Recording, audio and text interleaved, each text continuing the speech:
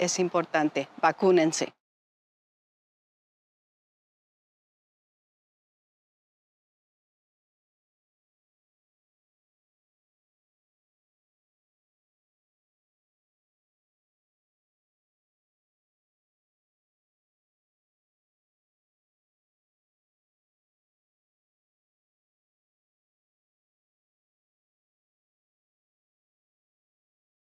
Yo me vacuné porque amo a mi familia y amo a mi comunidad.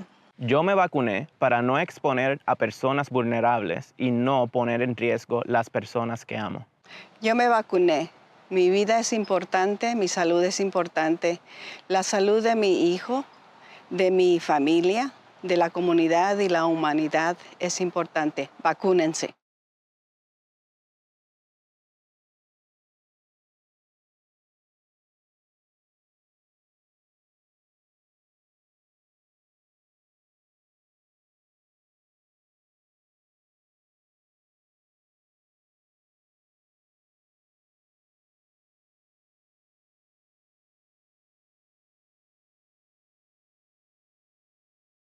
Yo me vacuné porque amo a mi familia y amo a mi comunidad. Yo me vacuné para no exponer a personas vulnerables y no poner en riesgo las personas que amo. Yo me vacuné. Mi vida es importante, mi salud es importante. La salud de mi hijo, de mi familia, de la comunidad y la humanidad es importante. Vacúnense.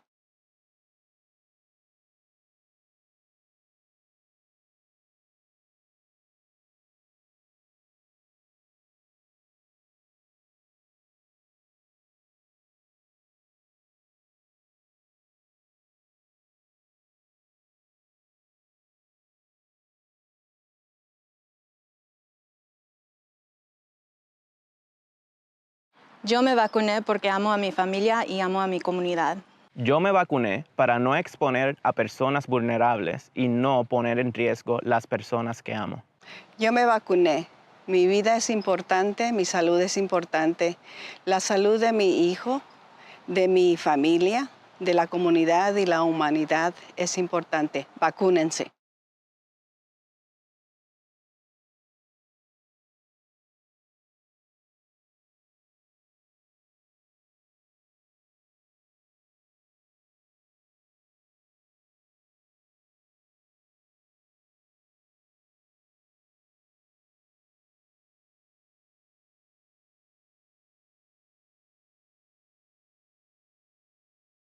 Yo me vacuné porque amo a mi familia y amo a mi comunidad. Yo me vacuné para no exponer a personas vulnerables y no poner en riesgo las personas que amo. Yo me vacuné. Mi vida es importante, mi salud es importante. La salud de mi hijo, de mi familia, de la comunidad y la humanidad es importante. Vacúnense.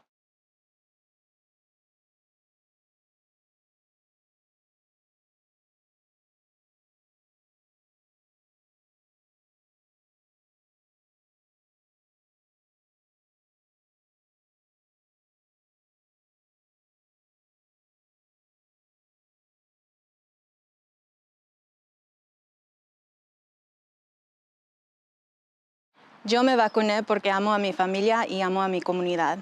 Yo me vacuné para no exponer a personas vulnerables y no poner en riesgo las personas que amo. Yo me vacuné. Mi vida es importante, mi salud es importante.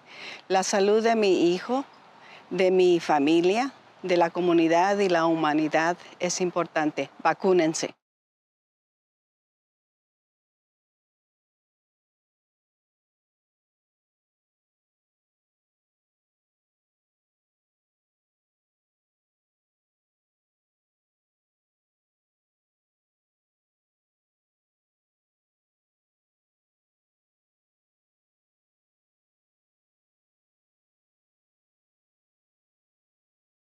Yo me vacuné porque amo a mi familia y amo a mi comunidad. Yo me vacuné para no exponer a personas vulnerables y no poner en riesgo las personas que amo. Yo me vacuné. Mi vida es importante, mi salud es importante. La salud de mi hijo, de mi familia, de la comunidad y la humanidad es importante. Vacúnense.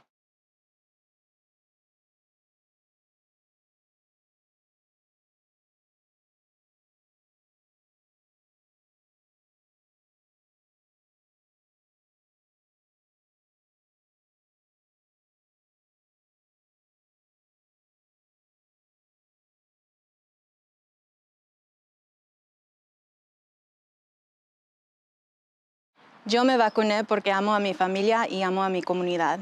Yo me vacuné para no exponer a Supervisor personas McGorty? vulnerables y no Here. poner en riesgo las personas Supervisor que amo. Mulhern? Yo Here. me vacuné. Supervisor Hashak? Here. Supervisor Jurdy? Here. And Chair Williams. Here.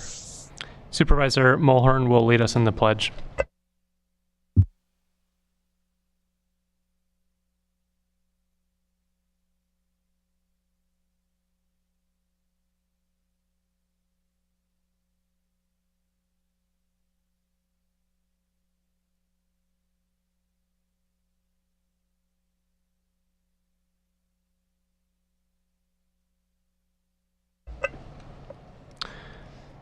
Item 2, public expression. Let's start with in room.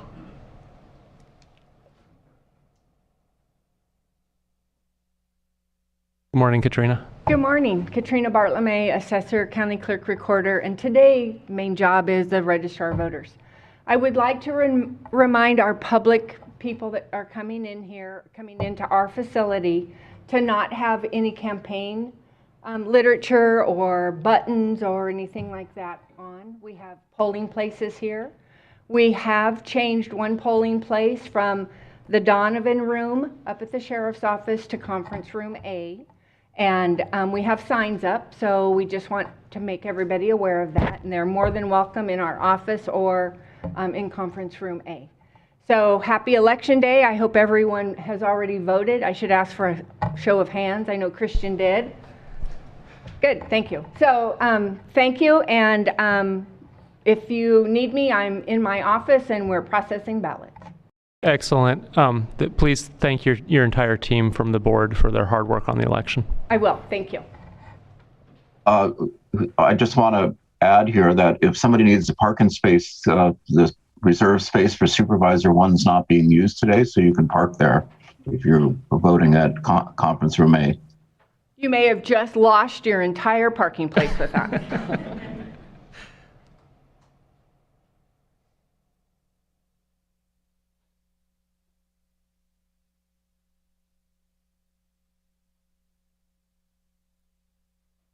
Do we have public expression from District Attorney?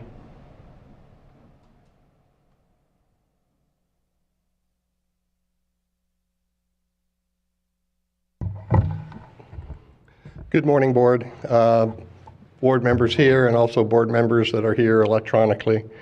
I hope Katrina's not going to get mad that I'm wearing my Golden State Warriors tie today. I don't think that's an election anything, so I think she'll let me off on that one. I wanted to let the board know, if you haven't been tracking it on social media, that Chief Investigator Kevin Bailey, a longtime, very effective law enforcement officer in the DA's office, retired recently, and it's a well-earned retirement. The board should know that the former Assistant Chief, Andy Alvarado, has been appointed by me to fill very big shoes as the new Chief DA Investigator. Filling Andy's spot is former Sheriff's Detective, not a long time, but a DA Investigator, Brian Arrington. He'll be the Assistant DA Investigator. Both are very qualified. We expect there'll be a continuation of good work by those two gentlemen as leaders. We've also hired, because we had a space, we hired Alex Johnston, a former Sheriff's Office detective, to join the team at the DA's office. So those are quick law enforcement updates. I know the sheriff is here. He probably wasn't happy that someone came over, but he's a giver. He's a sharing sort of guy, so I appreciate that. My concern has always been with the board, especially what I consider a relatively new board, is the institutional memory that we have here. I've been around here for a long time. It's quite possible by the end of today I'll be only the second person in the history of this county to serve 4 terms as the district attorney. Supervisor Hashak, I appreciate your kind note in that regard. Supervisor Hashak has come visit us quite often at the DA's office, and I appreciate your interest and your questions. Finally, I think when I bring up institutional memory, What I guess I want to make sure everyone understands is that over the years, job one of local government is public safety. And sometimes we've tried to expand that definition into non-traditional public safety. But I know the board chair knows we always include fire safety. We always include the sheriff. We always include the DA, because I said this with former Sheriff Allman. He used to start the fight, and I was required to finish it. And that's the same thing with Sheriff Kendall. I appreciate the Sheriff Kendall's continuing support and hard work. Thank you. Sir, I have one question. Would you include emergency medical response in public safety? Would I? Well, most of the emergency medical response is tied in with the fire departments.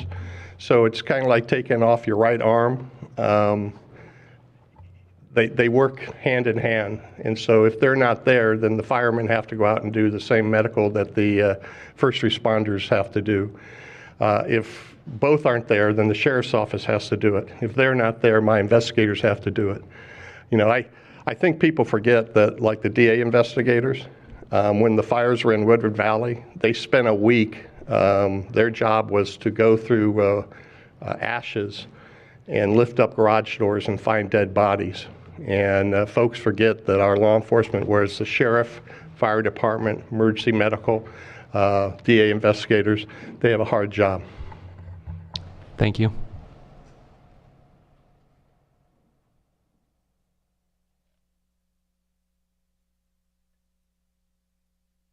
Good morning, Carrie Shattuck. I'd like to point out to people in the general public that aren't aware of how the consent calendar works for the Board of Supervisors. Anything that's put in the consent calendar, today there's currently 61 items in the consent calendar, is basically considered non-controversial. They don't require much time, generally, is how the definition of consent calendar works. And unless a supervisor pulls an item for individual consideration, all of these are voted through with a yes vote for all of these 61 items. There's currently in 3AH raises for administrative service managers and staff services manager of $6 and $8 that, you know, we're going through a budget crisis. We just gave county council a huge raise, but yet we're going to close the county museum. And now there's raises. It's just stuck in the consent calendar. You know, is anyone going to be pulling those for consideration when we're having, you know, 2 days of budget hearings? I just want, you know, people to know that that's how the consent calendar works. I mean, 61 items, that's a lot of stuff in the consent calendar. Thank you very much.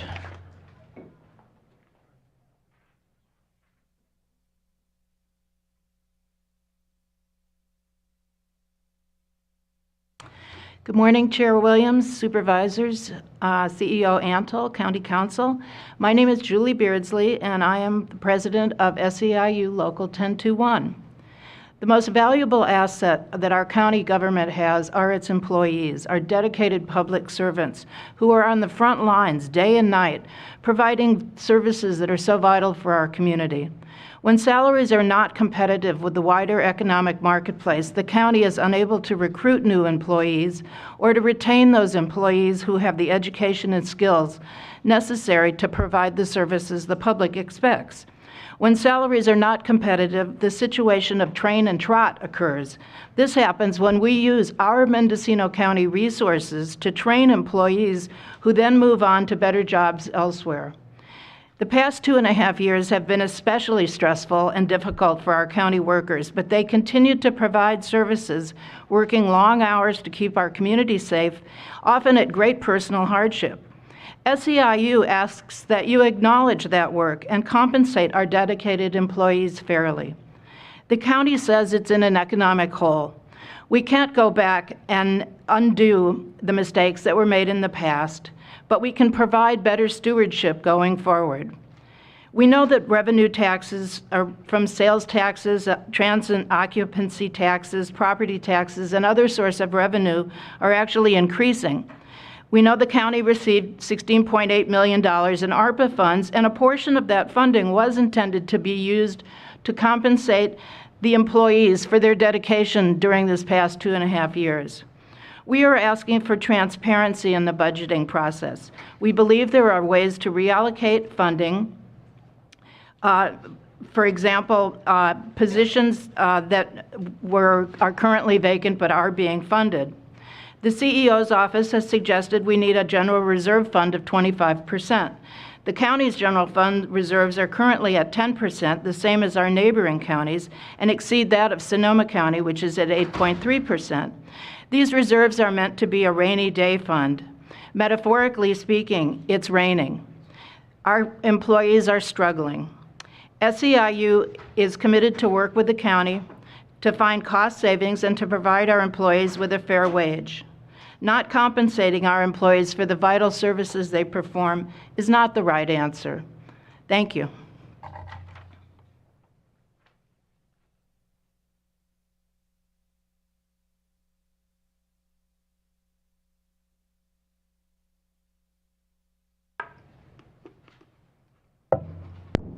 Good morning, Mark Donegan, self-healing practitioner and educator, ordained minister, aka Goldilocks. Thank you all for giving me this time. I want to first point out that personally today is the first anniversary of my dad's death. So Dad, this is for you. Last time I talked about people being their authentic self, and I'll jump right to gratitude and appreciation to Chair Williams for what you threw out last time in that marathon meeting. A lot of people didn't appreciate it. I appreciated it a lot. People need to think outside the box. That's what I asked for, and that's what you did. So thank you very much. The other thing that I want to talk about is neuroplasticity. Basically, the district attorney just brought it up. Institutionalization of your mind, our minds. We're not our jobs. We're not our titles. We are people. And I think a lot of the problems that are happening in the county could be resolved if we looked past our titles and acted from our hearts, dropped our cards on the table like you did, and opened up the conversation. I didn't get to the ad hoc. There's again, customer service problem. So I just wanted to throw that out. Gratitude and appreciation should be the theme every time. I forgot Snowball last time. Snowball is my theme of activism. Snowball was a cat that disappeared, and the owners found out who disappeared it. And they went and protested, and nobody liked the fact that they were out there protesting. And I loved it because that's what it's all about, the little things. Those things create the big things that happen in our community, and not speaking out. So lastly, gratitude and appreciation to Trent James for coming out of the dark, for being brave enough to follow his heart and do exactly what I said. Be his authentic self, no matter what happens. I mean, right or wrong, we need to say what we feel. Our feelings can be wrong. It's just that simple. And people aren't willing to accept that they might be wrong in any position. So, neuroplasticity, non-institutionalization, thinking outside the box. Thank you.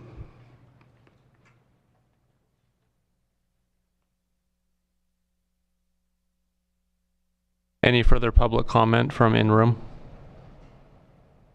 Those on Zoom or the phone can click raise hand or press *9.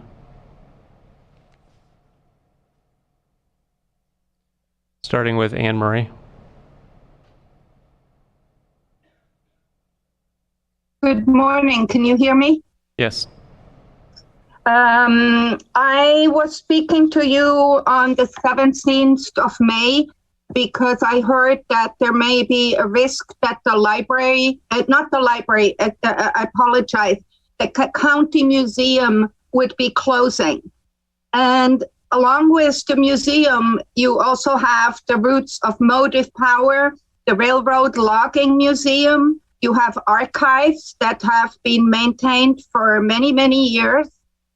I don't know how that fits into the budget today or tomorrow. If you're making decisions today or tomorrow to close down this library, I just want to tell you that this would be a huge mistake. For one, if you close it down for a year, you have incredible mold problems. You have to still heat the place. You still have to, clean the place. And also, when I first moved to this county, I went there, I was in awe about this museum.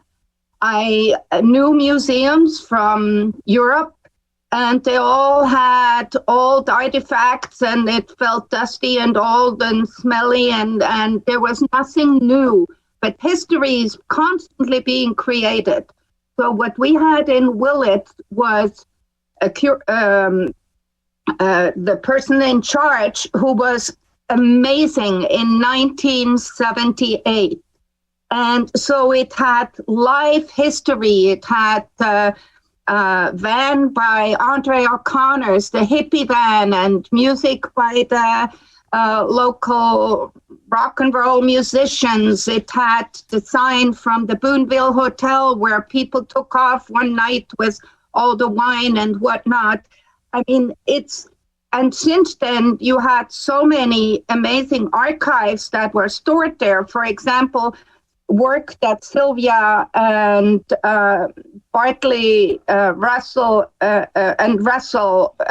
Bartley have brought and then subsequently removed because you ended up creating one person in charge of the parks, the libraries, and the museum, and now you want to further cut it down to closing it down. So I really hope that you will not do that and find the money to continue funding the museum. This is the showcase for the county, and it is very important. It's important for our future that they know what happened in the past, and we have a lot of amazing history in this county.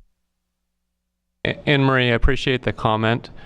There's not an agenda item today to cut the museum, but it will come up under the budget item 4A, which is right after consent calendar. You may want to hang on. Further comment, I haven't heard any supervisor eager to cut any service, any facility in the county. The reality of where we are, we have almost a $5 million drop in cannabis revenue in a county that had every dollar allocated. And we know we can't cut public safety. Public safety is the number one priority, and it's in the state constitution as the number one priority. And so there probably will be trimming elsewhere.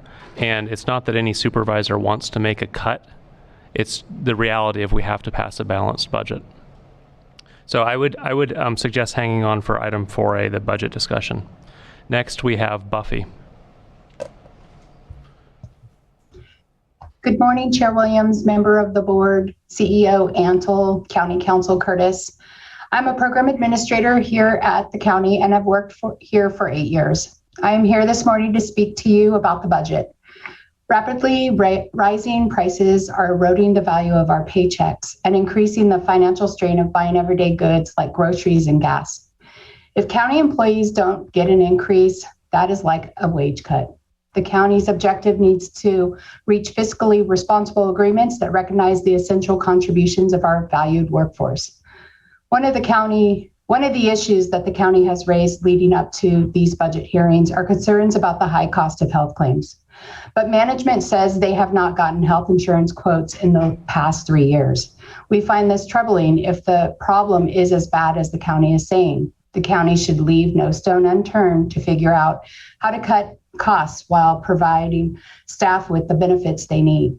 If the county goes forward with its proposal to freeze wages, I can tell you what will happen. The county will see an exodus of its experienced staff. Years of experience will walk out the door. Staff will feel disrespected and unappreciated, lowering employee morale once again. Many work for Mendocino County because this is our home and we like serving our community. If the county doesn't appreciate us or take us seriously after everything we did during the pandemic, this would be a slap in the face. The county doesn't have a budget problem. They have a priority problem. Invest in what is most important. The frontline workers in each department who come to work every day to support our county residents, who fix our roads, look out for our vulnerable youth and seniors, who inspect our restaurants and make sure buildings are properly designed. If you do this, everything else will work out. If you don't do this, none of the other things will matter. Thank you.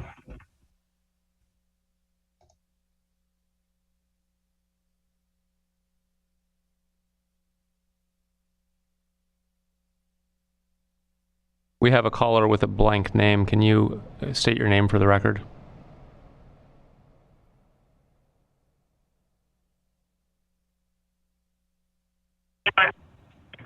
Yeah, this is Dr. Corin calling, County Health Officer. You're live with the Board of Supervisors.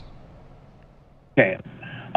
Thank you, Chair Williams and members of the board and CEO Antle. I'm presenting a brief COVID update today because our county has entered a significant wave of cases and hospitalizations due to the BA variant of COVID. In the last 6 weeks, our daily new cases has increased 500%, now reporting over 21 cases per 100,000 per day, which exceeds what we had in the Delta surge last fall.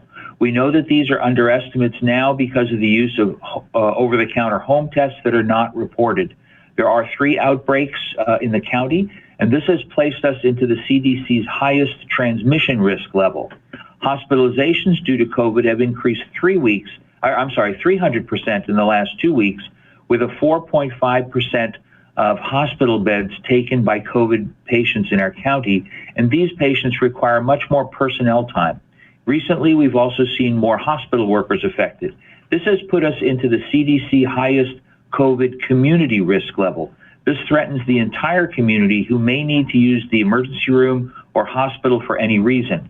Other counties in the state are going through this same wave.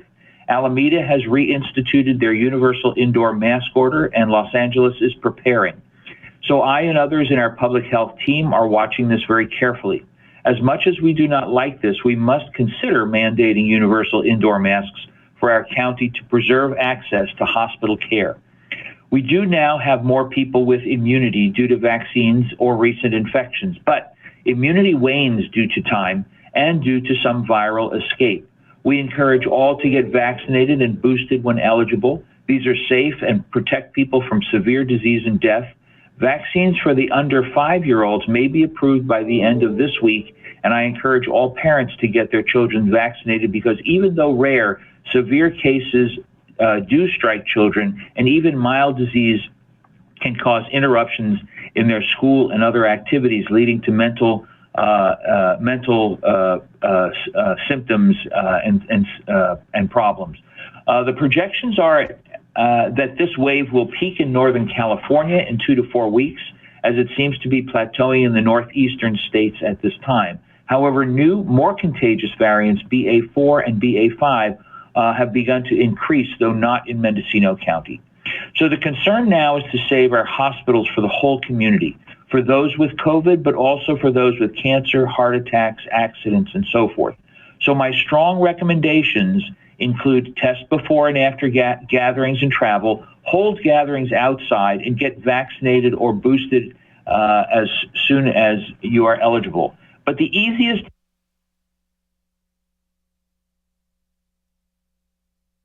Can we have Dr. Corin continue?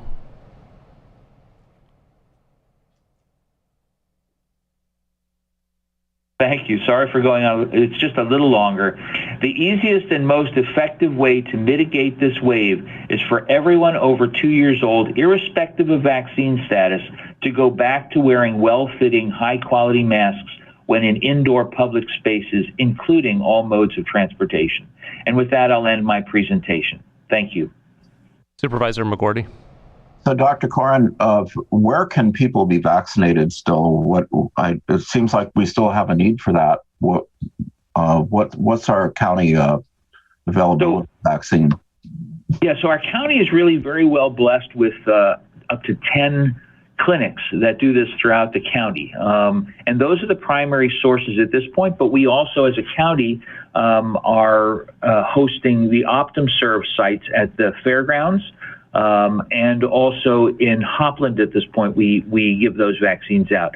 There are some events that other community-based organizations are offering, and the other place to get them are at most of the pharmacies. Not all, but most pharmacies are offering vaccines.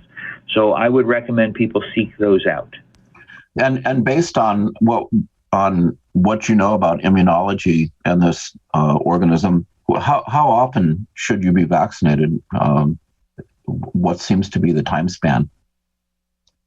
So right now, everyone over 5 years old should have their primary series of 2 shots, and then a third shot if they're immune compromised, and that would happen actually within a month or so of finishing the primary series, or the first 2 vaccines if they're immune compromised. A booster, the first booster would be available 5 months later, and the second booster another 5 months later, because it seems that the immunity imparted by the vaccines wanes in about 5 months at this point.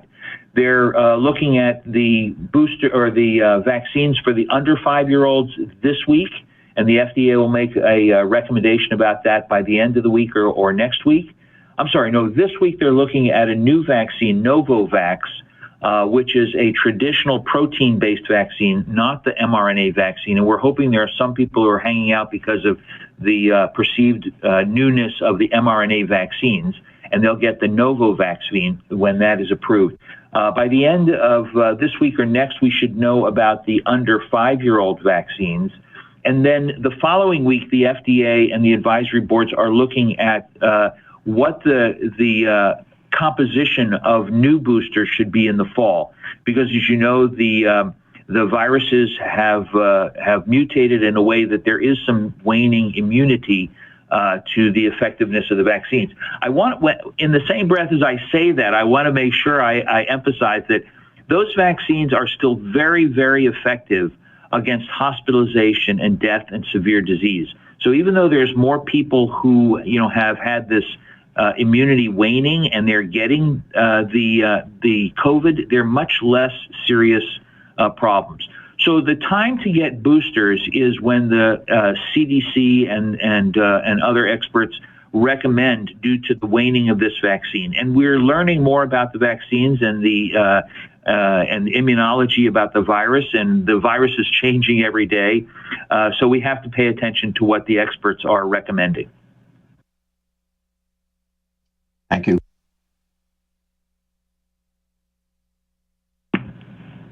Not seeing any hands online. Any additional comment in room? Okay, we're done with public expression. Moving on to consent calendar. Clerk, has proper notice been established? Yes, proper notice has been established. Supervisors, do you have any items to pull for separate consideration? Supervisor McGordy. I'd like to pull items 3K through 3R. Did you say 3K and 3R? 3K through 3R. I think they're all related. Okay. And I'd like to note that 3D has been withdrawn by the sponsors. Supervisor McGordy, go ahead. So I actually would like to speak with someone from behavioral health and to ask the question, who are the Letterman Petrus short clients and how many people are in this program for the county? Why has the number increased over 30% in the last few months? So just kind of some general information about what's going on with our mental health clients affected. I see Dr. Miller is on. Yeah, good morning, Dr. Janine Miller. And I may have missed part of your question, but I will go ahead and I think I heard most of it. So go ahead. So I'll repeat it for you to be sure you heard it clearly. So who are the Letterman Petrus short clients, and how many people are presently conserved, and why has this number been increasing so much lately? So our Letterman Petrus short clients are individuals who, due to a mental illness, are considered gravely disabled, which means they're unable to meet their basic needs for food, clothing, and shelter. It is For someone to get conserved, usually a doctor, generally it goes through, they've been hospitalized at a psychiatric hospital, and the doctor at that facility will make a recommendation that this individual is not able to stabilize, and they recommend a conservatorship. It then goes into our office to do an investigation. It goes in front of the court to make sure that they agree with the recommendation, that this individual does meet criteria and need this higher level of care. It's one of the highest levels of care we have. And then from there, the court makes a decision on with the county on placement. And there are a variety of different placements that are available, but it's actually a decision that's made through the county and the court to make sure that the person is placed at the appropriate level of care based on their mental illness at that time and what level of care they really need. We have about 60 individuals LPS conserved currently, and that number rotates, depending on the month. It can be between 58 and 63 pretty consistently. I can't tell you why there are a need, but, really it is based on the individual and whether or not they need that level of care. I think there is more push these days for more individuals to be conserved and get that level of care they need. And so that you're seeing a lot more recommendations from psychiatric health facilities to really get people into placement and not send them back to the community, not completely ready to go back to their independent living. And so there's been a lot more recommendations coming through both the psychiatric inpatient facilities and through the jail. So we get quite a few individuals that end up on a 1368, which is to determine if they're incompetent to stand trial. They go through a 1370, which is where they're declared incompetent and a placement decision is made. They go through treatment and they don't restore to the level that they believe they need to be restored. And then a recommendation will come that way for the individual to also be placed on a conservatorship. Some of our numbers also include Murphy conservatorships. So they're not just all LPS conservatorships. There's also a Murphy conservatorship. We're seeing more Murphy conservatorships than we've ever seen probably in the last couple of years than we've ever seen in the last 15 years. So that's an additional piece that we're seeing also become more prevalent. And so hopefully that answers the questions, but I'm happy to answer any other questions on that. Yeah, sure. So I assume that there's plans for each of these, and then when do you know when a client's ready to return to normal life and come off conservatorship? So the conservator's office doesn't do client plans. We're not a clinician. It's not a clinical job. It's not a clinical piece. It's really an administrative oversight. The facilities are supposed to do the client plans with the clients. It's what we pay the facilities for is to be the clinical piece. That becomes their clinical provider, and they work with those facilities. They usually have different levels of mental health experts within those facilities, and they work with setting the client's goals and plans. The conservatorship's office does work with that facility to see that the client is getting the treatment that they need, that they're working on the different levels of care. Generally, we work with the individual and we try to step them down as soon as they're ready. It depends. Some individuals are in locked facilities. Some are in non-locked facilities. The highest level is state hospital. And then we have another level that's right below state hospital. That's another locked facility, but that's probably our highest level before you go to psych hospital, which is California Psychiatric Transitions. They generally, we try to work with the public defender, the facility, the client.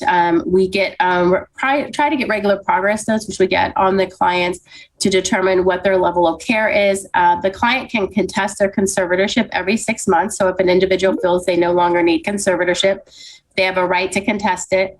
And then every year, it's a requirement that we have to go back and recertify that the individual still needs that level of care. So yearly, we are going through, they're assessed by one psychiatrist and one psychologist, or two psychiatrists.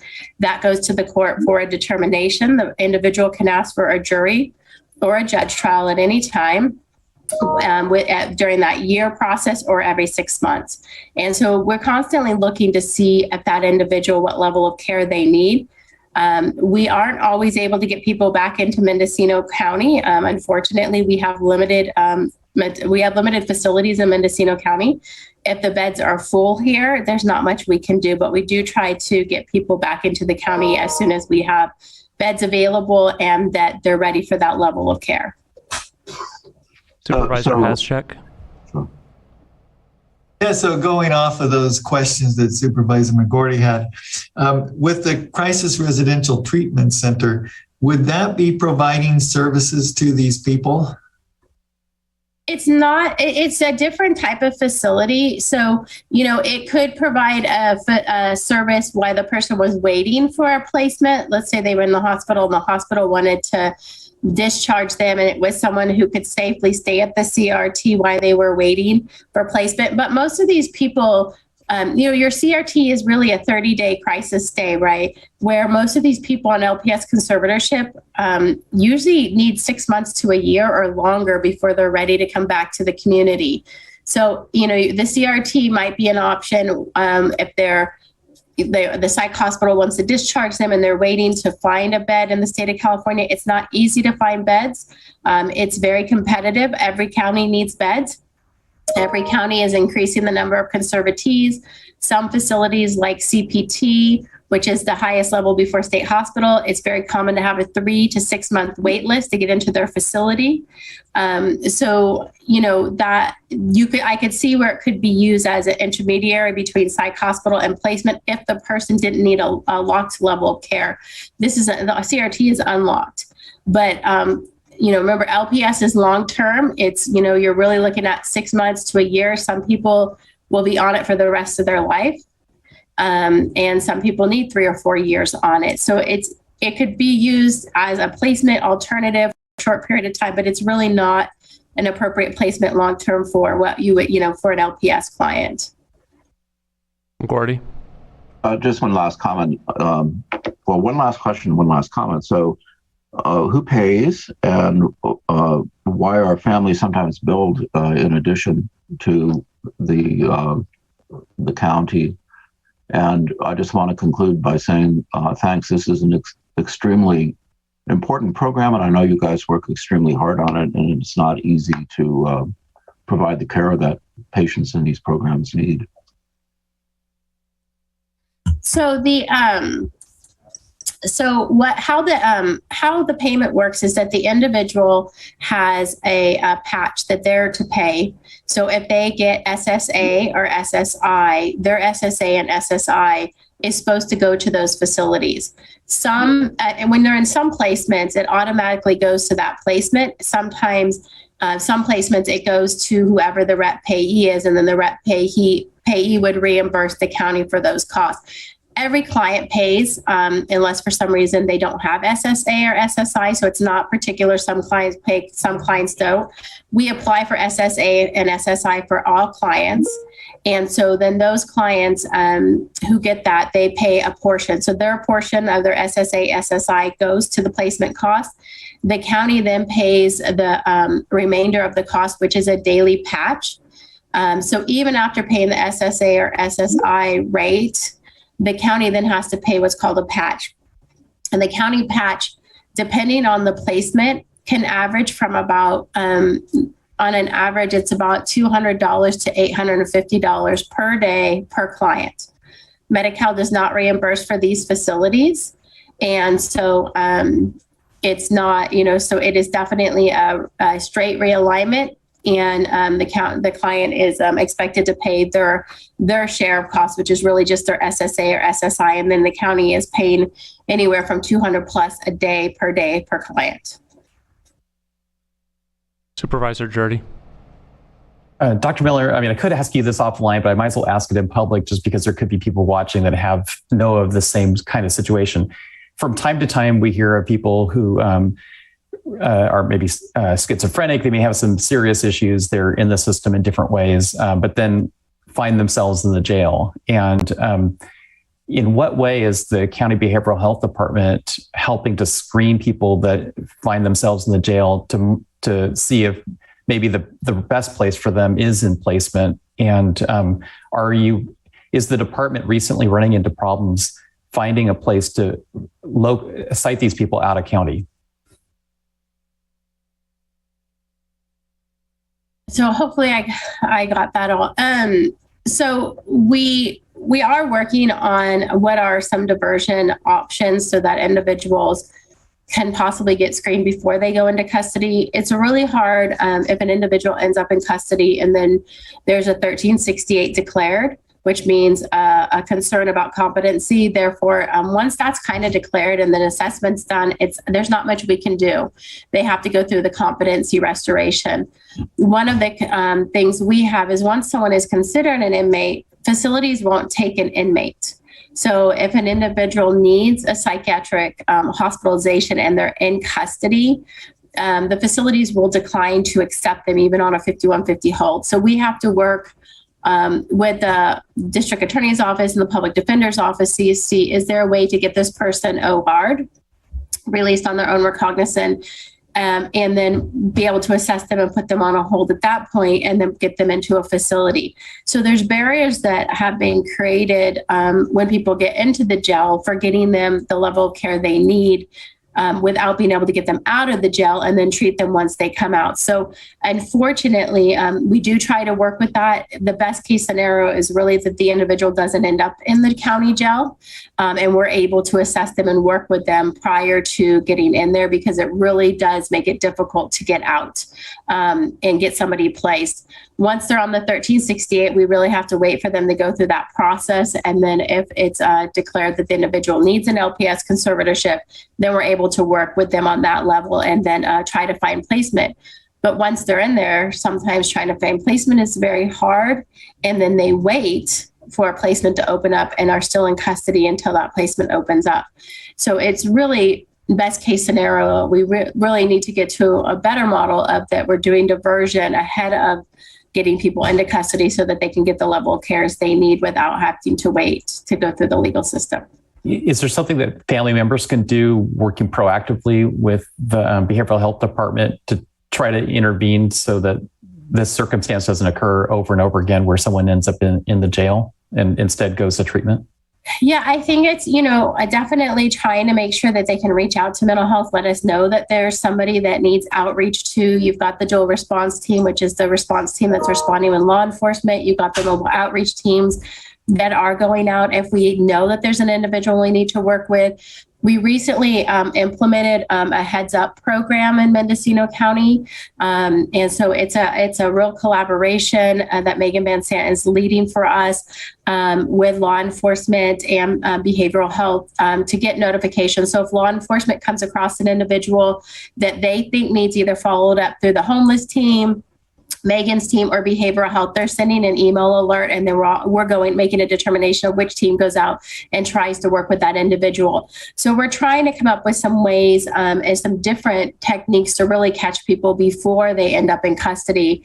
And we've had several cases come through this new system that we just implemented, and it seems to be going pretty well. So I really think it's that getting behavioral health involved before it gets to the point that they're committing a crime and getting arrested for a crime. Okay. Thank you, Dr. Miller. Supervisor McGorty, may we leave this on the consent calendar? Or do you want a separate vote?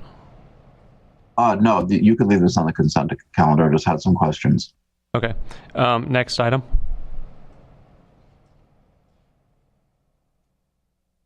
Supervisor McGorty, did you pull an additional item? No, that's it. Okay. That was everything. Any supervisors wish to pull additional items? Public comment for the consent calendar starting in room.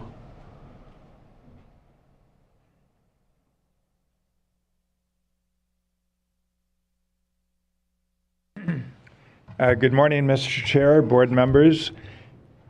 John McCowan. So from 1996 to 2002, the people sitting in your chairs at that time went on a borrowing binge. They borrowed vast sums of money for pension obligation bonds and for certificates of participation, a real estate financing scheme. That's what remodeled this building. constructed other county buildings. It all looked like easy money at the time. So again, that was from 96 to 2002. We are still paying down that debt at a rate of approximately $10 million a year. If you stay on track to pay that off, it'll be paid off entirely by 2030. That's not so far away at the present time. The board that took office in 2009, another thing the previous board did was invest in the Teeter plan, a wise move. The original investment was $5.5 million. The unwise part, they didn't keep track of how to pay down that initial investment. All the Teeter plan revenue was just dumped into the general fund. It was spent for everyday purposes, ongoing general government expenses. The debt ballooned to $11.5 million by 2008. So the board that took office in 2009 made a commitment to pay down the Teeter debt using the Teeter revenue and to pay down the long-term debt using general fund revenue primarily. I think it's very important to keep that focus of not incurring long-term debt that your successors will have to deal with. And yet you have on your consent calendar, item 3I, to commit $90,000 for legal services for a bond financing scheme that you have discussed. You say you have not made a commitment to go forward. When you vote approval for this $90,000 for the bond council, I guarantee you will go forward with borrowing the $6 million, and that will further extend the county's long-term debt to, I think, 2042. And it really is the first step down a slippery slope to borrow further sums of money. It's a very easy way to acquire gobs of money in the present day without a thought to the long-term payoff. Former Supervisor McCowan, I have a question as a follow-up. So where I struggle is if we wait until the county can save up, right, rather than borrow now, the rate of inflation, we're going to pay far more. Will we look back and say that that was a financial mistake?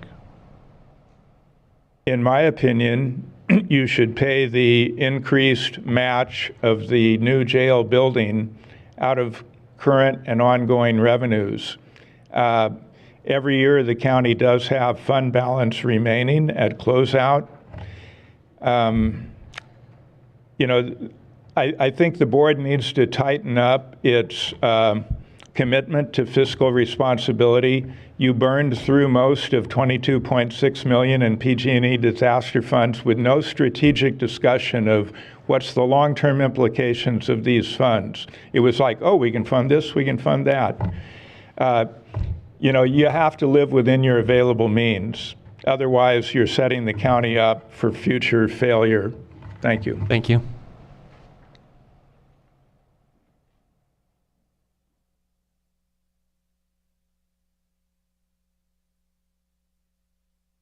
Hello again, Carrie Shattuck. I feel that the county needs to freeze any type of raises, whether it's administrative or any type of employee raises. Like I said, in the consent calendar, there's raises up to like $8 an hour for two or three different positions in here. So I feel that the county needs to tighten its belt and do freeze on all raises. Thank you.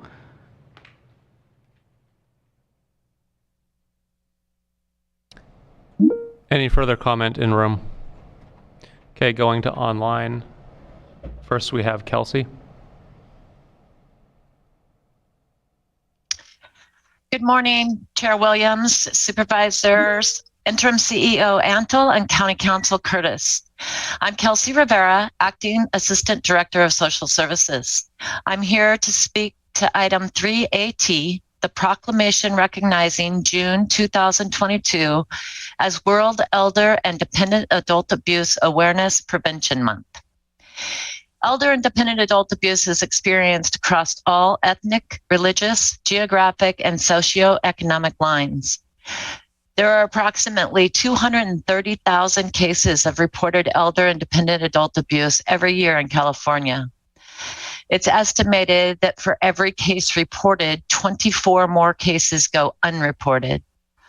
Financial abuse is underreported at a much higher rate, with only 1 out of 44 cases reported. Here we have a small yet extraordinary team of 9 staff in Mendocino County Adult Protective Services. Our team received 1,224 reports of suspected elder and dependent adult abuse in 2021. Of these reports, 775 required full investigations, with most of the victims receiving short-term case management. The goal of these interventions is to free victims from abuse and/or their abuser, while connecting them to local support services, which will allow them to live safely and independently in their own home. Elder and dependent adult abuse takes many forms, such as physical, mental, sexual, abandonment, isolation, and financial, as well as neglect and self-neglect. Some of the signs can include lack of basic amenities, cluttered, filthy living spaces, unexplained bruising or changes in behavior, unpaid bills or new unexplained banking activity, and isolation by caregivers. It is the goal of our Adult Protective Services team to bring awareness to this issue and remind our community to watch for signs of abuse and report any suspected abuse as soon as you are aware. We are all key in preventing and stopping abuse by protecting the elders and dependent adults in this county. If you see or suspect elder or dependent adult abuse in our community, please contact Mendocino County Adult Protective Services. Our 24-hour hotline is 877-327-1799. Thank you very much for your time. Adam.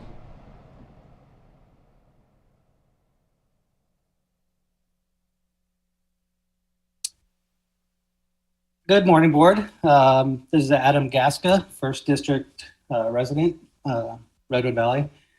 I wanted to speak on item 3D, which was pulled, and I just want to say thank you to Supervisors McGorty and Mulheron for polling it and for meeting with a group of us yesterday to talk about our concerns about the project. A lot of people in our community have been kind of concerned about the plans of the Great Redwood Trail, and I think part of our big issue is the lack of transparency. I've seen the progress going on in Ukiah, and I was basically kind of shocked to hear that Ukiah was planning on applying for money to extend it all the way to Redwood Valley. And I realized that Redwood Valley is part of kind of the greater Ukiah area, but it did strike me as I thought about it later as overreach in of their boundaries, that they didn't really consult with anybody in Redwood Valley before applying for this grant for this project that would impact us greatly. Many of us have been trying to express our concerns to Mike McGuire and basically have been ignored. And so, I would just like to know exactly where this project came from. I'm reading about it. It looks like it was the city of Ukiah that's applying for it. And we would like a lot more transparency in this project if it continues and to Redwood Valley and how our concerns can be met. And that's all. Thank you.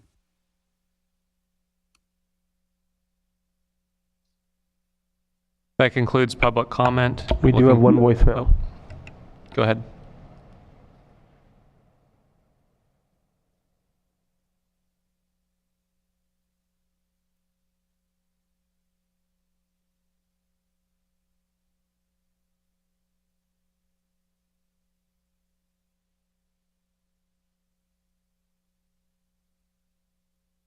My name is Jenna Bunker, and I'm calling in relation to item 3AH. And while I fully approve of adopting a resolution to increase pay for anyone in this county, I think if you can afford to raise pay for these positions anywhere from 8 to 14%, you can afford to give the rest of us a reasonable cost of living adjustment increase. We work so hard for this county, pouring so much of ourselves into it, and all we do is get stomped on by a board of supervisors that does not value Mendocino County employees, and have continued to show for the entire 8 years that I work here that they do not value Mendocino County employees. Bring us in line with other counties. We did a salary specification review years ago that told us we were well below market rate. You brought us barely within market rate of that time years ago, and so much has changed now. We demand that you treat us with the respect we work hard for. Do what's right. Look outside of your own wallets and give us a reasonable cost of living raise.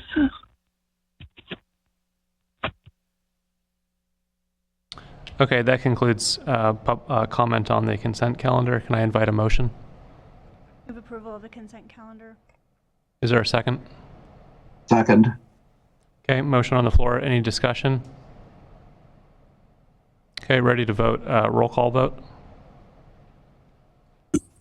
Supervisor Mulhern, Yes. Supervisor Hashak, Yes. Chair Williams, Yes. Supervisor Jurdy, Yes. and Supervisor McGorty. Yes.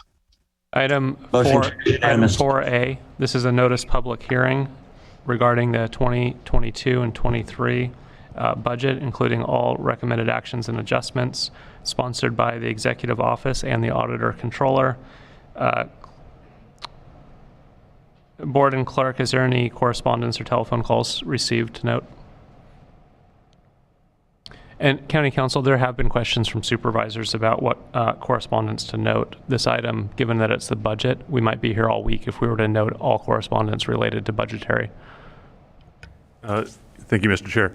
Yes, so that direction primarily exists for quasi-judicial hearings, so that there's an opportunity for the entire board to be able to share any information that may be presented out by constituents, et cetera, outside of the context of the hearing, and that the board is operating from the same set of evidence. This is a legislative act. It is different, so I would say really, I don't know that it's a necessary step, but it may be beneficial simply to note for each supervisor any communication that was of particular significance. Do any supervisors have correspondence to note? Okay, CEO Antle, ready for a presentation? Thank you, Chair Williams, members of the board, Darcy Antle, interim CEO. During this difficult fiscal time of COVID impacts, increased mental health calls, increased violent crime, nationwide inflation, continued natural disasters, 3 years of devastating drought, and annual wildfires, the proposed budget for fiscal year 22-23 is balanced and reflects the goals of this board, which include the focus on public safety. Building this budget is unlike any other I have put together in my time with the county. Being the first budget developed with the full participation of the budget ad hoc. The ad hoc was created while Supervisor Jurdy was chair. The ad hoc is to run the fiscal year, consisting of the chair and vice chair. The ad hoc has been very involved in this budget process, engaging monthly with the fiscal team and departments. Both participated in budget conferences in early April with departments, and then again when all departments were asked to reduce expenses further. This budget presentation also includes 3 workshops before the full board, March, April, and in May. As you know, the county's current fiscal year is looking at a budget deficit with decreased revenues in cannabis tax, increased cost of doing business due to inflation and the global economy. The health plan deficit continues to grow. Delays in the jail expansion are costing the county monthly increases due to inflation. The increasing cost of years of deferred maintenance is also rising the impacts to this budget. Today, the fiscal team and department heads will present a balanced budget for fiscal year 22-23. You will see revenues flat to a slight increase in private property tax, sales tax, TOT, and a significant decline in cannabis revenue. Before handing this presentation off to the fiscal team, I want to mention this budget requests to use ARPA funds to help offset the health plan deficit and to use for an allowable one-time expenses, and to set aside an allowed amount to bring staffing levels back to pre-COVID. Lastly, thank you to the fiscal team and those departments that work timely and consistently through this process with the team and the ad hoc in developing the budget for the county fiscal year 22-23. This time I'll turn it over to Acting Deputies CEO Tim Hallman and Sarah Pierce. Good morning, Supervisors, Chair Williams, CEO Antle, County Council Curtis. My name is Tim Hallman. I am Acting Deputy CEO with the Fiscal Team in the Executive Office. I'll go ahead and switch over the slide here for the budget overview. What we're coming up on is I'm going to go ahead and just review the calendar for the year. We're also going to be taking a look at some presentations from several departments as well as our community partners. And within our actual presentation at this time, we'll also have a handful of departments embedded within it, such as HR and IT. I'd also like to take a moment to have you guys note the attachments that appear with the report, attachments A through G. I just want to go ahead and just give you a quick overview. Attachment A is the NCC, and that is used every year in order to assign costs to each individual department, and that's what they strive to meet for their goals in order to stay within budget and make a balanced budget every year. Attachments B and C are the CEO's recommendations to adjustments for what is entered into munis by each department, and then the CEO makes a recommendation to adjust that in order to make that balanced budget. Attachment D is the position allocation table changes. You can go ahead and take a look at that if you want. HR can also answer any questions that are related to it. You can go in there and take a look at it. The majority of what is occurring this year is we're only looking at adding one position. The rest is add deletes and reformation within departments. Attachment E is the 5-year CIP summary, and the GSA team is also available, and they will be presenting at a later time. So if you have any questions, you can always reach out and ask them about what is on that summary for the capital improvement projects coming up. Attachment F is a list of fixed assets, facility modifications, and vehicles that were brought forward by the departments. We strive to get them all on that list. It is a moving target as we're getting towards the end of the budget. We will definitely be coming back and talking with you on other projects that are coming up. We know IT has several projects that are specific, and we'll be coming back before you in order to try and get those approved and started. And then finally, attachment G is operating transfers, and that is actually just for internal use. It is when it is going between funds and departments within the county, and it's a way of not double tracking any revenues and which money is being transferred between those departments. On to the next slide here, we have the budget process. This graphic, I'm sorry, is getting a little old, but it does its job. Every year, more or less in the February-March region, we go ahead and we start the budget process by informing the departments of what the schedule is going to be for the year and a handful of other items. Then when we get into the March, that's when we get into the real meat of what we're producing on the budget. That's when we have our budget workshops. That is also when we start meeting with individual departments and producing the revenues. And it goes in a nice cyclical nature here, where we go on and once the budget is approved, we get to a point to where we come back at each quarterly report and we present those quarterly reports to you guys so that you can make more informed decisions as the year goes by. to take a look at what is being spent and also have the ability to review the revenues and see if there are any changes that we need to take into account for the ongoing year. Now we get to the budget calendar. As I'd mentioned before, we start up in February where we start sending out communications, but then we get down into March. That's when we have our kickoff, which this year occurred on March 10th. And then in a very short amount of time, we speak with the departments and they turn around and they enter. And by March 25th of this year, all departments were required to have all of their materials to the Executive Office budget team to review, as well as within Munis, so that it can be seen within Munis, and it provides more transparent use of the data between all the departments. Then moving on, we ended up at the beginning of April having those budget conferences, and this is about the time when the ad hoc committee really got truly embedded in the budget process, in which each department came forward and worked with that budget ad hoc committee, as well as the fiscal team, in order to present their budget, their needs, and also to take into account anything that they needed, and try and work with them to work with our very contracted budget this year. Then we had our next budget workshop. It also coincided with our budget hearing on April 19th. It was out of that particular workshop that we were directed to come back and work with all the departments in an attempt to reduce contracts by 5%. Again, the ad hoc committee was very involved, and unfortunately, we weren't capable of getting very much money out of that particular exercise, but it definitely was good to work with each individual department, and I think it continued to allow all of us to understand every department's needs. And by the time we ended up going through it, it was definitely an exercise. Chair Williams was on that one for quite a while. Okay, let's go ahead and go on to the next one here.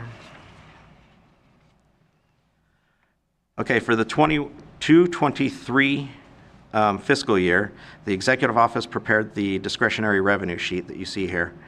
On it, you're looking at again, you're looking at flat sales tax. There is still a little bit of a growth there, but it is relatively flat.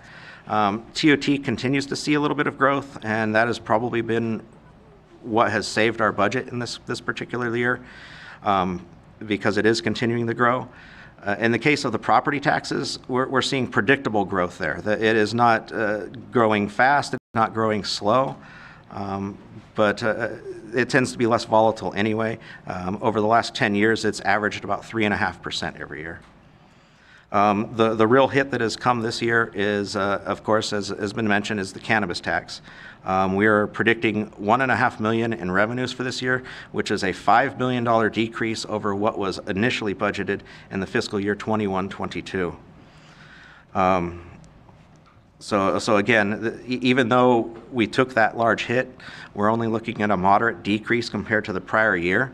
So that does show that there is some positivity behind our budget and its growth, but because of that hit for this particular year, 22-23, in order to stay balanced, has had to take a look at a lot of departmental cuts, as well as the ability to just control their costs. As with all things, so much of this budget is a living document. I would like you to take a note. You probably should have uploaded on your documents now an updated NCC. And on that, just in the last few days, we've been able to determine that both for the Little River Airport and the Round Valley Airport, there was money that was not going to be used this year to the amount of $390,000. And within our report, we are recommending that that turn around and be used for the projects that they originally identified for. So it is a net wash, but we did want to make sure that you got that update, and we're aware that there is a little bit of carry forward from those departments. But again, it will turn around and be used the following, this fiscal year, the 22-23. Here we are looking at the narrative. As you can see, last year we were at $85,500,000 for our budget. This year we're at $84,359,000, which is a decrease in revenue from the prior year of $1 million. That is our discretionary revenue that we have available for us in the general fund. Moving on down here, we have one-time money for one-time expenses, and for this particular year, ARPA seems to be the one item that we will probably be discussing the most for one-time funding coming in the 22-23 fiscal year. As mentioned before, the cannabis business tax projections are down between $4.5 and $5 million for the 22-23 fiscal year. And as Supervisor Williams had mentioned earlier, we had allocated that to several departments already as operating revenues, and so that is one of the things that has probably been the most painful as far as moving forward with our budget this year. Prop 172 is a sales tax-based initiative in which we collect tax for emergency services. Because it is flat for this particular fiscal year for 22-23, we have left it the same as the prior year. Obviously, if anything ever changes, we can always review that. Also, there were several departments that came in and did some voluntary departmental spending reductions. I'd like to go ahead and mention them. That would be the DA's office, the Sheriff's office, the museum, planning and building, human resources, as well as other departments. They worked very hard to review their budgets. They worked hard to review their contracts, and several of them have thought outside the box in order to keep their costs contained, find alternate sources of revenue, or just reduce costs within their own departments. At this time, I'd like to go ahead and turn this over to Xuan Ung, Principal Analyst in the Prevention, Recovery, Resiliency, and Mitigation Crew.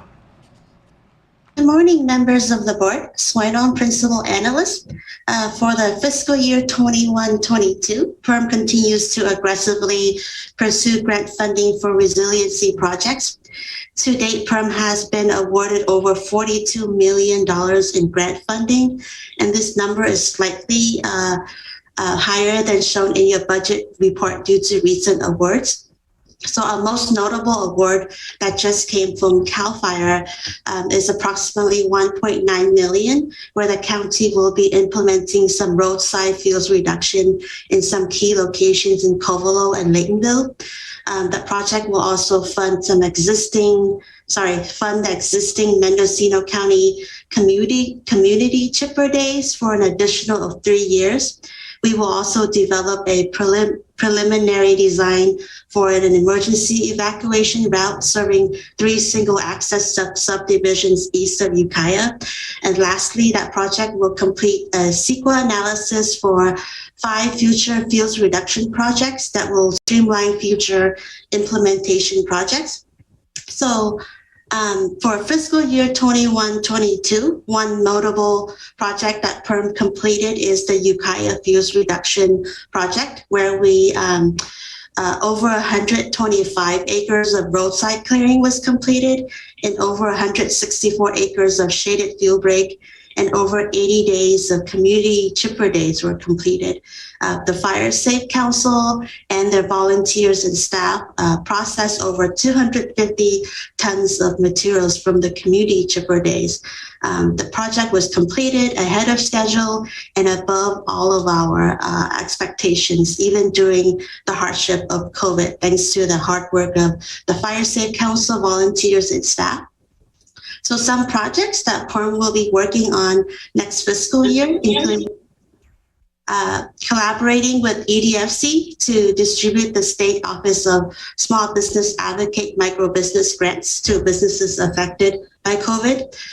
We will continue to coordinate with the Redwood Valley Calpella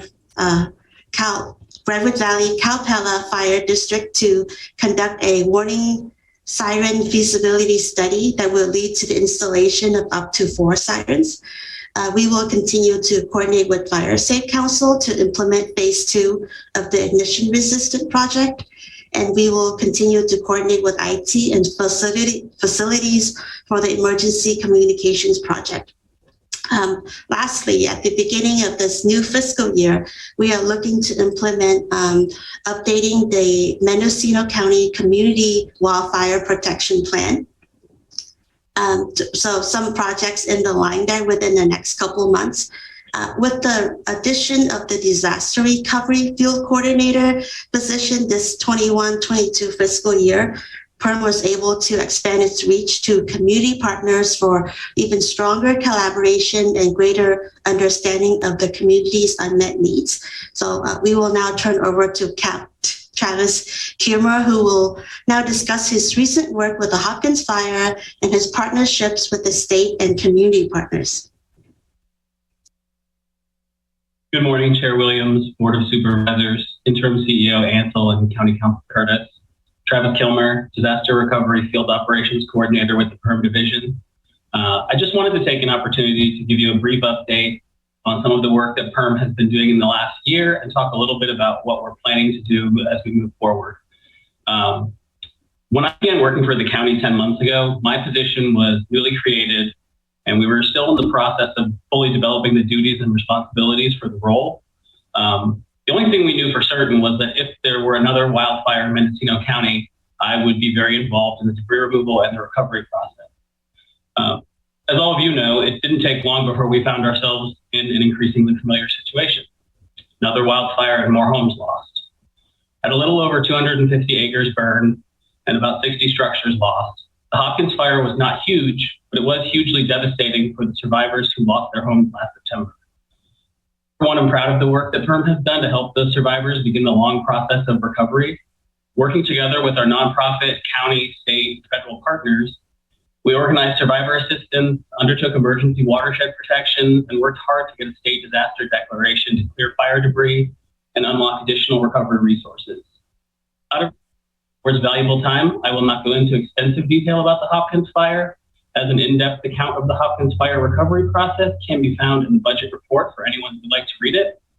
I am, however, delighted to report that as of yesterday, we have officially completed 100% of the debris removal for properties enrolled in the state program, including one forced abatement property that required direct DTSC action to mitigate elevated levels of mercury.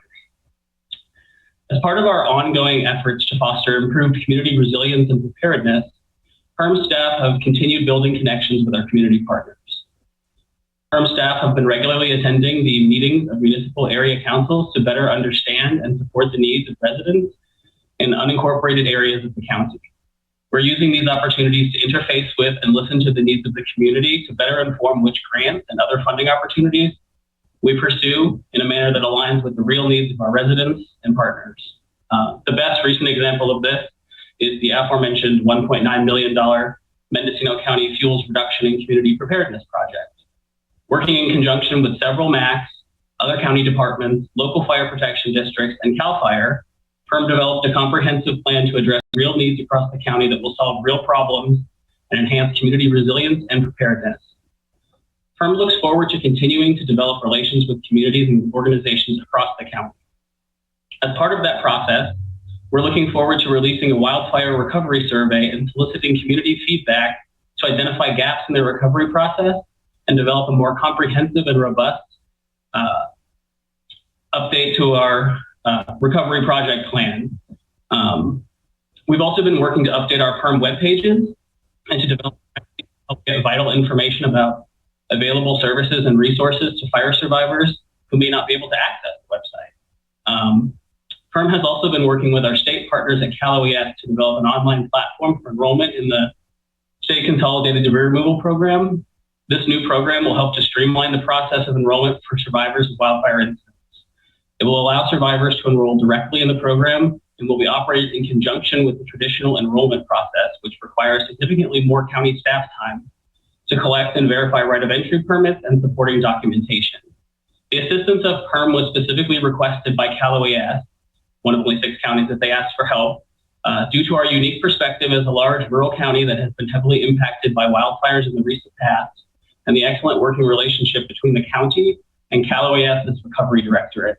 We look forward to continuing to work collaboratively with our partners at the state level to improve the recovery process for our residents going into the future. With that, I'm happy to answer any questions you may have. We have a question from Supervisor Haschek. Yes. Well, I would just like to say everything that Travis has worked on has been really beneficial to our communities. I really appreciate the work he did with the alternative debris removal program. He got that rolling, at the behest of the state and kept on good relationships with the state partners. His attendance at the MAC meetings and discussions that he's had with them about projects that need to be done to make safer communities is really important. And I just want to congratulate him on this challenge coin that he received from Cal OES. So really well done. McGordy. So I just want to echo what Supervisor Haschak said, and also, you know, First District had 3 really serious fires last year, and there are heroes in this, and there are lots of them. And the ones I just wanted to give a kind of a quick shout out to is Sheriff Kendall for working quickly to evacuate people and maintain a level of order while the fire was going on, and Darcy Antle was fantastic at working with Cal OES to see what state monies were available, and finally Travis to deliver services on the ground that were really critical for recovery. And I'm so glad that you're working with us, Travis. And your relationship with Cal OES is a good example of how Mendocino County's got to work with state agencies, because we're so pathetically underfunded to address disasters like this and other things. And, you know, it's really increasingly clear that this is the way that the state wants to distribute money, is by people who get their act together and you know, make applications and show that they have capacity to execute if they get money. And I'm also really thrilled to see that the funding of the CAL FIRE prevention grant for $1.8 million. I'm very concerned about our East Hills neighborhoods, and this gives us a chance to put together, you know, an alternative to a one-way in, one-way out during a fire. So congratulations, team. It's really great work.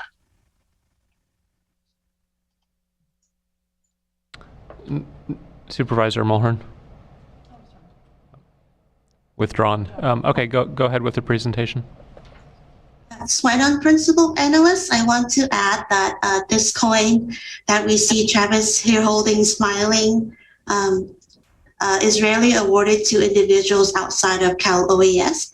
Travis mentioned that his first year has been occupied with the Hopkins fire recovery, but with the 10 months that he's with the county, that didn't stop him from attending over 40 municipal advisory meetings, and a lot of them end at least 9 p.m. at night. And we want to thank Travis for his dedication to the county. We will now turn over to Sarah Pierce. Sarah Pierce, Acting WCEO. On the slide in front of you, we are presenting the expenses that have been incurred to date related to FEMA eligible projects. Since the beginning of the COVID disaster, we've incurred about $17.6 million in costs, of which about $9.5 million has been obligated from FEMA. And of the 9.5, 8.7 has been, payments have been received. We are still waiting to hear from FEMA on the remaining 8.1 million. It is currently unobligated and has been pending since July of last year. Moving on, the other funding stream that was received due to COVID was the American Rescue Plan funding. As everyone is aware, the County of Mendocino was awarded a little over $16.8 million, of which we received half in August of 2021, and the remaining 50% is expected to be received in August of this year. As of March 2022, the last reporting cycle for ARPA, $4.8 million has been obligated to projects which have supported public health COVID-19 response, addressing negative economic impacts, and water and sewer infrastructure projects. During this fiscal year 21-22 quarter one presentation, which was on November 16, 2021, the Board of Supervisors directed the remaining ARPA funding to be designated for county core services, infrastructure projects, and emergency funding before other considerations, and to be appropriated using the final guidelines, which were released in January of 2022. Now I will turn it over to Heather Corral-Rose, who is our risk manager.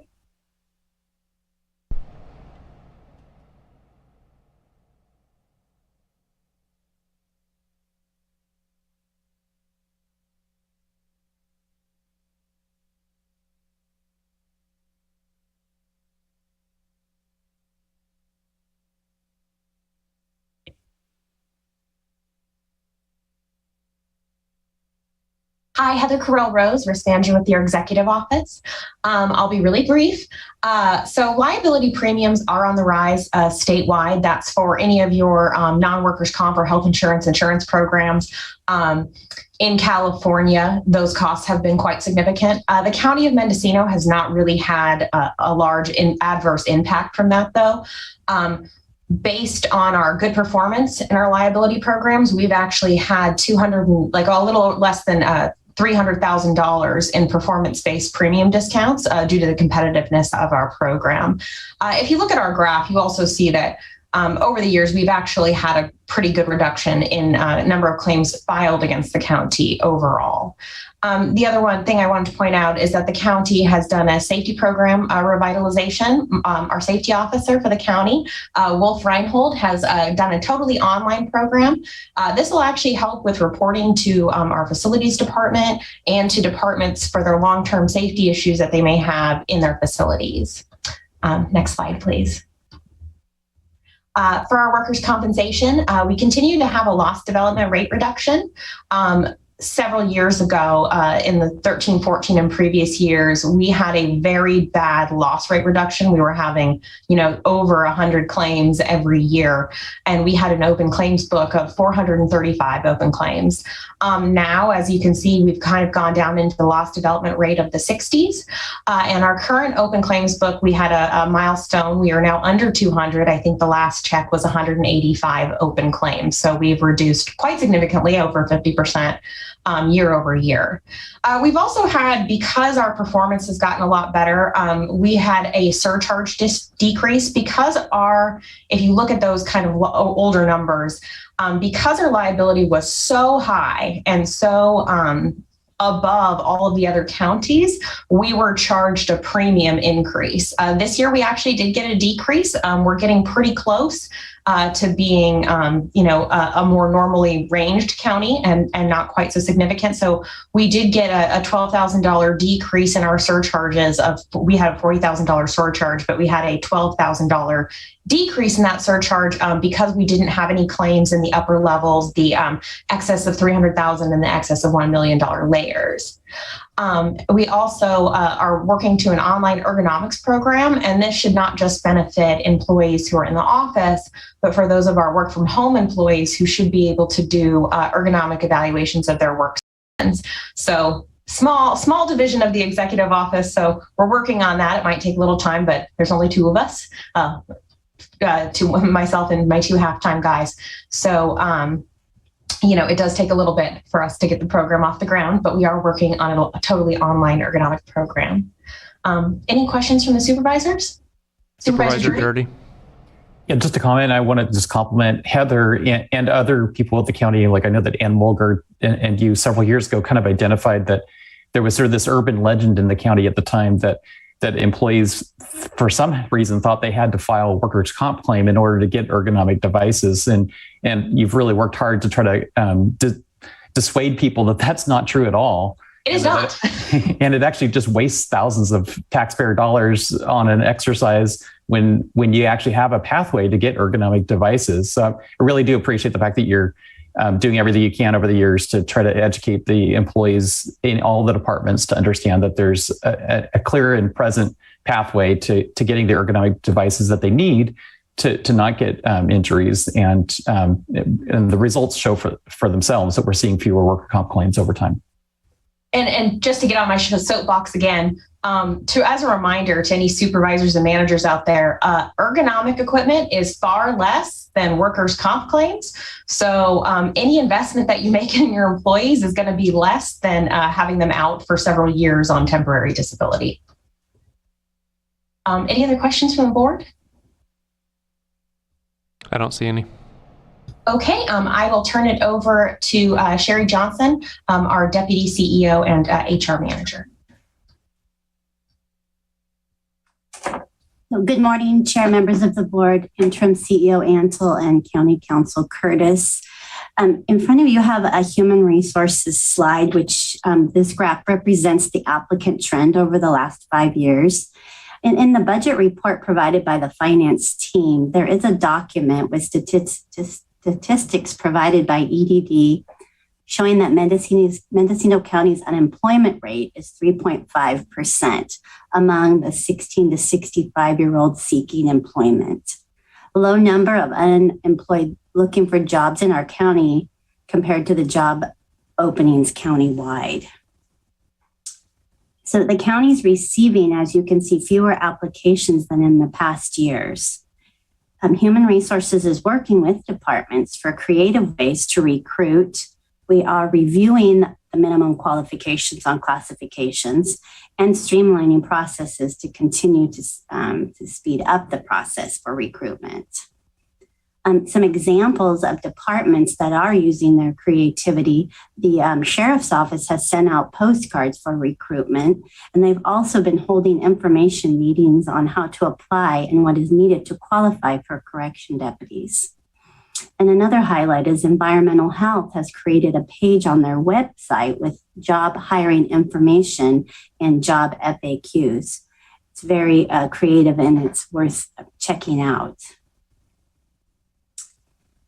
Currently, we have 34 open recruitments. Those are currently posted. There's also 27 requests in progress in some sort of the recruitment process. We currently have a vacancy rate of 26.6%. We have a turnover rate for this fiscal year of 18.4%, which is an average of 10.1 employees terminating each pay period, with a higher rate of 19.9% this fiscal year, with an average of 10.9 employees being hired each pay period. One of the other items that Human Resources is currently working on to help with recruitment and retention is exit interviews and also anniversary interviews, also known as stay interviews. And those should be ready to be rolled out around the 1st of July. And then if I have any questions on the slide. Yes, I went to one of the sheriff's employment fairs in Willits, and I thought it was very well done and well attended, really a good idea. So I applaud the sheriff for coming up with that, and the presentation was great. My question is about the turnover rate of 18.4%. What is the historical turnover rate? Is that a high rate or low rate, or where does it fit into the pattern? I can get that information for you, Supervisor Hashad, but I do believe that this is higher than this is a higher rate. Okay, and I do have HR managers in the waiting room that may have that information readily available also. McGordy. So first of all, Sherry, thank you for this graphic. It's really interesting, and it shows that the employment situation certainly changes, and obviously we have some real challenges. So I'm curious, do you have relationships with like Mendocino College and other places where you can recruit from, or you know people like in their business department, or how do you go about this? Is there a systematic way that you work to find applicants? Great question, Supervisor McGordy. So I have been working with the recruitment manager and Human Resources to develop the relationships with the surrounding colleges. So in the past that we have had relationships with the career centers at the colleges. So we do send flyers and postings to the surrounding areas, and also send recruitment information to specific information to specific, if you have specifics in environmental health or air quality. So we have been focusing on working with those resources too. So we should have more information to come on that. So we are working on that. I think that's great. You know, I over the weekend, I met the Dean of the School of Natural Resources at Cal Poly Humboldt. And, you know, they're very open to the idea of us having a relationship when we're looking for people in the area of his school that we don't have huge numbers, but certainly probably people who'd work in the planning department or cannabis, ag. So we kind of need to develop kind of relationships with people so that as we need folks, if we can find them, especially regionally, it's really worth the effort. Dirty. Yeah, just want to thank Sherry and everybody at the HR team for taking a fresh look at how the department can better retain and recruit. And I think the example of doing the stay interview or the retention anniversary interviews is, it's something we've talked about for some time, and I'm really, really, really happy to see it being implemented. Thanks. Thank you.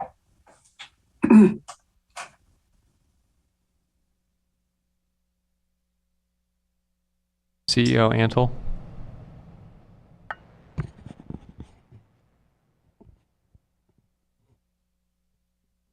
Sherry, are you the next slide? I am. Yes, thank you. So my next slide is on the health benefits, the health plan. So as you know, the County of Mendocino is a self-funded health plan. Premiums or revenue are paid by our employees and county departments. The county has overall responsibility to make sure claims are paid regardless of the revenue received. For many years, the health plan was strong and healthy with low experience and healthy members. Increases were not charged to the employees or county for several years, and for 2 consecutive years, there were 3-month premium holidays.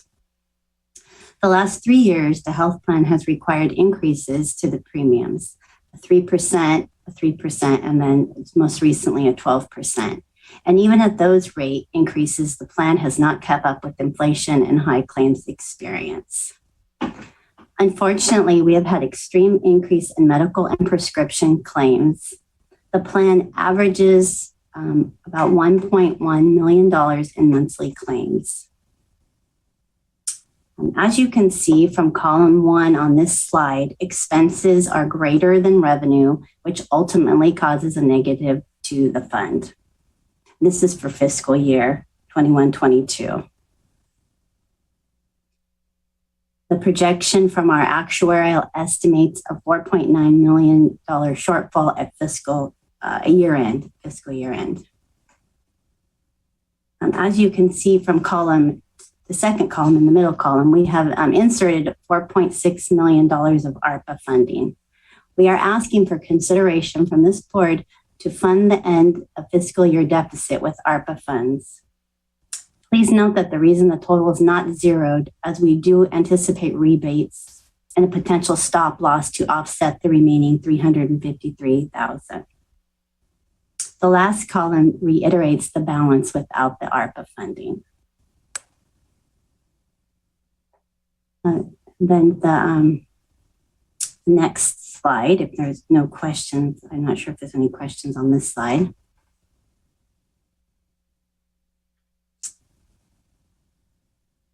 All right. So the next slide shows the plan in the calendar year, as our health plan runs in a calendar year, although we do our budget in a fiscal year.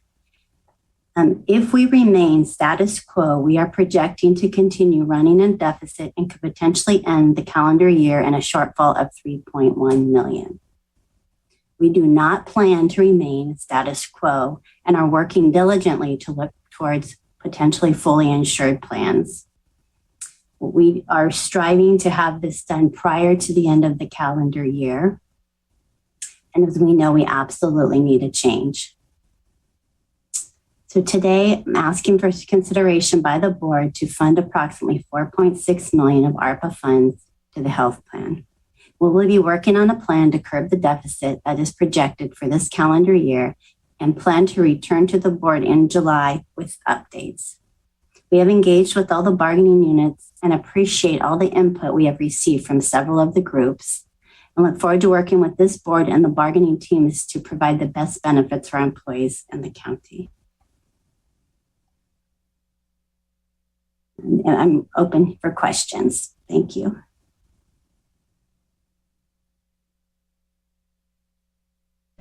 Glenn.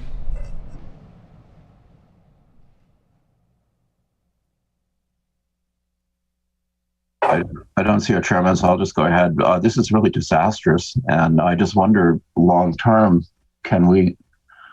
why, and what can we do to make this so that we have an alternative besides having a $4 or $5 million shortfall at the end of every year? And what are our options based on what you're seeing in the marketplace? Well, Supervisor McGordy, so we are looking at different plan options. So we would really need to change our whole plan. We need to be looking at the deductibles, the co-insurances. We need to be looking at all different avenues. Fully insured is where we're looking at. So we know with a fully insured plan what your payments are every single month. Right now, we don't know. We project what we believe our monthlies will be, but it's unpredictable. We could get a $60,000 claim week, and the next week we could get $116,000. So we are looking at all aspects. We have changed to maybe it was 2 years ago, 2021. We changed third-party administrators to save money with working with administrative services. With Anthem, we went, Delta Health Systems used to be what we used. We have worked with specialty pharmacies. We have joined a dental pool. We have reduced our group life costs. We are also looking at we put an RFP out for an on-site clinic. So that's what we're working on also right now. And what accounts for the big jump in claims from the previous year, or I should say the deficit, really? Well, not revenue is not matching our expenses, and also we have had a very high increase in experience. The experience is really increased over the last couple of years. Unfortunately, we have very sick and employees. Do you think and dependents? I'm sorry. Is some of that due to COVID? Do you think some of the expenses that we're looking at? There was almost $1 million in expenses from COVID. That's what we've seen. Supervisor Haschek. Yeah, well, a lot of those questions are some of the questions I have about how we got into this, and certainly COVID, increased the cost, and living in a county with limited options for medical care probably increases our costs too. But I just want to make sure that moving forward, we're going to explore all the options that we can to, different, if it's getting in a bigger group or whatever we can do to offset some of those costs, because this model doesn't seem to be working right now. I'm recalling myself. So what I see is we're not contributing enough, and the inflation in healthcare costs across the country have a much steeper slope than CPI, much steeper than our revenue. And we can ask staff to shop around, try to find a creative solution. The bottom line is, without a single payer solution or some national and state level solution, we're going to see continued increase in health costs. And the only answer is we need to contribute more. Sherry, is that aligned with staff's understanding? Yeah, that's the recommendation from our brokers. So yeah, the increases for the inflation the claims increases have been about 12% per year the last couple of years. So yes, we have not been strategically increasing the revenue over the last many years. I would say we've done it the last 3 years, but we took a big gap in years where we did not increase premiums. We are looking at pools to go into with, maybe 40,000 lives in these pools that would really benefit our county and our claims and our experience.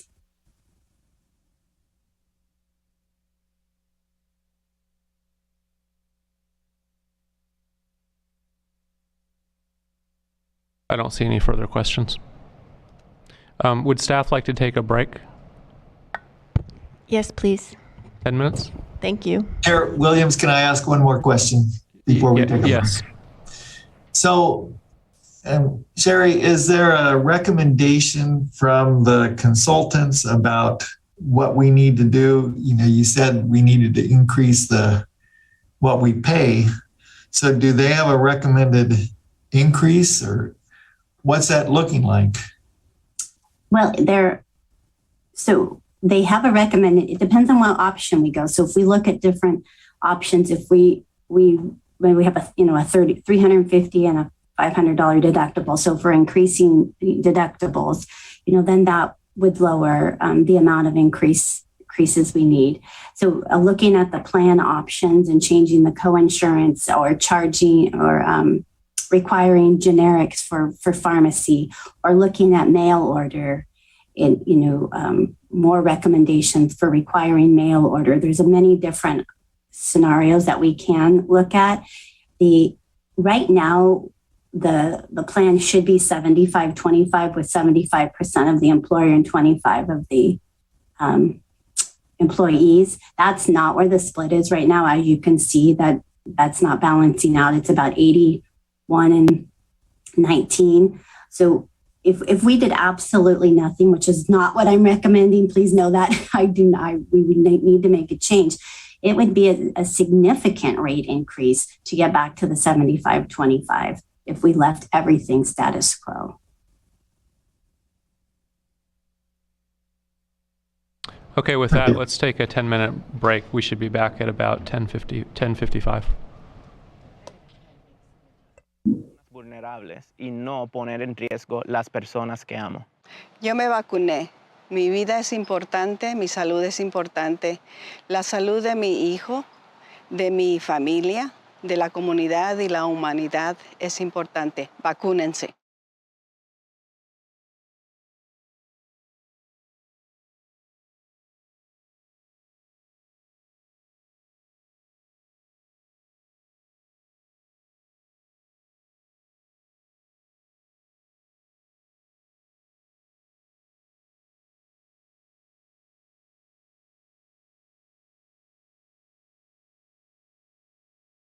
Yo me vacuné porque amo a mi familia y amo a mi comunidad. Yo me vacuné para no exponer a personas vulnerables y no poner en riesgo las personas que amo. Yo me vacuné.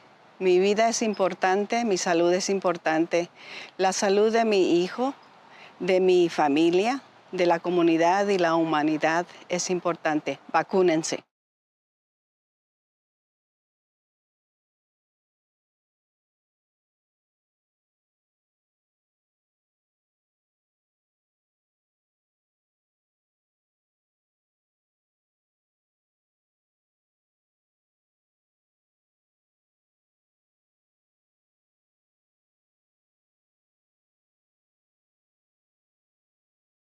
Yo me vacuné porque amo a mi familia y amo a mi comunidad. Yo me vacuné para no exponer a personas vulnerables y no poner en riesgo las personas que amo. Yo me vacuné. Mi vida es importante, mi salud es importante. La salud de mi hijo, de mi familia, de la comunidad y la humanidad es importante. Vacúnense.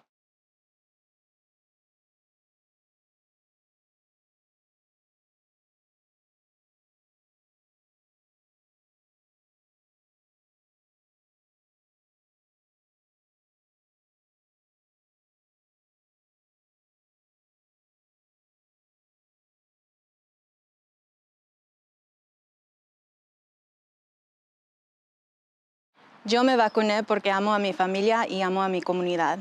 Yo me vacuné para no exponer a personas vulnerables y no poner en riesgo las personas que amo.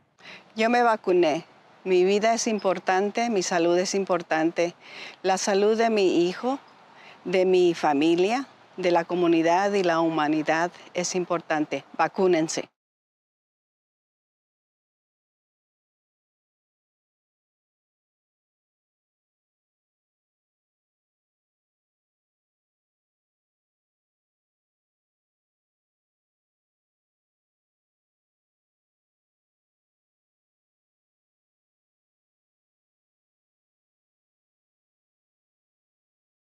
Yo me vacuné porque amo a mi familia y amo a mi comunidad.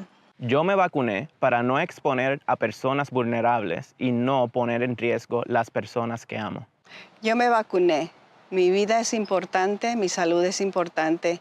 La salud de mi hijo, de mi familia, de la comunidad y la humanidad es importante. Vacúnense.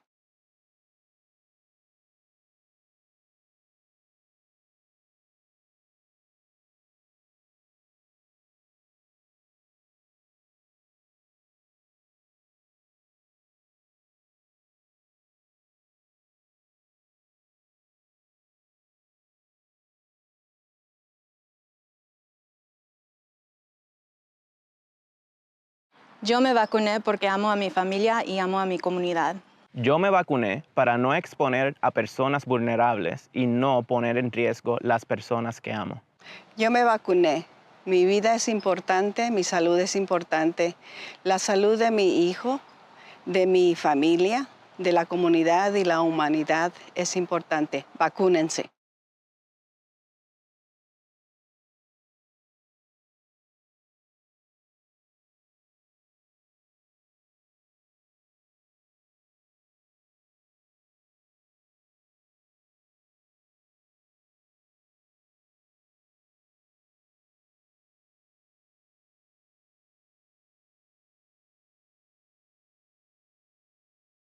Yo me vacuné porque amo a mi familia y amo a mi comunidad. Yo me vacuné para no exponer a personas vulnerables y no poner en riesgo las personas que amo. Yo me vacuné. Mi vida es importante, mi salud es importante. La salud de mi hijo, de mi familia, de la comunidad y la humanidad es importante. Vacúnense.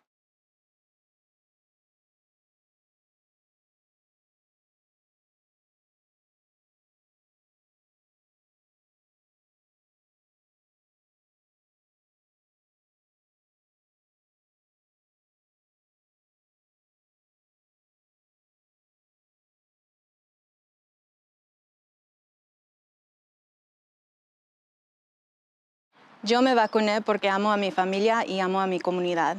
Yo me vacuné para no exponer a personas vulnerables y no poner en riesgo las personas que amo. Yo me vacuné. Mi vida es importante, mi salud es importante.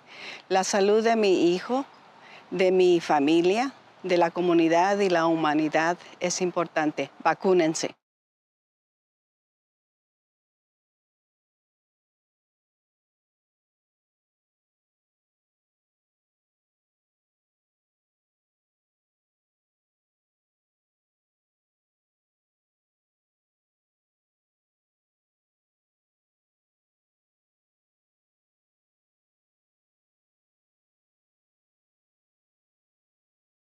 Yo me vacuné porque amo a mi familia y amo a mi comunidad.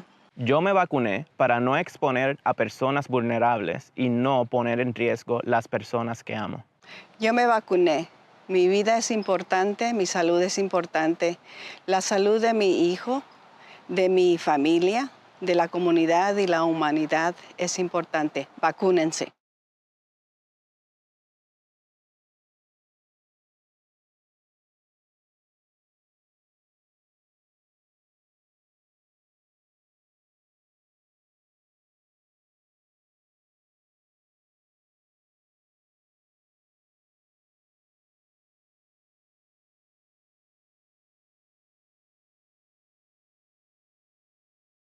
Yo me vacuné porque amo a mi familia y amo a mi comunidad.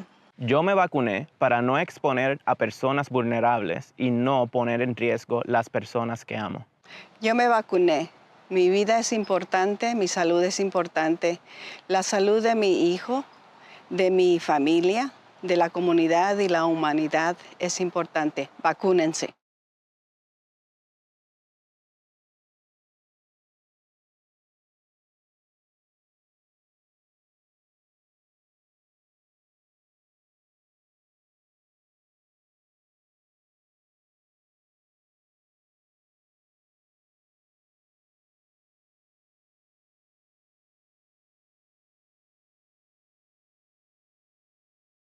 Yo me vacuné porque amo a mi familia y amo a mi comunidad. Yo me vacuné para no exponer a personas vulnerables y no poner en riesgo las personas que amo. Yo me vacuné. Mi vida es importante, mi salud es importante. La salud de mi hijo, de mi familia, de la comunidad y la humanidad es importante. Vacúnense.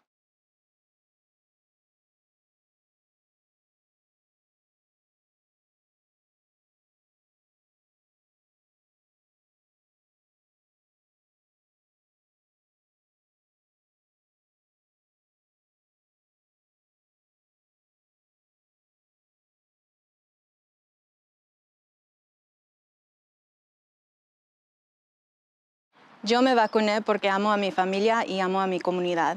Yo me vacuné para no exponer a personas vulnerables y no poner en riesgo las personas que amo. Yo me vacuné. Mi vida es importante, mi salud es importante. La salud de mi hijo, de mi familia, de la comunidad y la humanidad es importante. Vacúnense.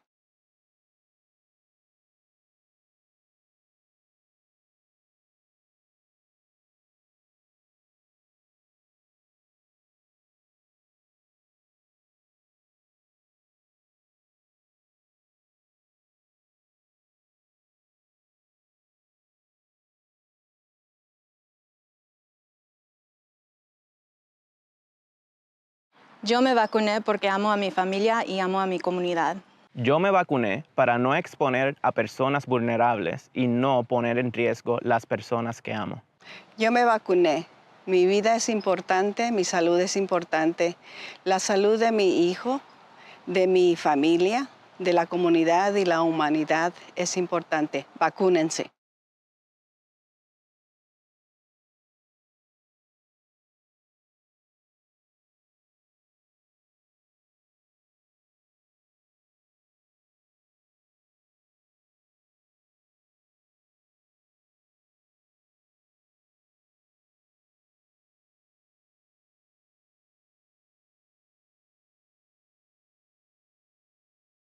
Yo me vacuné porque amo a mi familia y amo a mi comunidad.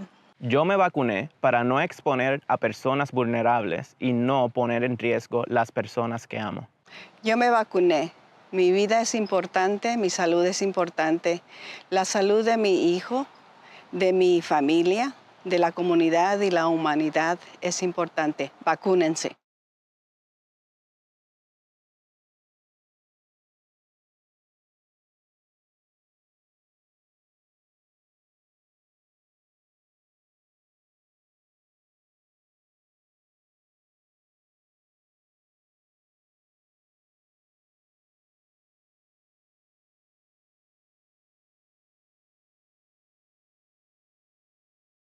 Yo me vacuné porque amo a mi familia y amo a mi comunidad. Yo me vacuné para no exponer a personas vulnerables y no poner en riesgo las personas que amo.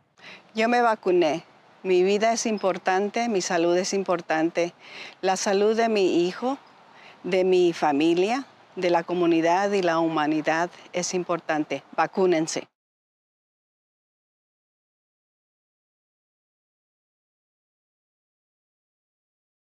Our standard presentation and move to one of our community partners for a presentation, the Mendocino Coast Children's Fund.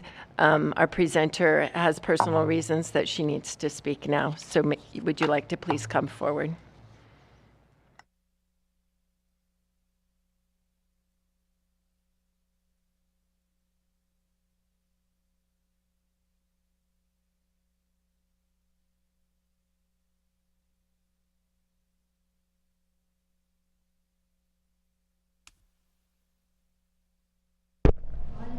Annie Liner.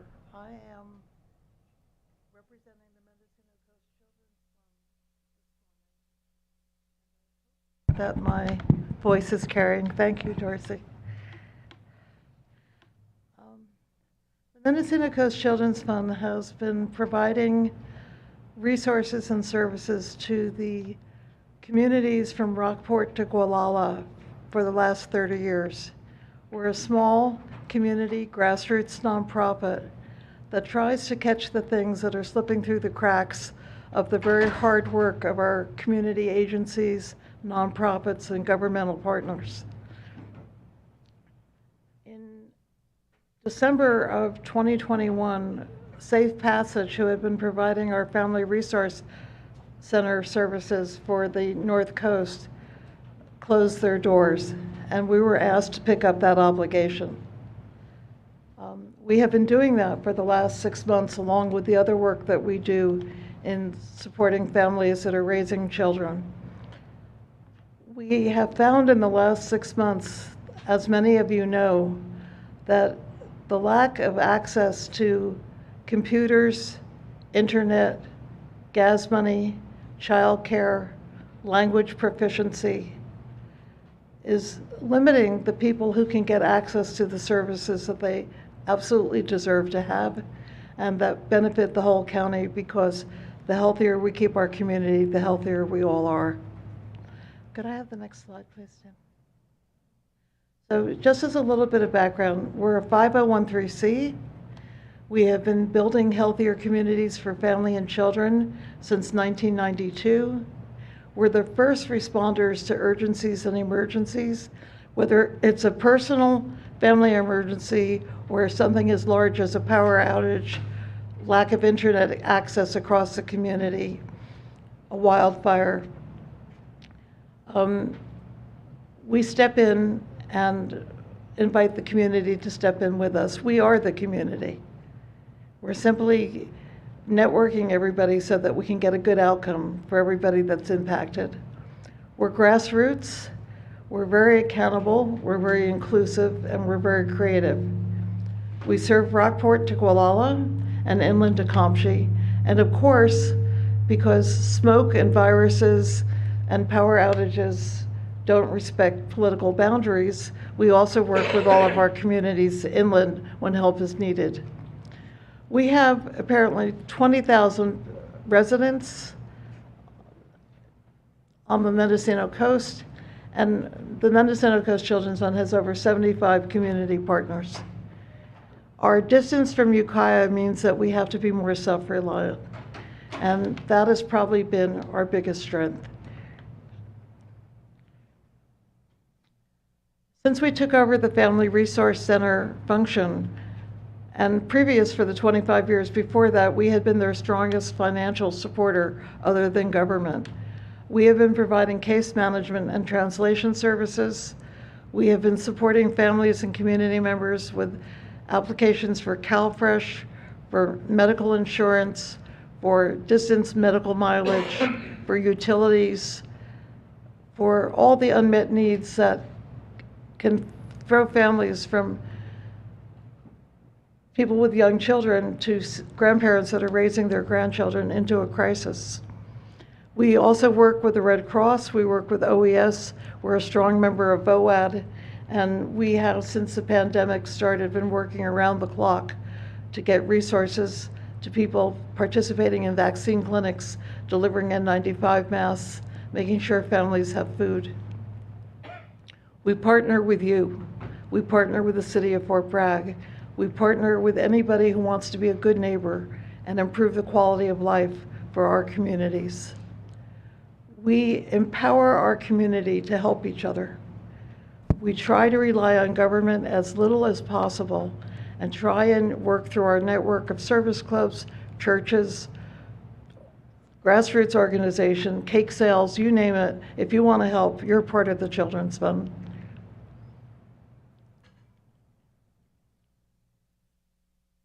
We, for the last 30 years, have been catching community members that are falling through the cracks.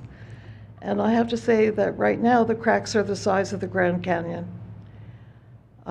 We know that government cannot do everything, but we also know that government can be a strong, effective participant and leader in effective coalitions.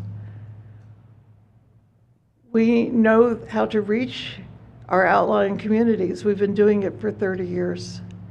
Our community trusts us, and they turn to us first when they need help or want to offer help. We're a lifeline, and we want to continue to be a lifeline. Now more than ever, our services are needed. We work with your agencies, we work with private donors, we work with anybody who wants to contribute to the quality of life in Mendocino County. We need to bring services to people that are currently not being served. This is not a new problem, but it is an amplified problem since the virus arrived and really had a strong impact on everybody in our community.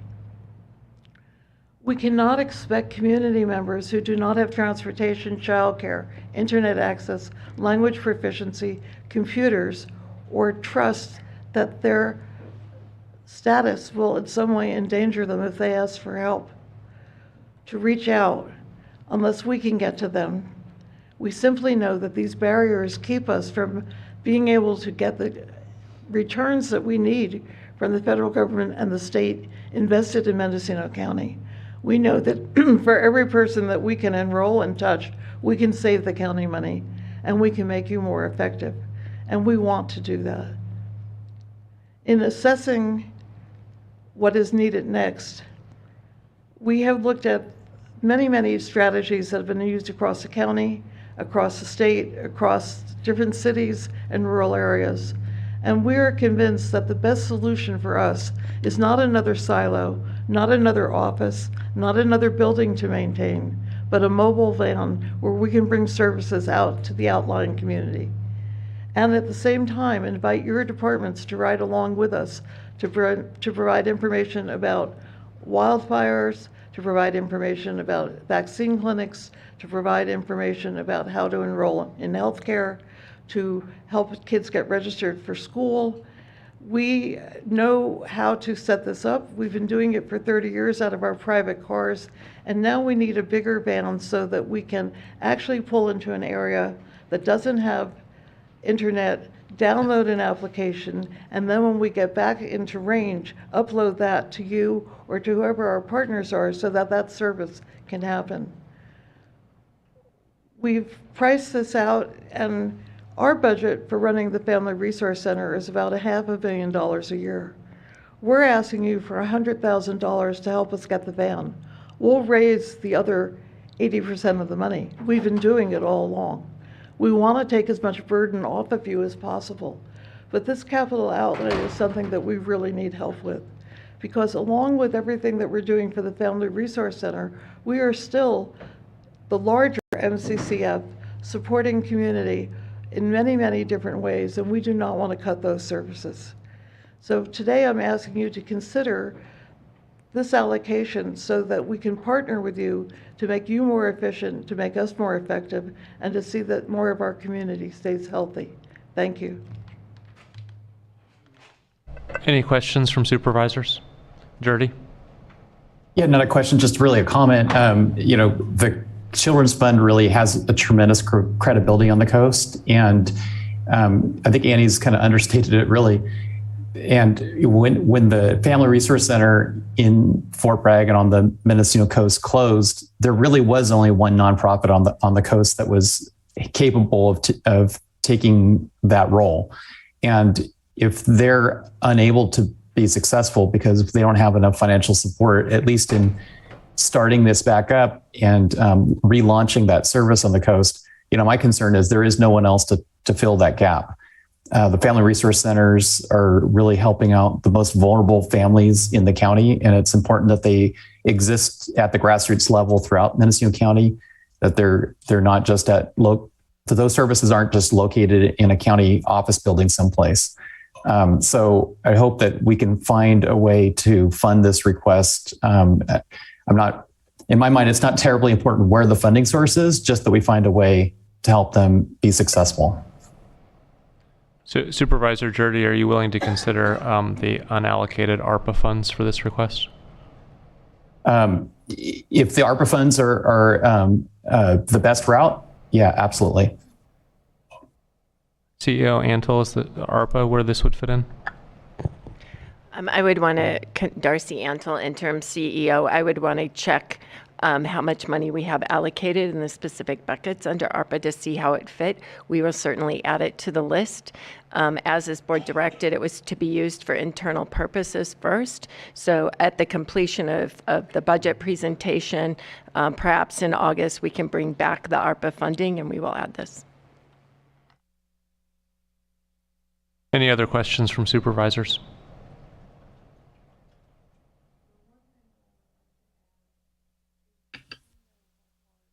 Your staff is working.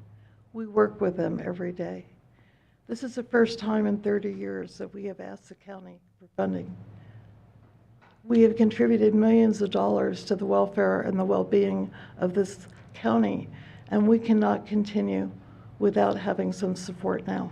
If we had other options, we would definitely be looking at them.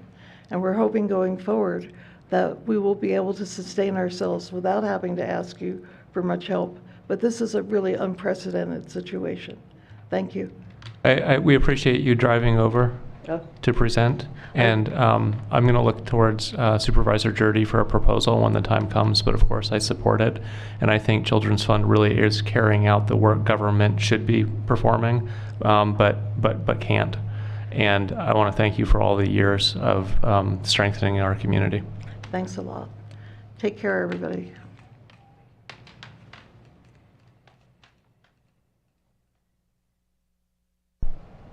So Darcy Antle, interim CEO. So we will go back to our regularly scheduled presentation here. I believe Deputy CEO Sherry Johnson will be doing the next slide.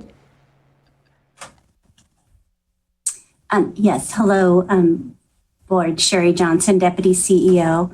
So I am going to be introducing Katie Ford from Human Resources. She's a Human Resources Manager over the Leadership Initiative. And I just wanted to take a moment to thank Katie for her continuing movement to keep this moving forward. She's very passionate and believes in it wholeheartedly. So I just wanted to thank her for her dedication. And I will turn over this slide to Katie Ford. Thank you. Thank you, Sherry. Good morning, Chair Williams, members of the board, interim CEO Antle, and County Counsel Curtis. As Sherry mentioned, my name is Katie Ford, acting HR Manager and Leadership Coordinator. And I'm here today to provide a brief update on the Leadership Initiative. So just to reiterate the purpose of the Leadership Initiative, the purpose is really to transform our organizational culture by cultivating leaders at all levels within the organization by engaging, developing, supporting, and utilizing our employees to their fullest potential. So we do have a number of programs, if you will, that are active right now that kind of are in line with that purpose. The first one I wanted to provide an update on is the Leadership Book Club. So we just finished a book called Leadership is Language by David Marquet. That was our spring leadership book club. And we had a lot of engagement on that, both in our book club meetings and by employees reading the book on their own or within their own work groups. So for the summer, we are transitioning to a new book called Think Again, The Power of Knowing What You Don't Know by Adam Grant. The book was voted on by previous leadership book club members. And so that book will really kind of hopefully challenge our thinking and help us to think outside the box. We have roughly 75 people signed up so far, and the deadline is June 15th to sign up. And that book club will run from the end of June until August. In June, we will also be launching a brand new leadership mentor network. And so this network will essentially consist of individuals who've previously been involved in the leadership initiative, who will volunteer to make themselves available to mentor other peers in our county with the pursuit of becoming a high performance organization. So there's been a lot of feedback kind of over the years from people who've gone through the various trainings and would like a little support afterwards on how to actually implement the things that they've learned. So hopefully this will help that. We continue to offer high performance organization, or as we call them, HPO trainings. We are still offering them virtually during COVID. We'll probably be going back to some in person next year. But through these last 2 years, 2021 and 2022, we have about 170 HPO graduates and counting. We have another training scheduled for June 30th and July 7th for this year. So, we're just trying to train as many county employees as possible so that we can all begin to speak the same language and really start to change our organization. And then I wanted to provide an update on our leadership project team. So there's a lot of really good work being done right now by several of our leadership project teams. So customer service has been working on a customer service toolkit that they will be providing to the various departments to essentially reinforce a one-door customer service philosophy. So the toolkit has resources and information about the various county departments, and programs, which departments handle which permits, just campus maps. So if we have a member of the public walk into maybe the wrong department, that department can help them provide information and direction on where to go. So they will be finalizing that, and then that will be distributed to each department countywide in all locations. Operational processes, or as they like to call themselves, special ops. They are finalizing recommendations for updates to policy 18, which is the travel policy. So there's a lot of good work being done there as well. And you may be familiar, but the employee engagement team just finished launching an employee engagement survey. They were really encouraged to have the highest so far participation. So 649 employees responded to that survey, which was an increase of 503 in 2019 and 613 people in 2018, which was the very first time they launched the survey and did quite a bit of outreach that year.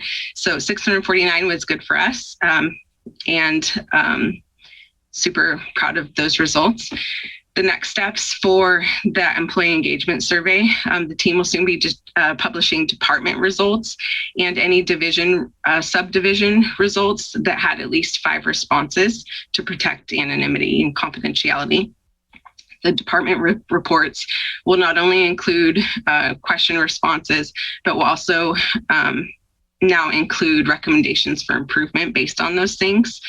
And there's just a lot of information by partnering with the company DecisionWise that a lot of data that can be pulled out of that.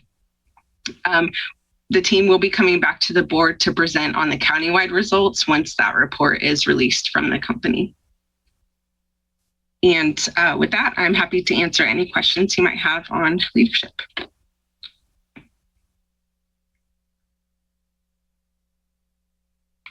I don't see any hands. Thank you. Thank you. Hello again, Acting Deputy CEO Tim Hallman. We decided to go ahead and bring this slide back from last year. It's a comparison of what was adopted for the 21-22 budget compared to the proposed budget for 22-23. We definitely wanted to make sure to let everyone see this and show the effort that the public safety groups, both the offices and the departments, have worked very hard in finding alternative funding as well as controlling their costs. As you can see, year over year, their proposed budget is actually over $200,000 less than it was the prior year, which for public safety is a very difficult task to manage. And again, we want to thank them for working so hard to keep the budget and keep the budget balanced. Question. I think this is phenomenal. It's better than we've seen in years, but I can't help but wonder, did we fill funding deficiencies with one-time funds that are not represented in the chart? That is always a possibility, but so many of these departments obtain their own funding independent of us. We could always go back and work with them to find out if that's the case, but given our penchant for not using one-time monies, again, those groups have worked very hard to continue growing their outside revenues. Probation's a good example, where they've continued to stay at about 85% or more of independent funding, and the sheriff, their fiscal team has definitely been working very hard at expanding that as well. This is good news. Okay, up next we have the Quick IT comment. crew.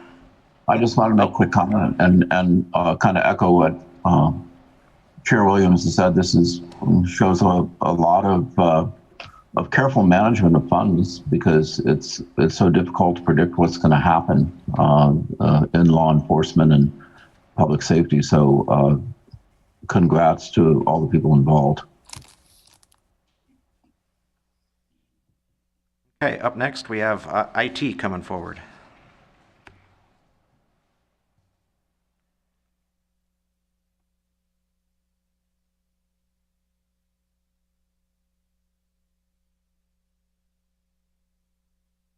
Good morning, Chair Williams. I got it. Chair Williams, members of the board, Interim CEO Darcy Antle, County Council Curtis. Tony Rakes, Acting IT Division Manager for the County of Mendocino. I'll be brief with our 2 slides that we presented here today. We have an overview here of the IT Master Plan adopted in 2018. This originally contained 99 technology-related initiatives that the county, it was seen by an outside consultant to come in and focus our efforts on to improve county IT governance and infrastructure, operational responsibilities, et cetera, including best practice in regard to funding in the way that we manage our budget and the way that we manage our responsibilities here. Here with this pie chart, you can see of those 99 initiatives, we have a fair amount that are still active, 18 still active, a large number of held items, and 34 completed initiatives with some canceled. Now, one of the reasons I bring this up in relation to what we're discussing today is because there has been some discussion in the past about these 99 initiatives and completing all of them. It's somewhat misleading because not all of these are completable objectives. Some of them are operational tasks that are ongoing. Some of them will never complete. They're just purely recommendations. The goal here is to create more awareness as far as information technology in the county is concerned around what these initiatives mean and which ones are truly completable and how those will impact our budget in the going forward in the coming years. Many of these will have impacts from a governance perspective, many infrastructure related, et cetera. So that you will be seeing more. The intention here is within the year to come back to the board with a presentation, hopefully to clarify this and to also communicate our plan moving forward, to give you more insight into what we're doing as IT to improve the county IT infrastructure. You can go ahead and next slide. So this slide represents a major initiative within our department, within the Information Technology Division, rather, related to our internal service fund for sustainable funding within IT so that we do not find ourselves in a deferred maintenance mode year in, year out. We all know the impacts of old and aging technology when it comes to the entire county operational structure and processes, and we're at a very strong, we have been at a strong precipice of our technology not having kept up with the needs and that burden falling back onto staff to shore that up. And so what we've done with this is put this internal service fund together that represents enterprise applications, enterprise infrastructure, network and systems infrastructure, as well as telecommunications infrastructure. I won't get into each column here, but I believe that it's important to show and point out the larger column for software licensing. This software licensing column represents, in part, the reason it's so high is because the county has a vast number of enterprise applications that support all functions in all departments, whether it's our finance system, or in this case, and probably half of what's shown there is related to our recent and upcoming Office 365 implementation and licensing costs. Now, the anticipation there, of course, is to start looking at ways that recent implementation can start cutting away some extra applications or software suites in the future that we can then pull back on and save money on, and hopefully come to a kind of a net zero, if you will, on. What this does not include, and there is an asterisk down at the bottom, it does not include the funding that is currently in our reserve for our public safety microwave microwave communication system. That is part of the proposed budget. So you can look at that to see what that fund breakdown is, and it has a similar chart to show you what that looks like. And I'm available for any questions. I have a question. Where are we with Aumentum? I know it's been like a boat anchor pulling our departments down for the last 6 years. Thank you for that question. Aumentum has been a challenge, I think, since the beginning. Now, I can speak to it from the IT perspective and somewhat to how it's impacted our departments, and I'm certain that some of our stakeholder departments, whether it's assessor, clerk, recorder, or tax collector or auditor, can speak to the challenges that they are having. But where we are at, the good news is we're expecting the roll to close this year successfully. There have been some challenges leading up to that point, but based on an update I received yesterday, we are progressing toward successful roll close. Now, if anything's changed between yesterday and today, then I certainly wouldn't have known about it. But knowing that we've crossed that sort of hurdle, and we're projected to cross that sort of hurdle successfully, it shows me that we're on the right track with this project, with this implementation. I still believe that we're about a year out from really dialing it in to a functional system, which it seems to be consistent with kind of the projected roadmap. And deprecating GroupWise and switching to Office 365, I think has been a huge productivity gain. I know I'm finding I save more than half an hour a day, probably an hour a day. And I multiply that across about 1,000 employees. On average, that represents a lot of productivity gained. I know there are other tools in the suite that we haven't rolled out yet. Do you have the resources you need to roll those out in the year ahead? I appreciate you bringing up the migration from Office 365 or to Office 365, and I'd like to take a moment before I answer that to just thank, if I may, the entire county staff, everyone, for their patience and truly involvement and commitment to seeing this be successful. It was quite an initiative, quite an endeavor, one of the larger that we've embarked on.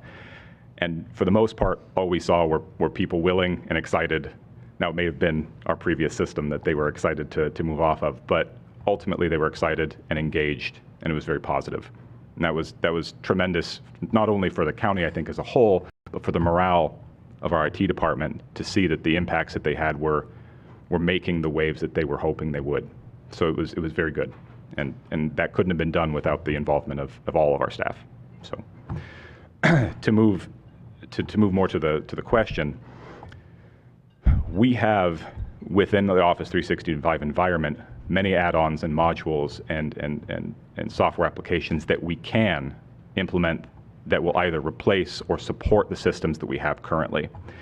We have a plan here relatively soon, within the next week or two, to have the discussion internally about what that roadmap looks like and what we're capable of supporting.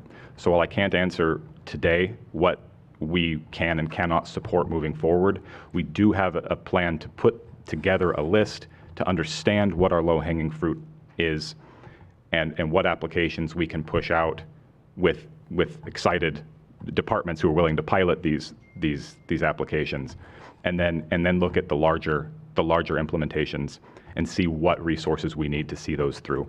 Because ultimately, from the beginning, what we've discussed is not migrating to this system and saying, well, we're done, we're moving away. That the intent from the get-go has been to really focus on the fact that we're migrating.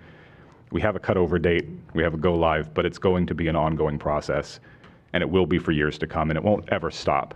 So that outreach to staff and that the implementation of new efficiencies and new products to help people in our county work, save half an hour to a day, is on the forefront of our minds. So that is something we're very conscious of and are intending to pursue very quickly. Supervisor Haschek.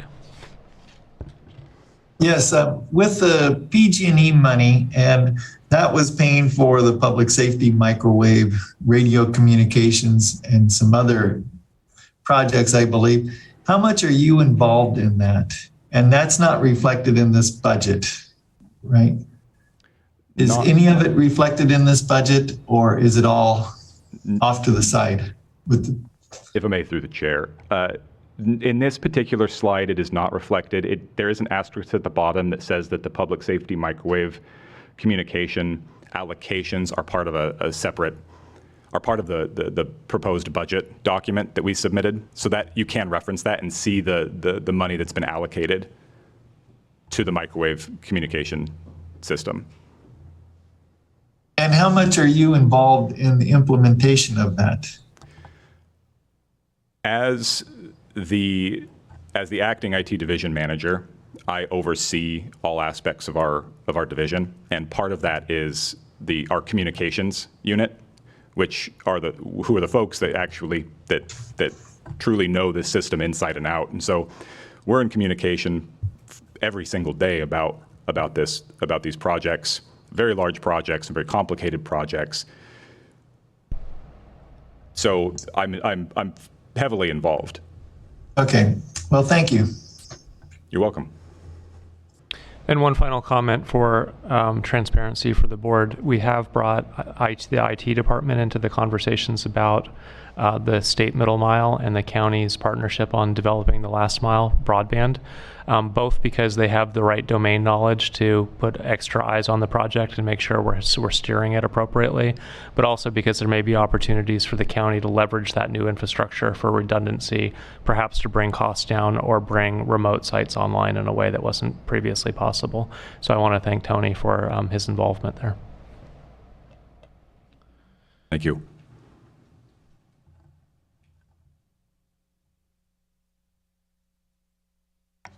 Not seeing any more questions. Okay, this is Tim Hallman, Acting Deputy CEO. Up next, we have several departments that are going to bring forward their own presentations. We're going to go ahead and start off with Planning and Building Services. I believe we have Julia Krog and Adrian Thompson available.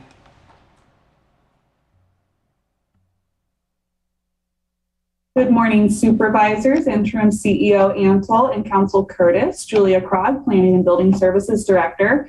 We have a couple slides prepared for today's meeting, so I'm going to go ahead and share my screen. Let's go to full screen. Perfect. So I'd like to start off by first saying thank you to the board of, to the executive office and the budget team for their assistance during this last fiscal year. Planning and Building Services is currently not asking for any additional funds to be allocated by the board. In order to meet our net county cost, however, we are keeping some positions unfilled unless revenue supports filling those positions during the fiscal year. PBS has also reduced our contracts by more than 5%. I would also like to note that on February 1st of this year, Planning and Building Services presented a 2022 work plan to the board and proposes no changes to the previously presented work plan at this time. 7 high priority items were identified beyond our typical processing of building permits, planning applications, as well as handling code enforcement related matters. And we plan to continue to focus on those during this next year. PBS has budgeted some fixed asset items for this coming fiscal year, including installation of a new hallway door to the additional PBS office space that was established earlier this year, carpet repair in the building, and also 2 new code enforcement officer vehicles. The associated costs are shown on this slide. This next slide here shows a simple overview of our net county cost as well as the total projected revenues for the department and our overall operating budget. That concludes the PBS presentation, and of course, we are available for any questions you may have. I want to note I have in the room with me today Administrative Services Manager Adrian Thompson, as well as our Code Enforcement Manager John Burks. And I'm going to go ahead and stop sharing my screen, but we're happy to answer any questions. Thank you. Supervisor Haschek. Yes. Thank you. So about a year ago, I think it was June of 21, that the board gave direction to do enhanced code enforcement, and we put $500,000 towards that. And so I'm wondering if that $500,000 has been spent and how that is going. Thank you for that question, Supervisor Hashak. I'm going to turn it over to our code enforcement manager, John Burks, who's here in the room with me. Yes. Hi. Good morning, Chair and Board. This is an executive office. This is John Burks, your code enforcement manager. From an operations perspective, we did some hiring. I don't know in terms of how those resources are allocated directly to us. As far as implementing the plan, we're in stage 2, looking to move forward to stage 3 as those resources are made available. But I don't have any direct knowledge of the money that was allocated. Sorry if that, I hope that answers some of your If I may, question. through the chair, Adrian Thompson, Planning and Building, we have not used the entire 500,000. We've billed a portion, I believe, from the fund, but only potentially one payment cycle. Supervisor Jordy. We all know that the county is struggling, like most employers, with recruiting and filling positions. But in past conversations I had with John, he said that he was finding better success than many local law enforcement departments because there were people who wanted to serve the community, maybe in somewhat the same way, but in kind of a different capacity. And code enforcement seemed like a more attractive way for people to serve their community. And so I guess the issue isn't so much was the money spent, but is the same number of positions authorized that the board had intended in last year's budget? Yes, I can answer that, Julia Krog, Director. The positions are all allocated. They are remaining on our allocation table. And as we noted, there are a few that are listed as being unfilled or planned to be unfilled for this next fiscal year. But as I noted during my presentation, we will fill those as revenue supports and also as workload may increase. And we still have a timeline. You know, when the board originally adopted the enhanced code enforcement, there was going to be a rollout period of that, because obviously it involves other departments as well beyond just planning and building. But so we do have the allocation of all the code officers in our allocation table today that was authorized by the board. County Council has a follow-up. Thank you, Mr. Chair. Just for the benefit of the board, I want to be clear. My own budget doesn't include the increased deputy that might occur if, in fact, the unfilled positions were to ultimately become filled. So I know the board had given some direction on that previously. Candidly, I had thought it was a bit stale after the referendum. I apologize if I misunderstood anything with respect to the board's directives there. But if there is a desire to scale up and to fill all those unfilled positions, at the time that we do see an increased caseload, which there will be a significant lag time on, we may need to increase legal support on that side as well. How much? Well, if we're talking about one position, I think I'd have to check the numbers, but I think we're probably talking in the $200,000 to $300,000 range. Well, we don't have it, so that's a problem. Supervisor McGordy. So a question for John. Where do we stand now in terms of actual staff for code enforcement?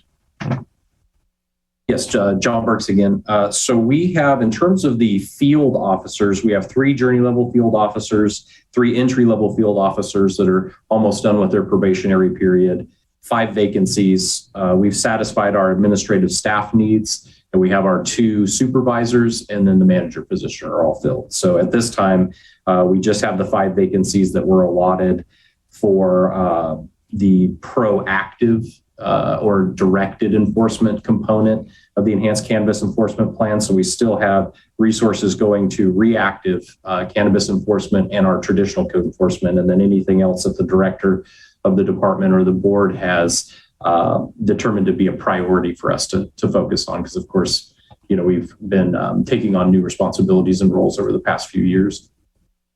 So can we still carry on an enhanced code enforcement for cannabis? Well, yeah, we depending on how many complaints that we get, and right now it looks like they're trending up. It was comparable to last year for the first 4 or 5 months of this calendar year. And we're really starting to see an increase now. So we won't know, I think, for another month or two if that is going to continue to trend upwards. We've increased in, non-permitted cannabis complaints. We've been up about 30% each year so far. We anticipated that there might be a downturn with, the market fluctuations. So we were happy to wait and see before we committed resources that we may not need. I think we'll know more probably in the next quarter. CEO Antle, where are we with the $600,000 of for Better Label Senator McGuire money? Darcy Antle, interim CEO. Those funds are set aside in a special fund. Those are particularly used for code enforcement of marijuana eradication for overtime use. They are not for regular staff Well, we must hours. have overtime between code enforcement, maybe the sheriff's office. I have no doubt that we have overtime that's involved in cannabis. That's correct. It would just need to be documented that it was overtime for those particular purposes, and we had those meetings early on with the departments. Can we do that retroactively for the current budget year? We would need to go back and see what's documented. And who would need to document? Is it your office or code enforcement? No, it would be the officers in the field. Okay. I'm just thinking if we can use some of that 600, maybe all of it, that would free up dollars for the year ahead. Correct. Supervisor Jurdy. Yeah, I heard the county council say that he interpreted the fact that there was the referendum resulted in the rescission of the cannabis ordinance, and therefore maybe the expanded code enforcement that was promised as part of the new ordinance was not necessarily a priority of the board. I don't think that's the case, but I think this is worth a check-in with the board. I think there's a strong majority on the board that wants code enforcement. And my belief is that many people signed the petition to overturn the ordinance simply because they didn't trust that the county would come through with enhanced code enforcement. And so they didn't want to see any expansion of the cannabis program in any way. And even though it did have new environmental protections in it. So I think it's worth a check-in with the board. Are there at least 3 supervisors who want to see the enhanced code enforcement proceed even with the old cannabis ordinance? I would vote yes. I would too. Is there another? Okay, that looks like 3. So I would support you on that if you can highlight a revenue source.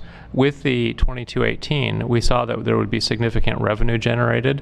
I think that at least my thinking at the time was we would direct that revenue to enforcement to bring the illegal market into compliance or shut down.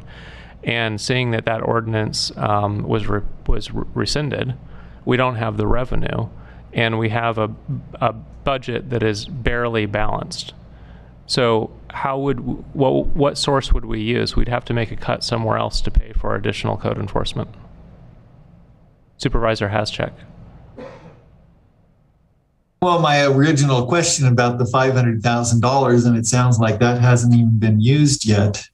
And so I'm kind of I'm wondering about this. If we wanted the enhanced code enforcement, we have some money to do it, then, and we are looking at the Humboldt model or different models of enforcement. So it's not just reactive to complaints. How do we go about doing that? Because I think that that's the direction that the board gave last year and that we want to happen. Is that a question for Director Krog in regards to filling the open positions? Yeah, it could be, or John Burks, either one. Thank you, Supervisor Haschak. As I said during the presentation, we're not opposed to filling the positions. We do want to make sure, as Mr. Burke said as well, that we have also the sort of workload present to be able to support those additional positions as well as a continued funding source, because we do not want to essentially hire positions and not be able to support those positions going into the future. So we do desire to fill those positions. We just need to make sure that we can do so and be fiscally responsible in doing so. And I don't know if, John, you have anything additional you want to add. No, I think that sums it up. Okay. McGordy? So under the Humboldt County model, there also are financial sanctions against people who don't have permits, and their goal was to get everybody licensed in the program as much as possible. So there is also that as a potential source of revenue because their sanctions were substantial, and I don't know if we've thought about that more. I know at one point County Council was taking a look at it, and I'm not sure we're in the process of determining what could be done, where that sits, but I would definitely recommend revisiting it. Dirty. Yeah, I think there's the ability to pay for these positions in multiple ways through the fines that they collect. I think there's other, I would call relatively modest pockets of money within the general fund in the neighborhood of $300,000 to $1.2 million that can still be shifted around in the budget to pay for high priority functions. And I think this is, again, I don't want to just hire someone just because the board authorized, but if the calls for service are there and if the need is there through proactive search of satellite data, et cetera, I think it's, I think people shouldn't have to complain. What we heard over and again, people said they shouldn't have to complain about their neighbor if there's an egregious violation. The county should just step in and shut it down. CEO Antle, is there $300,000 available in the budget that you haven't demonstrated? Darcy Antle, interim CEO, not that I'm aware of. What about for high priority items like this one? The only money we have set aside is the 1.7, and that would bring staffing levels up to pre-COVID levels. If the board wants to staff up code enforcement and county counsel's office to take on this work, would the board need to make a cut elsewhere? Yes. So I think that's the discussion I'd like to bring back to the board, and I'm happy to support you on it, but someone needs to identify what to cut. Chair Williams, at I think our last meeting, I identified over $250,000. I think it was over $300,000. That is very available to the majority of this board. The majority would vote for it. We have an ordinance that this board can amend that says the county will provide a 50-cent match for every dollar collected by the Business Improvement District, the Tourism Commission of the county. I'm supporting that, and I have supported it all these years. But at this point, I no longer support that match to apply to the business improvement fees collected within the cities. If we were to only make that match, amend the ordinance to make that match for revenues collected by lodging operators in the unincorporated county, we would free up over $300,000 of the county general fund. And since they've told us that their plan is to increase their advertising budget by 92% this year, this is the perfect year to not provide that city match. They would still have an increase in their marketing budget, just not a 92% increase. Meanwhile, we could spend that $300,000 on other essential county services. There's your $300,000. So I have a question about that. So if we cut that $300,000, we will see a drop in TOT and in sales tax. How much of a savings is it? Is it a net gain or net loss?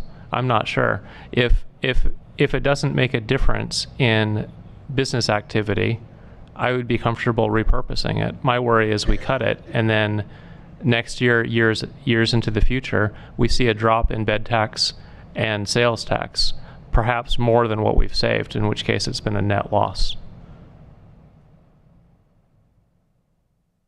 How can you assure us that we won't see a drop in sales tax or TOT if we cut the marketing of our county? It's not a cut. It's a reduction in the increase of the marketing. The budget is already going up due to increased revenues in the cities and in the county.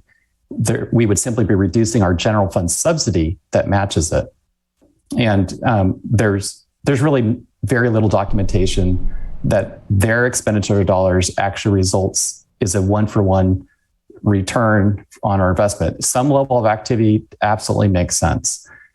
Whether it requires a 50-cent match for the county on every dollar collected in the cities, I think is, not reasonable at this time. As the TOT, as the tourism industry has grown, it doesn't need such a deep subsidy from the county general fund. It no longer needs that subsidy. Supervisor Haschak. Well, I agree with what Supervisor Jurdy's saying, and I agree with that approach because we don't have the evidence that shows that, the money we're spending for advertising is directly related to increased TOT. And, we do have issues that people are very much concerned about in our county. I think the goal of the board has been to do this enhanced code enforcement. And so it's how do we make that happen? And also, if we did go for these, illegal grows like the Humboldt model, there is revenue to be gained from that. And so I think that could, it's a revenue enhancer in a way to do this kind of code enforcement. County Council. Thank you, Mr. Chair. I just wanted to update the board. I did get the numbers. It looks like the range would be, depending upon the level of deputy brought in, total cost, including benefits, would be between $200,564 and $251,984. I just wanted to add a couple of other details. I think if I heard planning and building correctly, they have the positions, but the positions are not essentially budgeted. So the whatever increase you're looking at for an added position for county council doesn't necessarily mean that you're going to have the increased number of code enforcement officer positions. And I think that planning and building can probably correct me if I'm wrong on that or speak to that in more detail. And then I do want to clarify, while we have gotten some revenue from some of the code enforcement activities, planning and building might have the numbers more specifically, but my understanding is that there's still been a cost. It has not been a revenue generator or revenue neutral. But again, I think they would have those numbers more specifically than I would. Planning and building. Thank you. I just want to note, and I think I said it earlier as well, the enhanced code enforcement model really does include many other departments beyond just county council as well. It also includes the cannabis program as well as the sheriff's office. So it's important to realize it's not just so specific to the positions within the code enforcement division. The entire model needs to be there and be present. And that includes involvement from county council's office as well as the cannabis program and the sheriff's department as well. So that's one point I wanted to make. And then I wasn't sure if there was anything that Council Curtis had just said that the board would like me to speak to directly. Supervisors.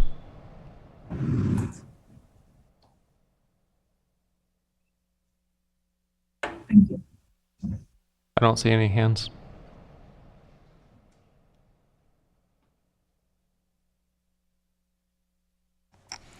Chair Williams? Yes. So I guess going back to where we started with John Burks. John, you were saying that we're into phase 2 of the enhanced code enforcement model. So what does that actually mean? So interesting. Well, when we originally gave this plan to the board, is we realized that timing was everything, and it was really hard to associate milestones with time because it's really all about when the resources become available and what the complaint load is at the time. So we set it up in stages with the idea that as the sheriff went to hire, a lot of the law enforcement resources would need to go to fill in the street positions before there was additional law enforcement staff assigned maybe directly to just the Comet unit, that the Mendocino Cannabis Department would need to fill some key positions in the sort of planning element before they got to enforcement. And the same went for code enforcement, as we had already had a board directive to structure our division, whereas before we were just sort of a split apart from, building under the building official, which we're still empowered by the building official, but we were going to create a divisional structure with the manager and supervisors. And we've been successful in that. So where we are right now is we've created the joint communication hub between all of the departments so that we have a way to centralize all the complaints and our enforcement activities, which we were successful at. And that was largely based on how Humboldt manages their internal, communication system. So we've mimicked that in a way that makes sense for us. So at this point, it really boils down to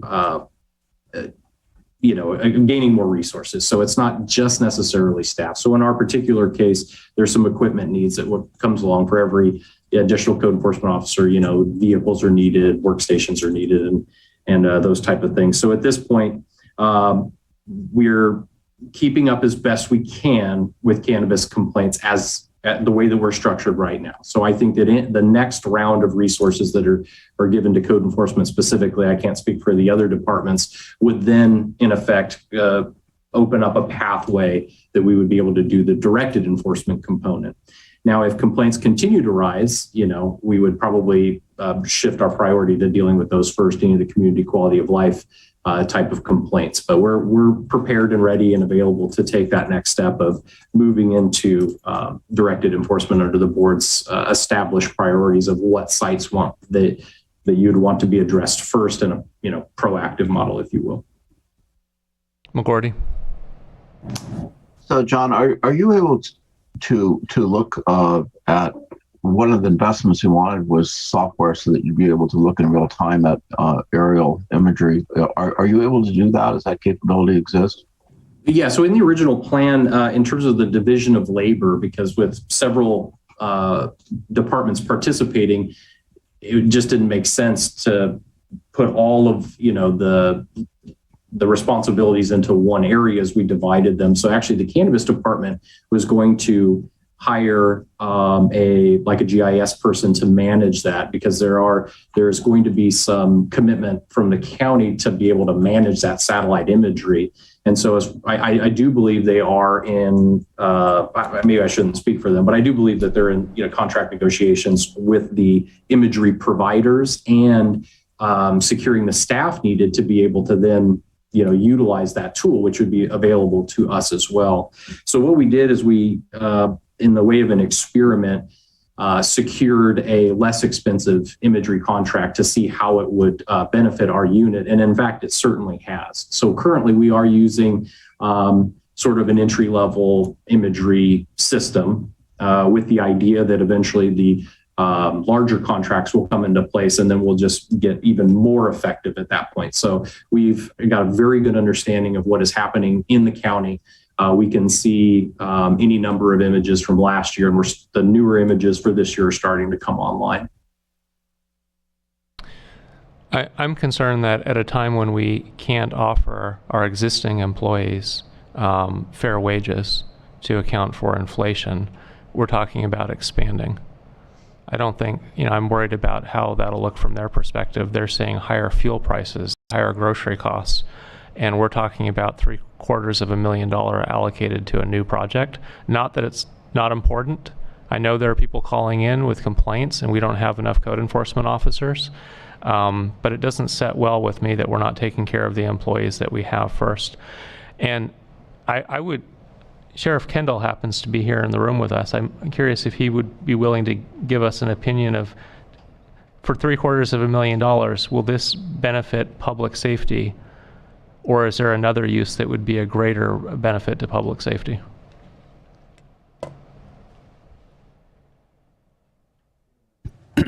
I'm sorry, can you hear me now? Yes. Chair Williams, member of the board, CEO Anthill. We've got some concerns about being able to spend the McGuire money that we received already. We have a lot of plans going forward this year for some large-scale operations. We will be drawing down some of the overtime and things that we have done in the past off of that. And I think that the code enforcement model is extremely helpful. They have gone with us on search warrants, and we're working together on these things to be able to implement the fines and fees like that.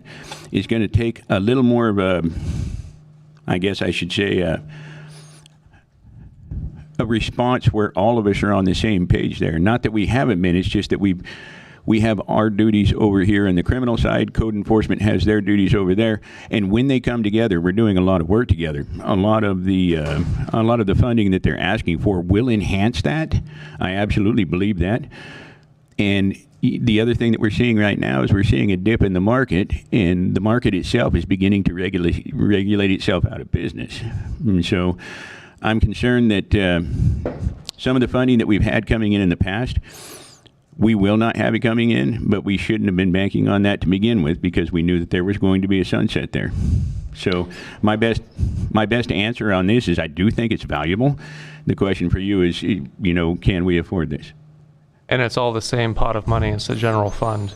Yes. Do you see this as being the top priority we should focus on, or should we come back to it later in the year? I would like to be able to see how much of the McGuire money we can actually use, and that may be able to help us offset. When code enforcement is working with us, I think that we should be using the funding from that to support code enforcement on the overtime and the per diem and things like that, because that is still a portion of the investigation, and maybe we can use a bunch of that funding to be able to offset some of these things. Thank you, and I think Supervisor McGordy has a question for you.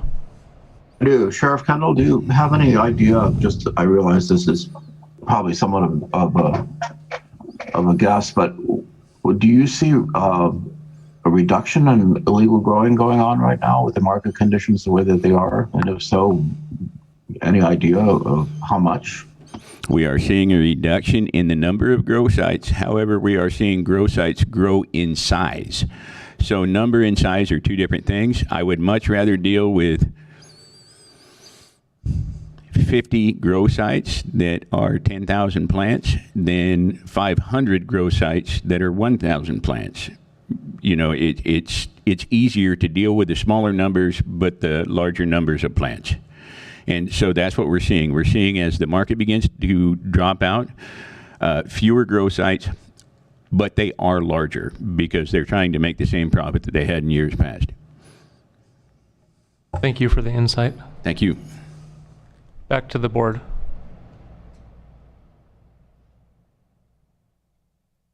Supervisor Haschek.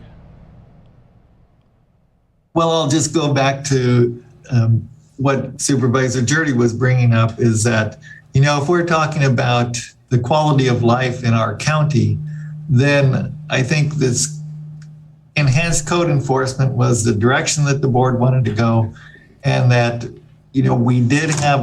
we had money and we're spending, extra money on advertising, and maybe or maybe not, it will increase the amount of TOT, but we don't know.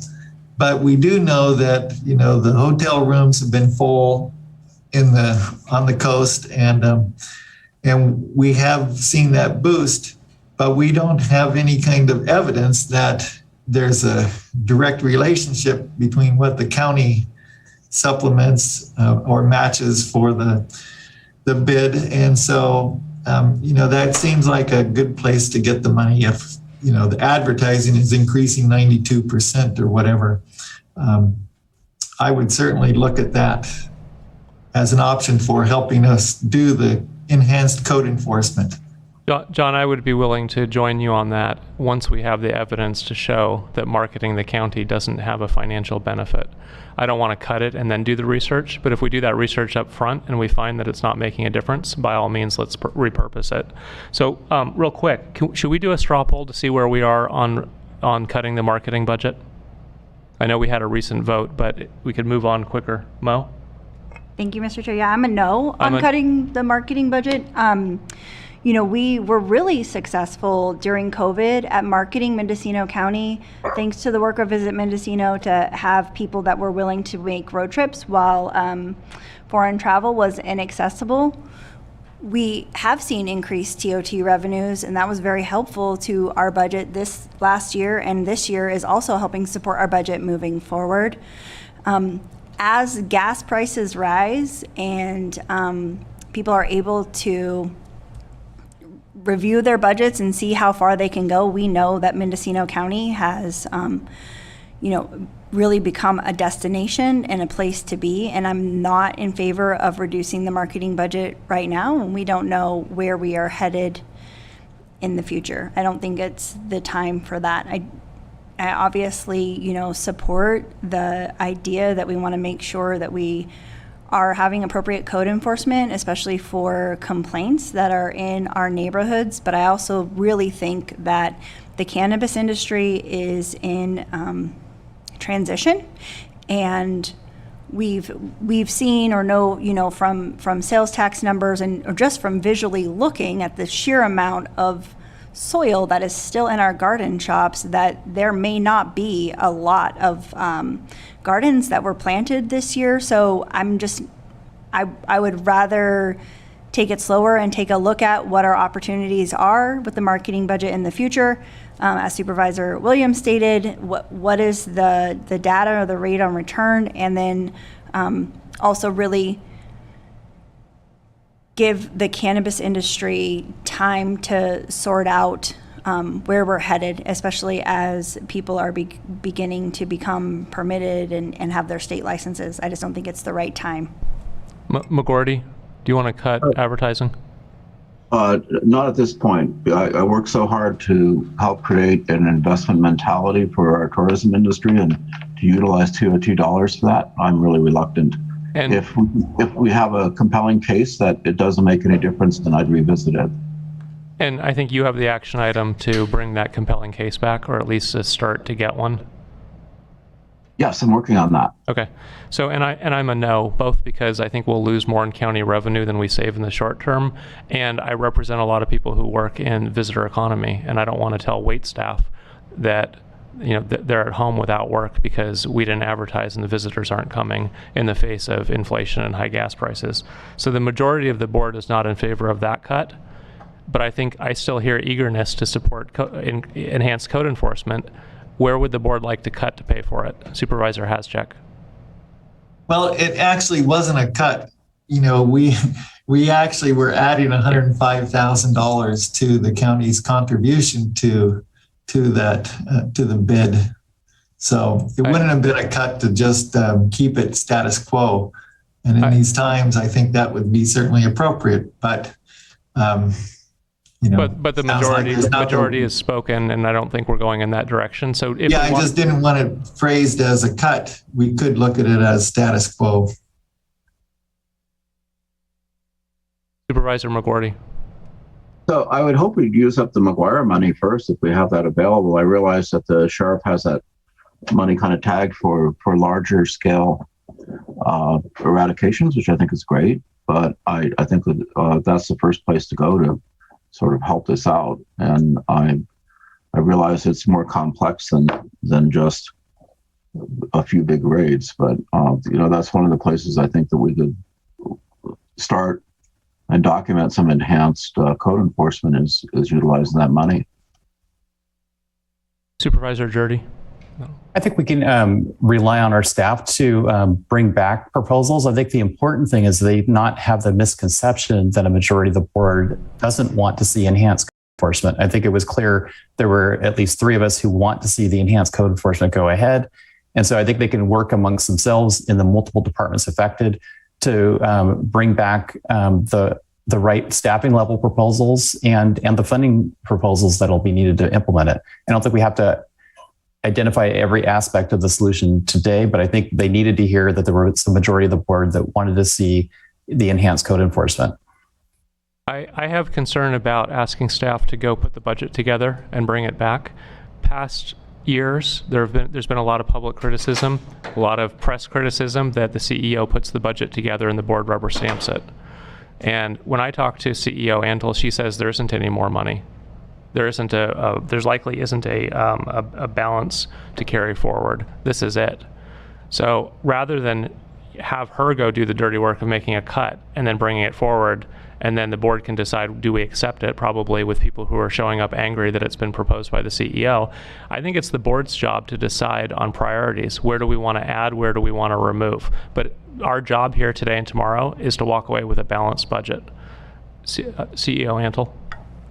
Darcy Antle, Interim CEO. I just want to remind this board that earlier this morning you heard a presentation from Human Resources about the low unemployment rate within the county, and maybe it's a discussion with the sheriff and the cannabis and perhaps code enforcement on their ability to hire at this time. So you may be setting money aside for a priority that we won't have the staffing resources to meet.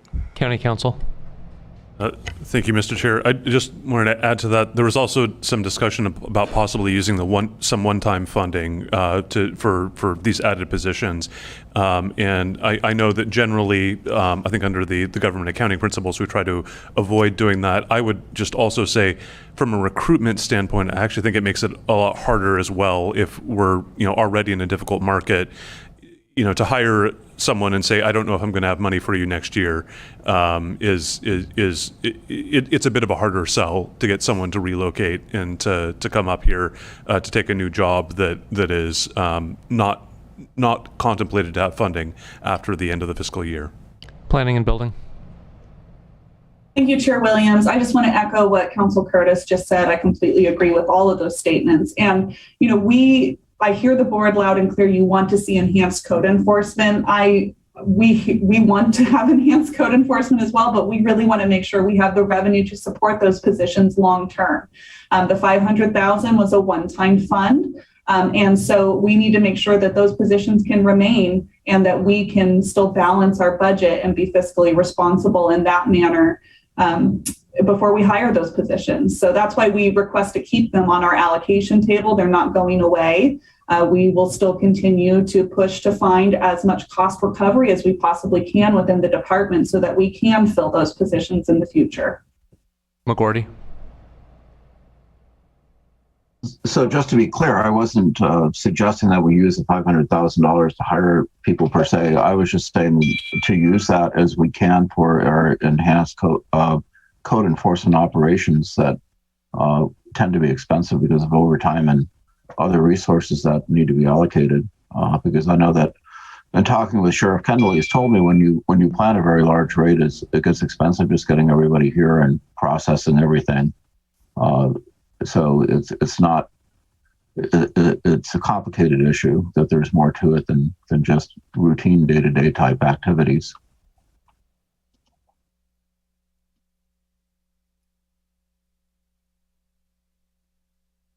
CEO Antle, do you have the direction you need?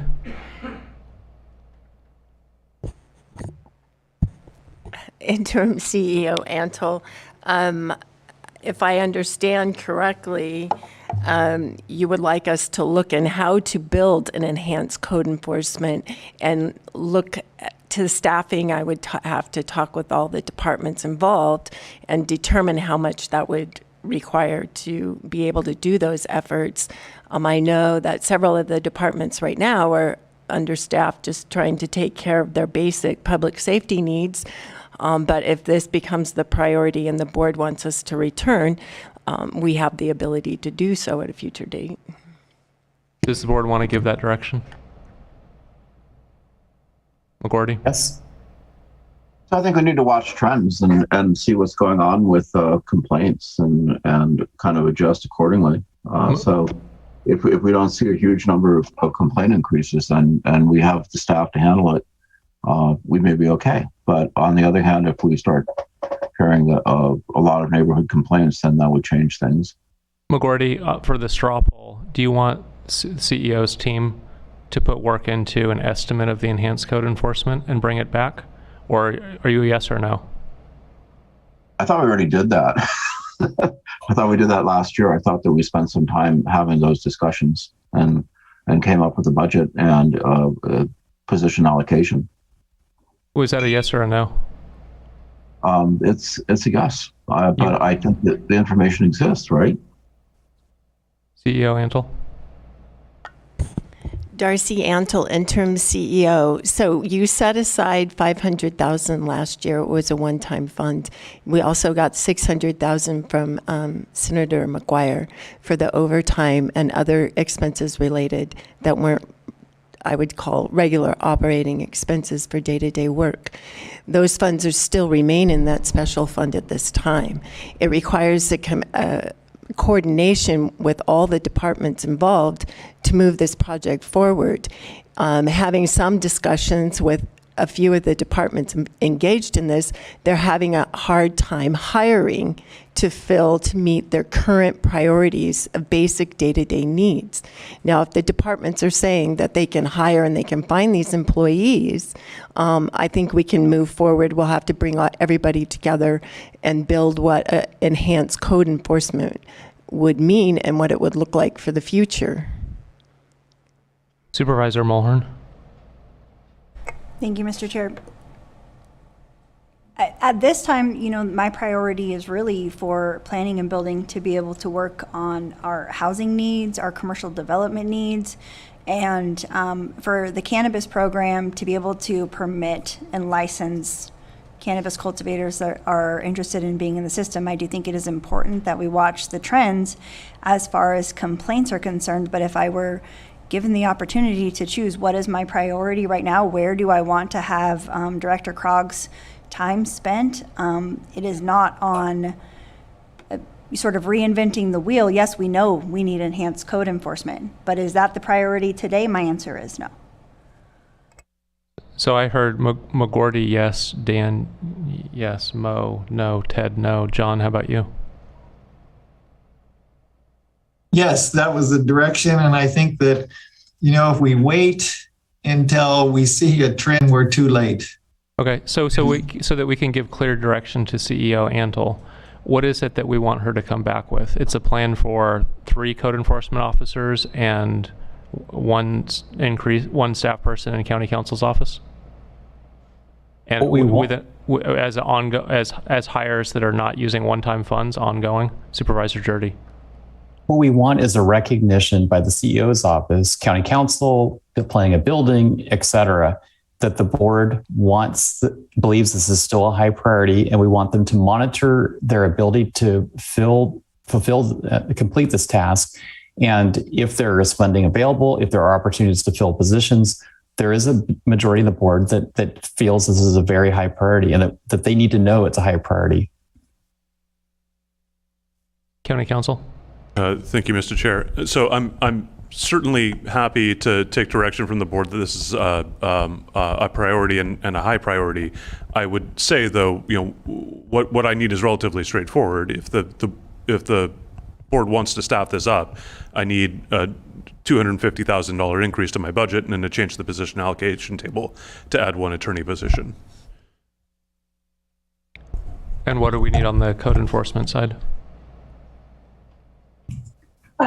Julia Krog, Director. I would say that we have the positions already in place, but we do need to make sure that we have an adequate funding source to be able to support those positions long term.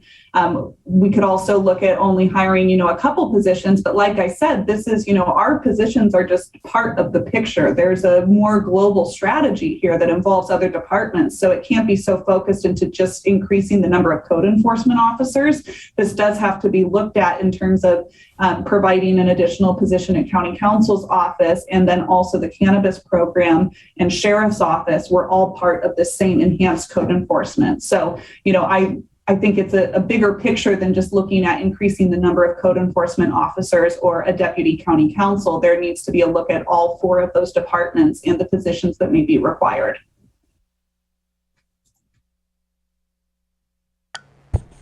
Darcy Antle, interim CEO. Yes, I agree with Director Krog. It's more than just these 2 departments. We need sheriff's input and we need the cannabis input for sure. Do you have the direction you need to come back, or do you feel like you've already given us the answer here? I acknowledge that this is an important initiative and priority of this board. We can keep it on the radar and try to move it forward and watch trends, but I don't have the funding or the staffing at this time to be able to meet this need. Supervisor McGordy. I'm still trying to understand something. So did we allocate $500K last year and it didn't get spent, or did it? And is there still an additional $600K of the McGuire money for kind of an enhanced code enforcement? So do we have $1.1 million to tackle this on some level? Darcy Antle, Interim CEO. Those funds are set aside in a special fund. To my knowledge, I believe Adrian mentioned that they may have placed a claim against those funds, the 500. To my knowledge, no department has filed against the 600K for McGuire for the overtime and other equipments. And I don't know if Adrian can speak to what dollar amount they have applied to for those funds. But to our knowledge, no, they have not been pulled. That's 1.1 million. I would need to go back and look at the McGuire if there was a time limit on those funds, if they roll over or not. I don't know the extent of those funds. I'm not sure if the sheriff knows the timing, how long we had to use those funds.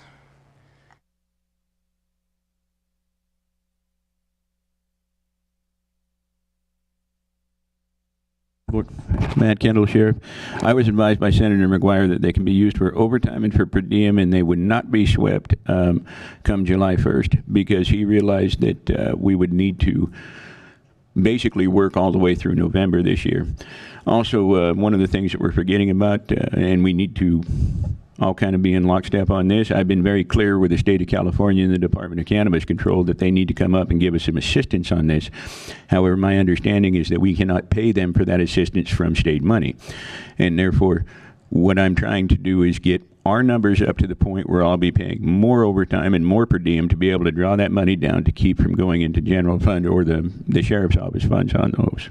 And so I think that having that funding in place right now is going to be extremely helpful. I think we should be working with code enforcement and covering their overtime, because those code enforcement officers are out with us late in the evening and on their days off and things like that. And so that should help some of the impacts here. Thank you. So I have a question for Matt. So with the existing staffing, with a little bit of money that we have stored away, do you think that there is a way for us to do enhanced code enforcement, at least on some level? I think they're already doing enhanced code enforcement. Just the fact that they're going out with us and, we're handling the criminal portion of things. They've been handling the code enforcement of things, and it's been a good partnership. I believe that's already been in place. And if John Burst can correct me if I'm speaking out of turn here. So it seems like we're going down the right path. I really liked what Dan said of basically watch the trends, see what you're doing. We've got some operating capital to cover actions, and it looks like there's at least some staff in place, and it seems like we're started down that path, which I think is important. Supervisor McGordy, I see it slightly differently. There was a plan that staff brought us last year for enhanced code enforcement. It required hiring full-time ongoing positions. The staff is not hired. It's difficult to hire when we're using one-time funds. It's, from an accounting perspective, it's inappropriate. But more than that, most potential employees don't want to start working for the county with 1 year of funding set aside. What happens in the next year? By the time they find housing in our county, the job will be over. So staff really hasn't moved forward with enhanced code enforcement. The sheriff has been able to use some of those funds and hopes to use more. I would consider that to be enhanced code enforcement, but it is not the enhanced code enforcement plan that was brought forward last year. Progress has not been made on implementing that plan because of lack of funds. If the board wants to see it through, we need to allocate funds. We don't have budget for it as an ongoing position. Lose your will. So I agree with you, and I think we find ourselves in a somewhat different environment. I think last year we were thinking that we would still have a fairly sustainable income from the cannabis program, and that we would probably use some of that allocated for this purpose. So, that's the difference between last year and this year. So the decision we're on budgeting. The decision we have to make is not how to implement the program or whether it's a good idea. It's, do we want to adjust our budget so that staff has funds to implement enhanced code enforcement, or do you want to leave the budget as is? And at least three of us need to agree. Chair Williams, I think what we do with these budget hearings goes beyond simply approving the budget. We are also giving direction and clarification to county staff on our priorities. And I think three of us have said, Code enforcement, enhanced code enforcement is a priority of this board. And we understand that the previous plan cannot be funded because the funding source for it isn't there. But we are saying enhanced code enforcement is a priority, monitor the situation, and bring back a revised plan. The revised plan might be a better use of and more fully using the state funds in the short term, in the interim. There may be other funding sources that come in. I think the important thing was we had a direction. 3 of us said enhanced code enforcement, still a priority, monitor this and work on it. And it's not something that's being put in advance. Planning and building. Yes, hi, this is John Brooks, Code Enforcement Manager. We are actively drawing from the SB 170 funds, which I believe is the $600K currently for overtime. Luckily, we have some field officers that are very dedicated and willing to do that, and we will continue to do that. And to Sheriff Kendall's comment, we talk with the Sheriff's Office daily, and we do coordinate our efforts. The idea is that we would try to be as efficient as possible and not duplicate efforts. So when we both address sites together, that does, for lack of a better term, give us the most bang for our buck in terms of gaining some compliance and making sure that those sites that are unsafe are addressed, especially from our perspective as far as the building and zoning violations go. So we will continue to, maximize whatever, resources are allocated to us, so that we're acknowledging also that it is a board priority and that whatever we are giving, we will utilize. And just a quick update as far as our field staff goes, based on our study a year ago, they were averaging about 97 cases closed with compliance per officer. And in just a year's time, it looks like we'll close out at 199 cases per officer. So we're doing our absolute best with what we have, and we will continue to do that for the community.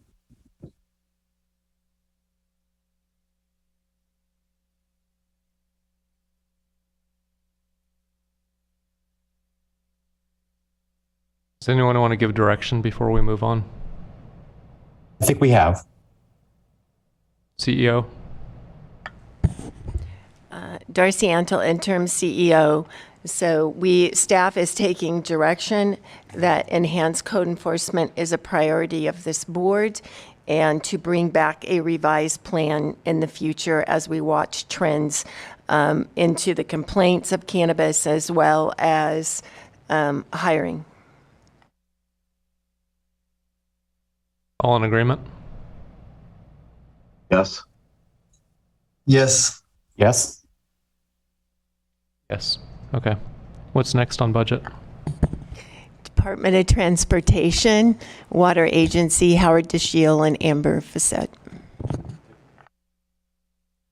Good afternoon, Mr. Chair, ladies and gentlemen of the board. I'm Howard DeShield, your Transportation Director.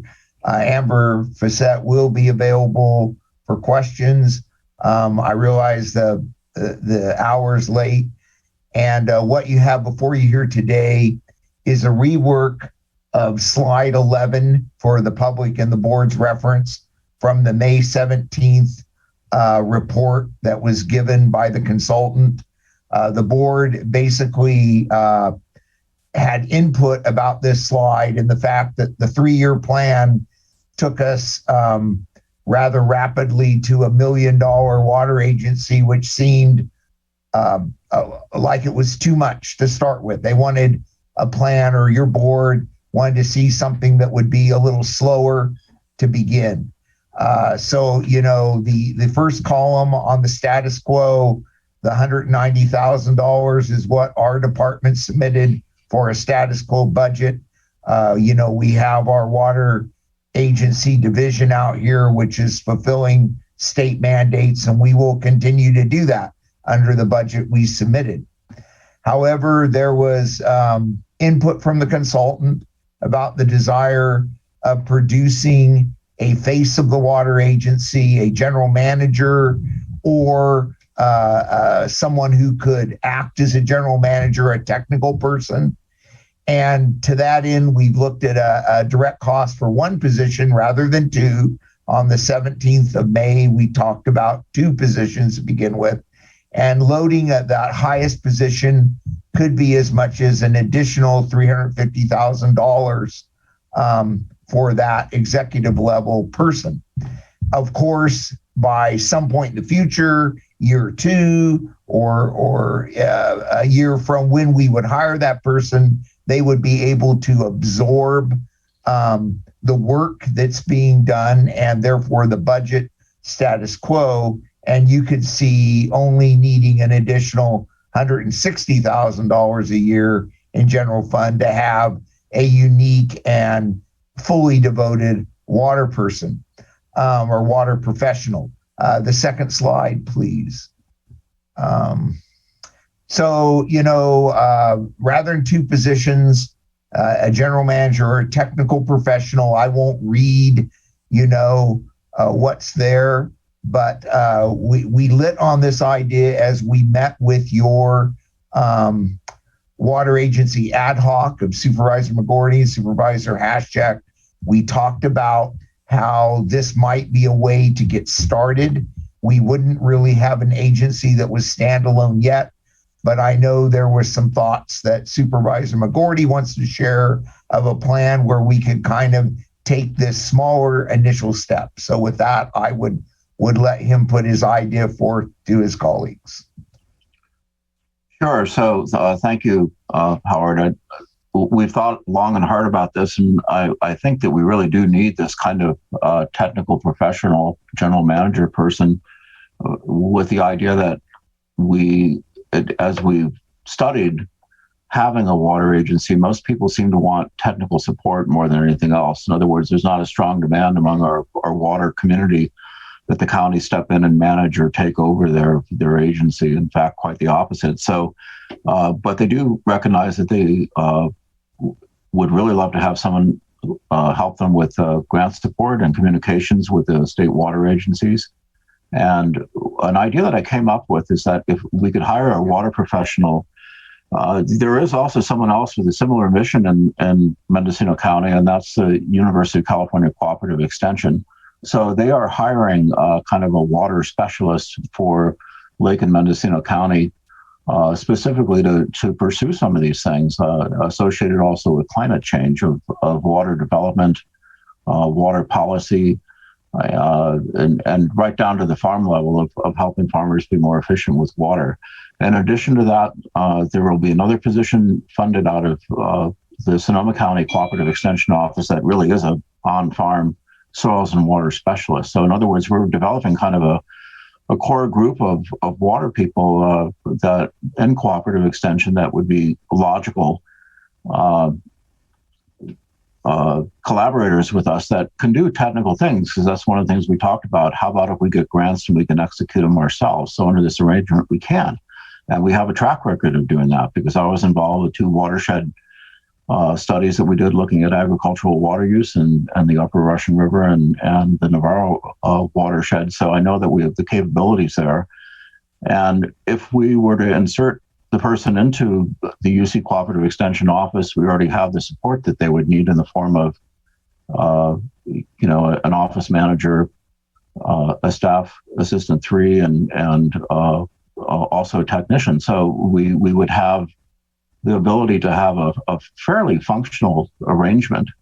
More important than that is the cooperative extension model also has people on campus that collaborate, and the person on campus who already has collaborated is Sam Sandoval, who wrote basically the groundwater basin model for Ukiah Valley Basin. So we already have a working relationship with him. So I'm trying to think creatively of how do we, for a minimum effort or minimum cost, get a maximum effort. And this seems to be the way. This is a way that it could work. So that's my thinking. Question: what will it cost us? Again, Mr. Chair, back to the previous slide. Maybe we could go back one. It won't happen. The ask would be $350,000 weighted for a high-level executive that could also do professional work. I don't expect that would be all of this fiscal year, but by the time you migrated the existing $190,000 and the work associated with that to this one person and brought it down to 160, it would be, I would have to, just to be conservative, say the ask is for 350, but I would say within a year, you could possibly have that ask go to 160, but it would mean an ongoing general fund contribution to the water agency effort, in my opinion. At least that's my projection. Supervisor Jurdy. Yeah, when I speak with the people who are on the ground delivering water to customers in Mendocino County, whether they're at a city or a water district, I'm not hearing any of them asking for the county to hire a high-paid county employee. What I'm hearing them say is they want some resources available on an as-needed basis that might help them with grant writing, so grant assistance, maybe some technical assistance. Obviously, that could be a grant from the county. And the model I think that would be most cost-effective, and I think what the public, or I think what these agencies would appreciate, would be, let's say, sort of a pool of funds that the county has. And I don't, the dollar amount isn't necessarily available right now, but it doesn't really matter what the dollar amount is. We have some dollar amount, and we have the equivalent of a technical advisory committee and a good cross-section of everybody in the county. So we're not talking about geographically limiting the people who are on this technical advisory committee to say the Potter Valley, Russian River geography, but everybody in the county. So you'd have people like, someone from the Laytonville Water District, you'd have someone from Fort Bragg, you'd have someone from some other part of the coast, you'd have someone from the Willits area. You'd have a good cross-section of the county on this technical advisory committee. And with the trust of everybody in the county that the money would be granted out in equitable ways. And then they would just take in proposals from those different agencies. Okay, so-and-so has got a proposal this year to fund this study or to fund this grant application that's coming up. We'll pay the grant writer for them. And we allocate the money in that way. I think that's what I'm hearing the water agencies, the water purveyors, that's what they want. They don't want, an expensive county employee to help them. Well, that's essentially how we've been functioning in the Drought Ad Hoc Committee, and the person who was pivotal in that was Josh Metz, who came to us from Regional Government Services, and that's essentially what he did. And we were pretty successful because collectively, Mendocino County received about $20 million in drought aid last year, and Josh was essential in developing the relationships that made those grants happen. So I believe in having someone dedicated in the county who can do that. I have a slightly different view, but same results. Supervisor Haschuk. Yeah, I think that what I'm hearing from the water districts and agencies is that they need technical support. They need help in writing grants because a lot of these are, one or two people doing all the work, and they might not have that technical expertise. And then grant administration too. We've done a great job in the last year getting a lot of grants, but I think we can do better. There's a lot of money in the state going towards water projects, and we need to do something, whether, and I don't exactly know what level it needs to be, but I think that support for our water agencies throughout the county is an important process that we need to support.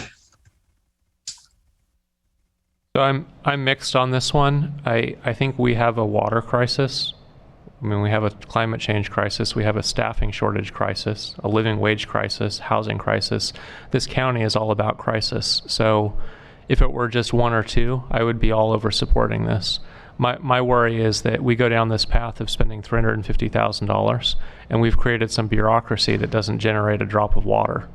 And I wonder, would it be more effective for the water districts to work with outside consultants? Could they work with Josh directly and leave the county out of it? Because if you put us in the middle of that, the accounting and the office space and the staffing, everything that goes into public employment, I don't see a lot of water coming out of it. Now, I guess what would change my mind is if we saw a timeline, we spend $350 and we start getting millions of dollars in state grants that we wouldn't otherwise exercise, by all means, it's worth it.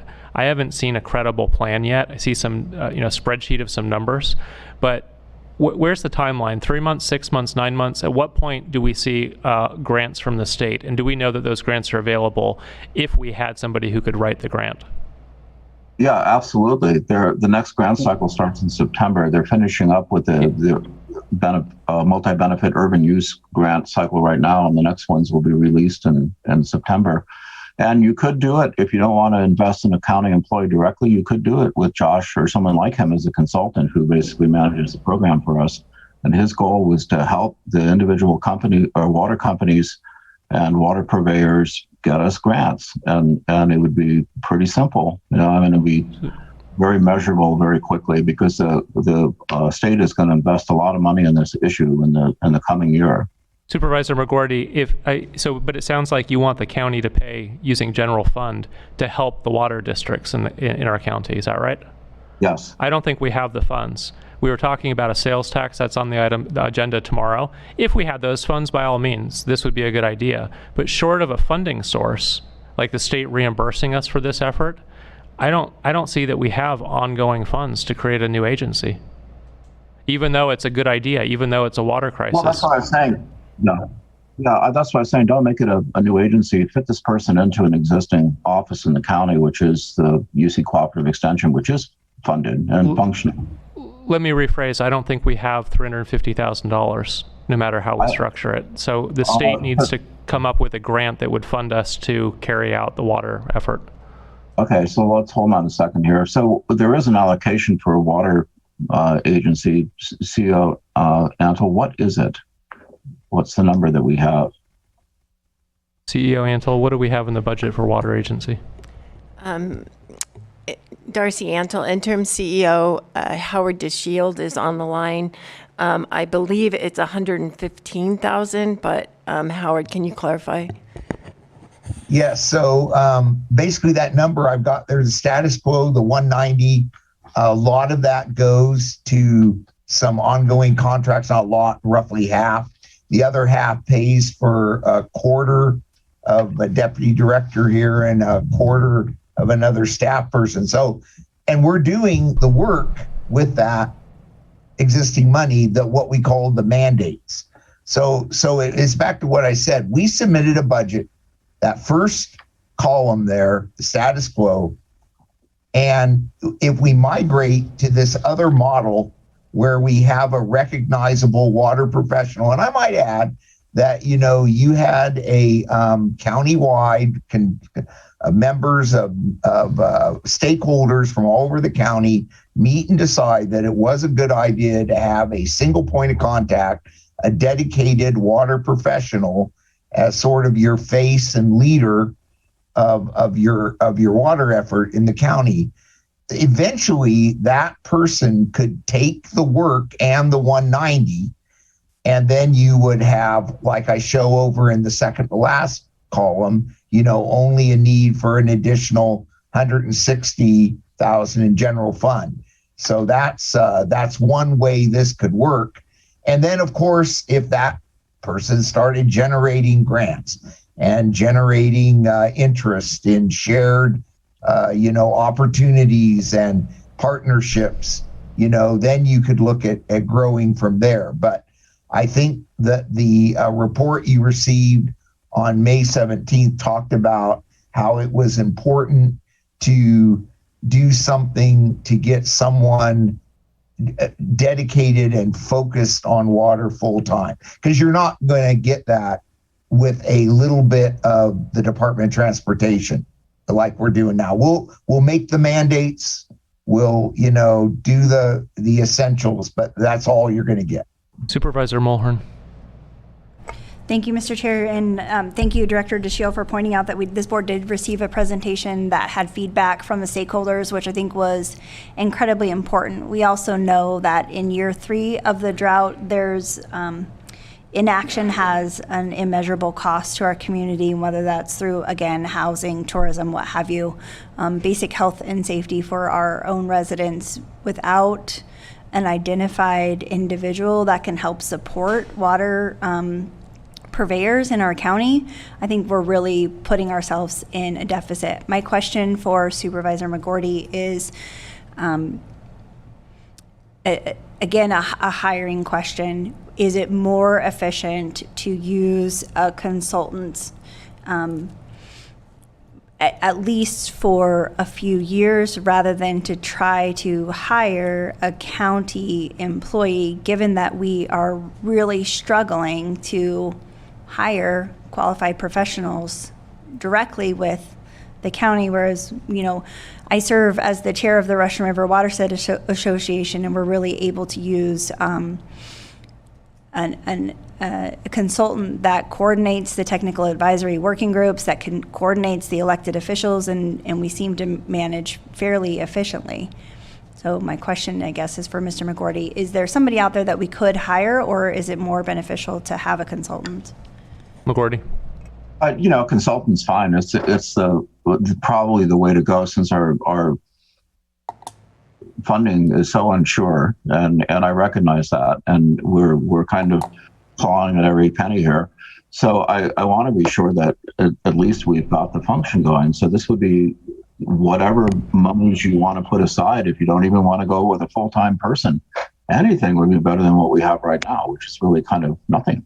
And how we put some of the proposals together that were funded was working with consultants. So I think that there's a possibility of, once we start to receive monies, we can charge some of that to overhead for grant administration. So anything we can do to not miss an opportunity, because there will be sizable state funds that could address programs or problems that have not been looked at for literally 100 years. So any way that we can make this happen, it would be wise.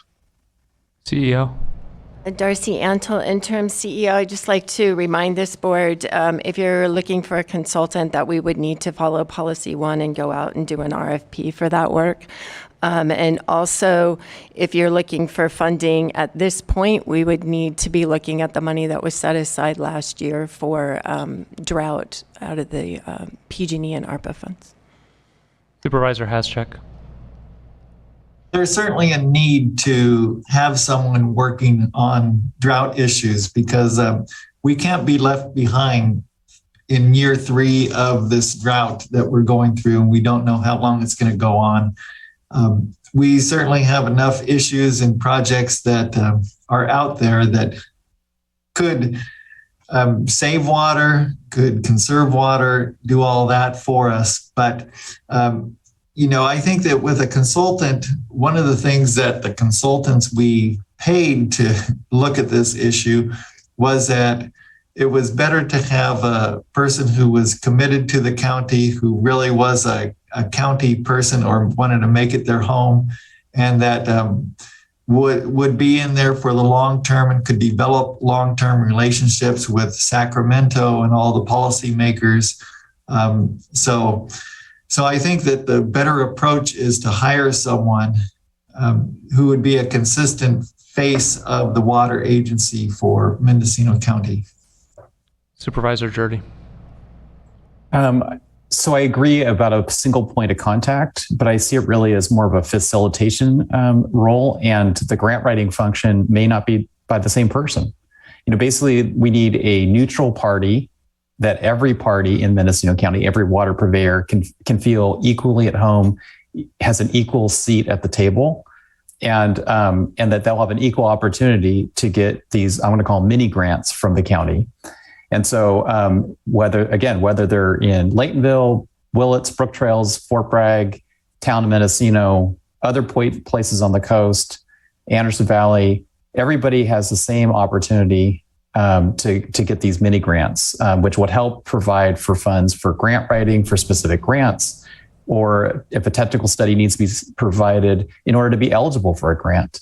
But again, I think it's more of a convening role, and it's more of a technical advisory council where you have a representative sampling throughout the entire county, review proposals, and award the mini grants throughout the year. And I think Supervisor Jordy, what would the source of funds be for the mini grants we would be giving out? I'm just talking about the model. I'm not proposing the funding specifically. I'm just saying I think the model is not a full-time single county, high-paid county employee. I think the model is a relatively affordable facilitator, and people would donate their time from their respective agency in order to provide that neutral review process for the best interests of the entire county. Supervisor Haschek.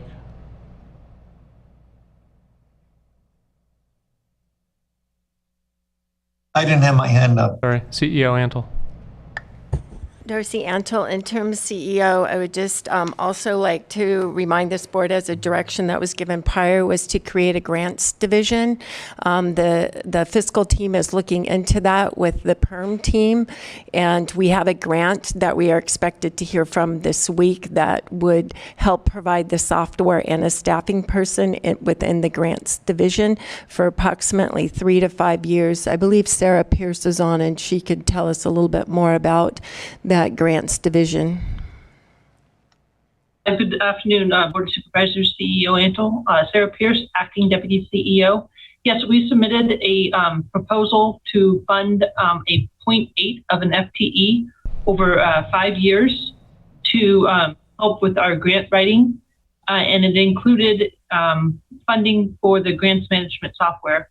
As CEO Antle had mentioned, we are expecting to hear hopefully this week if we have been awarded that. And so we can follow back up with the board as we know more. Supervisor McGordy. So just to Supervisor Jordy's point, we're not that far off. That's essentially what we did last year with our ad hoc committee, was have a regular discussion and the opportunity to figure out, what grants were available, and we did come through, obviously, for some sizable grants, because we created a community essentially of water specialists, and we work collaboratively. And Josh Metz, as our coordinator, was so critical because he was the go-to person for all the Sacramento people. They were able to build a relationship very quickly with Mendocino County through him. He's very experienced in working with Sacramento people because he's a former economic development person from Monterey County. So that's a really key position that you just don't take out of a box occasionally and use. It's something that has to have ongoing relationships if you're really going to be effective. And I feel the same way about economic development. And for that matter, tourism promotion is something that you really have to have people who have long-term relationships that work well. This is so important to us because without water, nothing happens. So there won't be any tourism, there won't be any development. We'll have a tough time hanging on. There won't be any agriculture. So it's an issue for all corners of the county, and that's why it needs to be a central effort from my perspective as someone knowledgeable in water. I'm advising you as a group. This is something that's critically important to us. Glenn, I think it looks like support here for the concept. Can you help articulate the direction to staff? Yeah, I'll try to. So what I'd recommend is that we have a point person that helps us with our water policy that is can be either a consultant, or they can also be a county employee. A county employee would be better, but I'm recognizing that our financial situation is such that we may not afford it. We can nest this person into existing departments. We have relationships with both UC Cooperative Extension, with the DOT, and this person's responsibility would be to convene the water community in Mendocino County to guide us into the future, to build up our infrastructure and provide water needs for every corner of Mendocino County. You got all that, Darcy?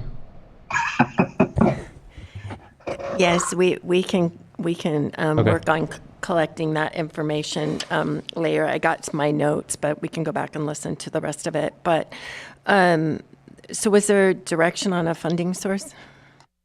McGordy, funding source?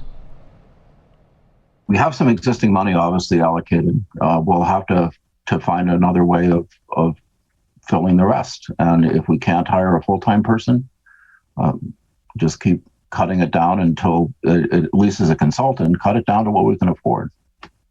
Darcy, how much do you have available? Howard described half already being allocated.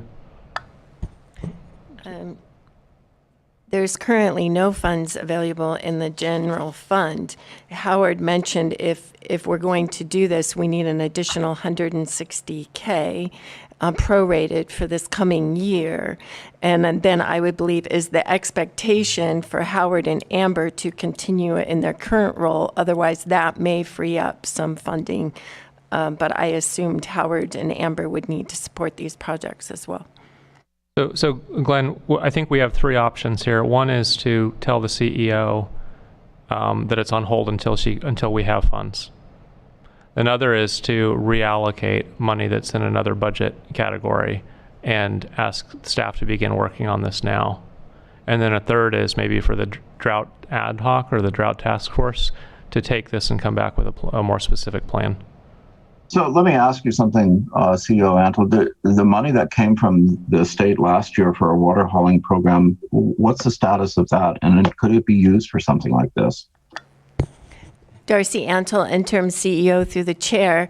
If I may, yes, those funds were used and allocated for hauling water to residents only. Sarah, you can correct me if I'm wrong. And so those funds are not an option at this time.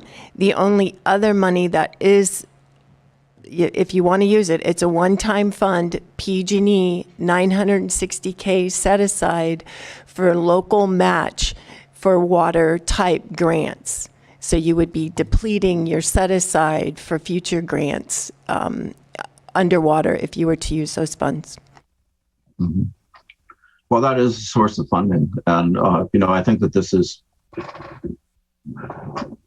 hate to cut into our matches, but this is really a critical position. And I'd recommend to the board that you consider spending some of that money on this position and at least start with a consultant at some level. Glenn, do you want to come up with a dollar amount to use of that PG&E settlement, or do you want to come back with a plan? I'd really like to consult probably with our consultants that we have on this project, GEI Associates and Howard and John, and take a little bit of time to come back with a little bit better defined plan, because this is a little bit back of the envelope right now. So if that's okay, I would be happy to do that. And is that just you, or is that the drought task force? Kind of the internal drought task force, correct, John? Yeah, I'd certainly be up for working on it. Okay, so John and Glenn as the ad hoc to come back with a specific plan. Yes, with the assistance of Howard. CEO Antle. Is there a timeline on that plan?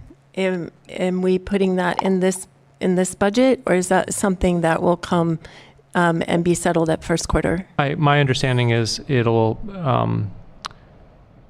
probably come much later, because the ad hoc will need some time to work with probably Josh Metz and the water districts, formulate a plan. By the time it gets on our agenda, I imagine it'll be after the first quarter. Does that work for you, Supervisor McGordy? We need to have somebody in place by the time that the next round of grants are coming out from the water agencies, which I think is September. So let me verify all that so we can be sure we have someone in place by then. CEO Antle, are you concerned about passing the budget with ambiguity? Darcy Antle, interim CEO. Yes, I'm concerned about it. And I think if we don't come to a conclusion of how much you would like to allocate if you're going to use the one-time funds, we would have lots of ambiguity going forward and too many opportunities to change that outside this structured system that we're in. So I would appreciate it if there was a dollar amount that this board would like to set aside. Supervisor McGordy, what do you think of a dollar amount, say 200,000, 250,000? Doesn't mean we have to spend it, but at least it's in the budget if the ad hoc is able to come up with a plan. Yeah, I would say put aside 250,000. And the board supports it? Okay, I see Yes. a majority.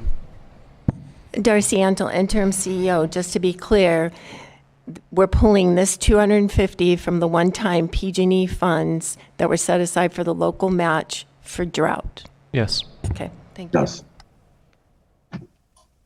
Supervisor Jordy. Yeah, for clarification, so we're setting aside for budget purposes, but I assume we're not yet, because the ad hoc hasn't had a chance to come back. We don't yet have the details about how much of that might be available in mini grants versus how much is spent for convening the group and deciding, what projects are available. I mean, my point is, in the best of worlds, maybe we spend well less than half of that on convening the group, and a majority of that is actually allocated as mini grants to the different water purveyors that are seeking grants. Quite honestly, mini grants don't get you very far when you're talking water infrastructure. So we're talking mega grants is the only thing that's really going to make a difference, and that means an application to the water agency. So just as an example, Fort Bragg's doing some pipe replacement. That's $8 million to go through and replace some of their mains that needed doing. And I forget what the cost was of putting fire hydrants in Redwood Valley, but it was substantial. Well, Supervisor McGordy, that actually is a very good example, because the county spent, according to CEO staff, the county spent a grand total of $25,000 on a grant writer from Southern California that assisted the city of Fort Bragg staff in writing that grant application. That $25,000 converted into that $8 million grant. That's what I'm talking about, mini grants that I think have a huge, tremendous, return on investment. Yeah, we're talking about the same thing. We're not disagreeing. So the question is, do you have somebody who is internal that is running that, or do you have somebody external? That's the difference. Do we have a dedicated person who works with everyone, or do we do each thing piecemeal? Well, I'd say piecemeal was pretty successful this last year. So we don't need to decide now. We have 250 from the PG&E settlement funds as budget, and we can agree on a plan when it comes forward. Do we want to take on the next budget item, or should we take a half-hour lunch? Staff would appreciate a half-hour lunch. Thank you. Is now a good stopping time? Yes, please. Okay, perfect. It's so let's be back at 1:30. Chair Williams? Yes. This is Atlas Pearson, Deputy Clerk of the Board. I just want to clarify, was that just direction to staff? If it was a directive? That was direction to staff. Okay, thank you. Okay, we're on break until 1:30.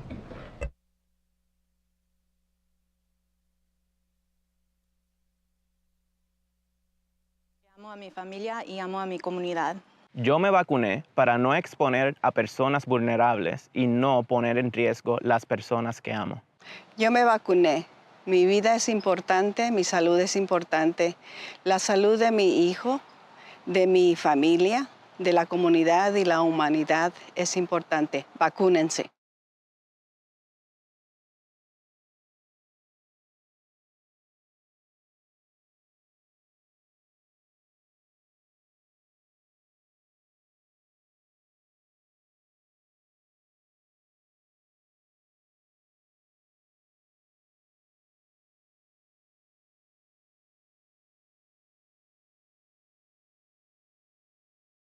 Yo me vacuné porque amo a mi familia y amo a mi comunidad. Yo me vacuné para no exponer a personas vulnerables y no poner en riesgo las personas que amo. Yo me vacuné. Mi vida es importante, mi salud es importante. La salud de mi hijo, de mi familia, de la comunidad y la humanidad es importante. Vacúnense.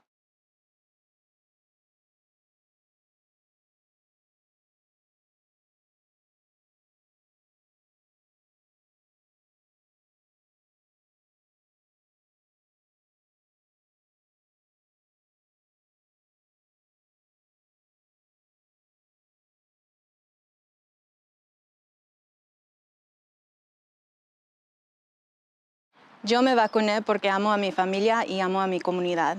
Yo me vacuné para no exponer a personas vulnerables y no poner en riesgo las personas que amo. Yo me vacuné. Mi vida es importante, mi salud es importante. La salud de mi hijo, de mi familia, de la comunidad y la humanidad es importante. Vacúnense.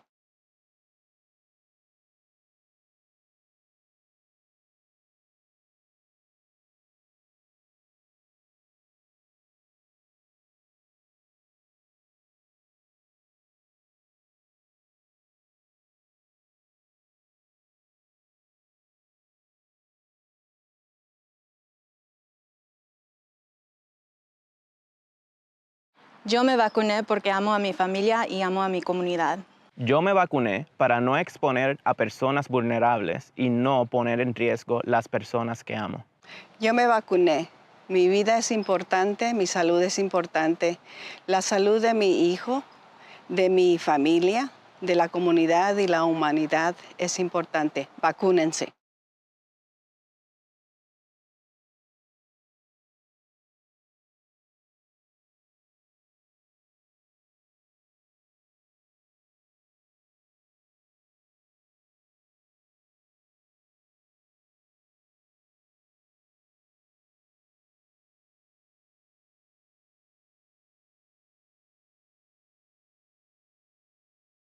Yo me vacuné porque amo a mi familia y amo a mi comunidad.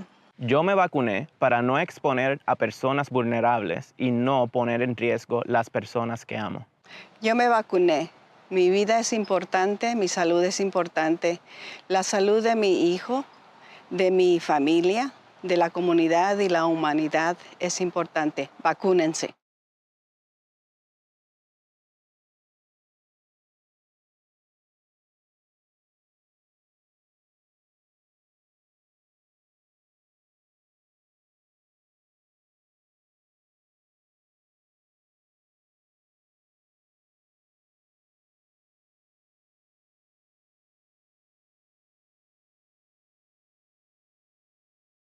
Yo me vacuné porque amo a mi familia y amo a mi comunidad. Yo me vacuné para no exponer a personas vulnerables y no poner en riesgo las personas que amo. Yo me vacuné. Mi vida es importante, mi salud es importante. La salud de mi hijo, de mi familia, de la comunidad y la humanidad es importante. Vacúnense.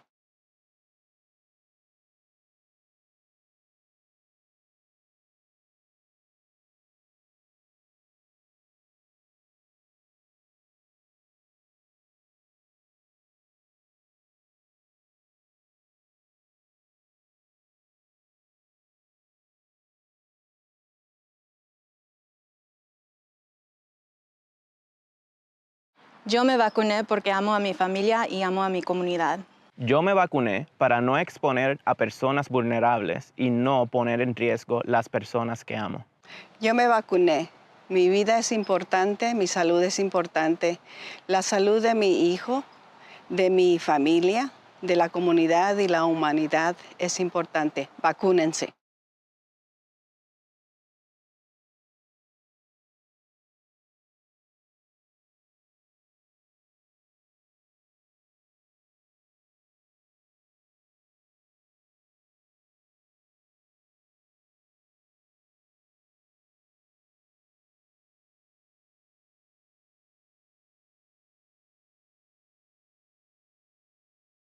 Yo me vacuné porque amo a mi familia y amo a mi comunidad. Yo me vacuné para no exponer a personas vulnerables y no poner en riesgo las personas que amo. Yo me vacuné. Mi vida es importante, mi salud es importante. La salud de mi hijo, de mi familia, de la comunidad y la humanidad es importante. Vacúnense.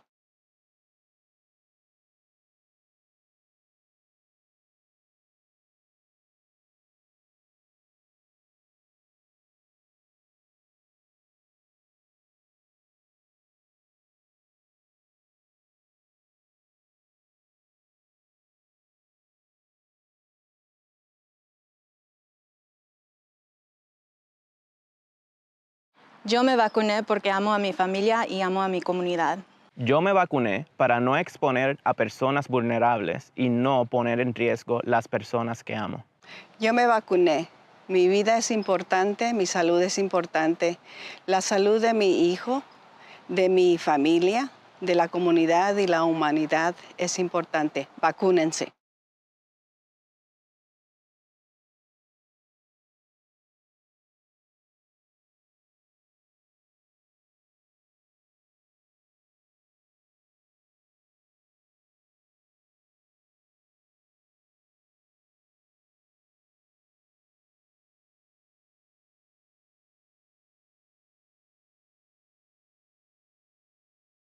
Yo me vacuné porque amo a mi familia y amo a mi comunidad.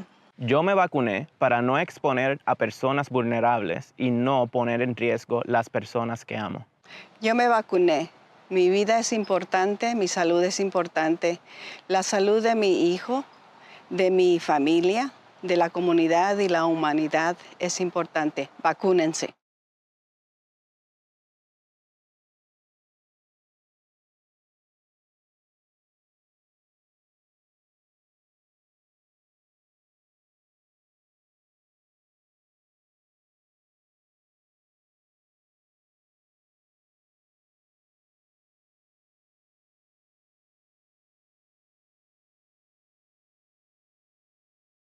Yo me vacuné porque amo a mi familia y amo a mi comunidad. Yo me vacuné para no exponer a personas vulnerables y no poner en riesgo las personas que amo.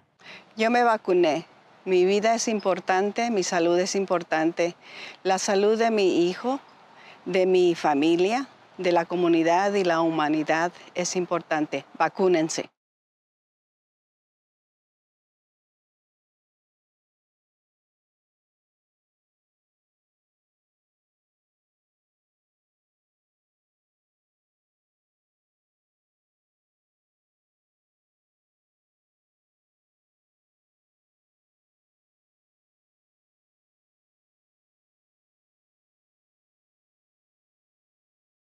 Yo me vacuné porque amo a mi familia y amo a mi comunidad.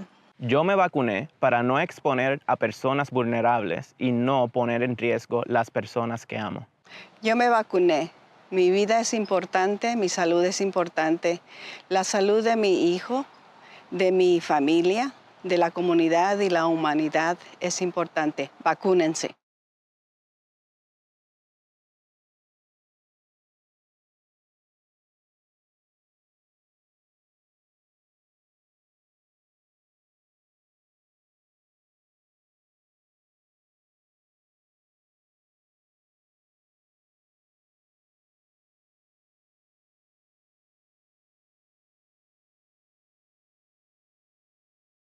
Yo me vacuné porque amo a mi familia y amo a mi comunidad. Yo me vacuné para no exponer a personas vulnerables y no poner en riesgo las personas que amo. Yo me vacuné. Mi vida es importante, mi salud es importante. La salud de mi hijo, de mi familia, de la comunidad y la humanidad es importante. Vacúnense.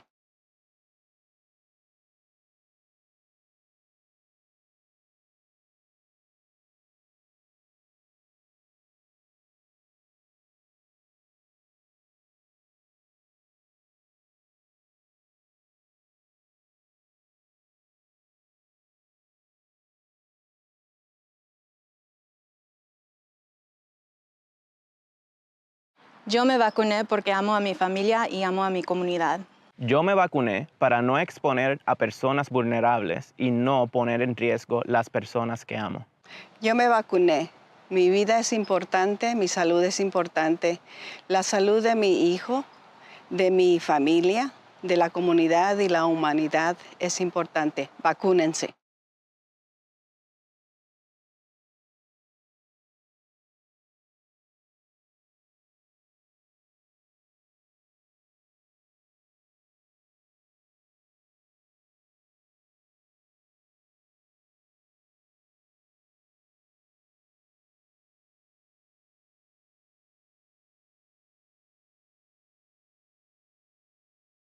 Yo me vacuné porque amo a mi familia y amo a mi comunidad.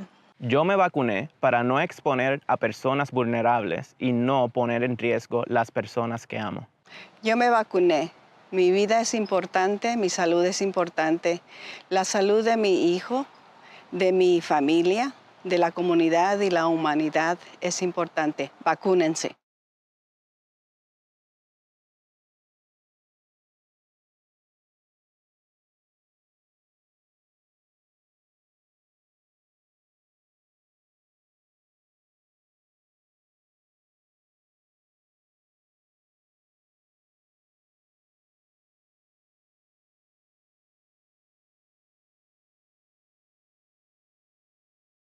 Yo me vacuné porque amo a mi familia y amo a mi comunidad. Yo me vacuné para no exponer a personas vulnerables y no poner en riesgo las personas que amo. Yo me vacuné. Mi vida es importante, mi salud es importante. La salud de mi hijo, de mi familia, de la comunidad y la humanidad es importante. Vacúnense.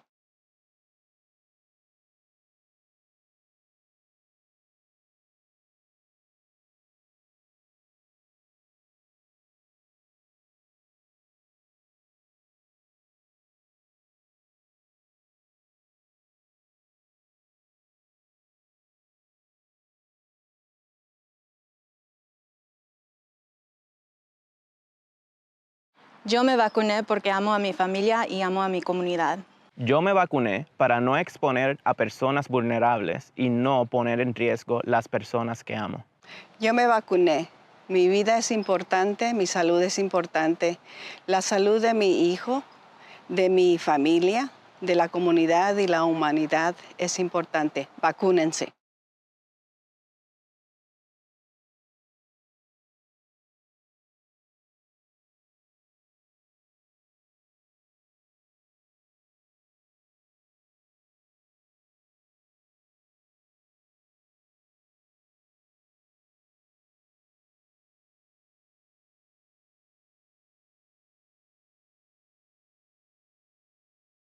Yo me vacuné porque amo a mi familia y amo a mi comunidad.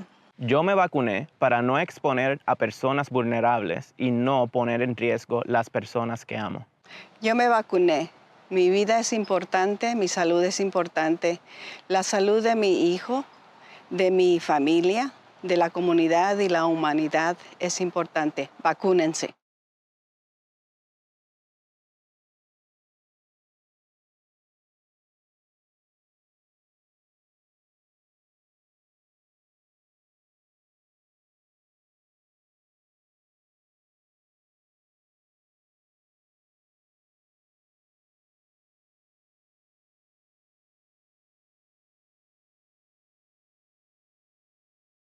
Yo me vacuné porque amo a mi familia y amo a mi comunidad. Yo me vacuné para no exponer a personas vulnerables y no poner en riesgo las personas que amo. Yo me vacuné. Mi vida es importante, mi salud es importante. La salud de mi hijo, de mi familia, de la comunidad y la humanidad es importante. Vacúnense.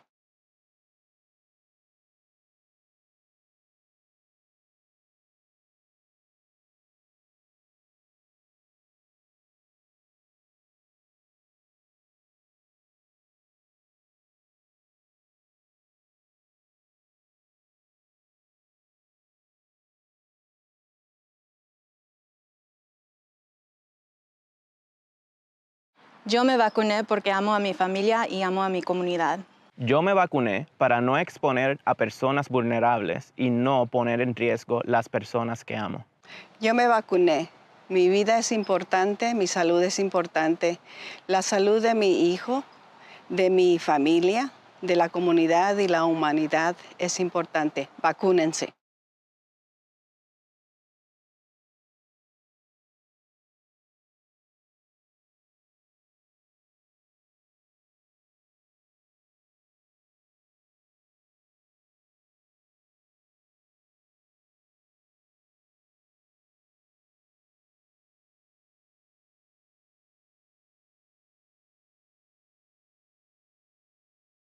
Yo me vacuné porque amo a mi familia y amo a mi comunidad. Yo me vacuné para no exponer a personas vulnerables y no poner en riesgo las personas que amo. Yo me vacuné. Mi vida es importante, mi salud es importante. La salud de mi hijo, de mi familia, de la comunidad y la humanidad es importante. Vacúnense.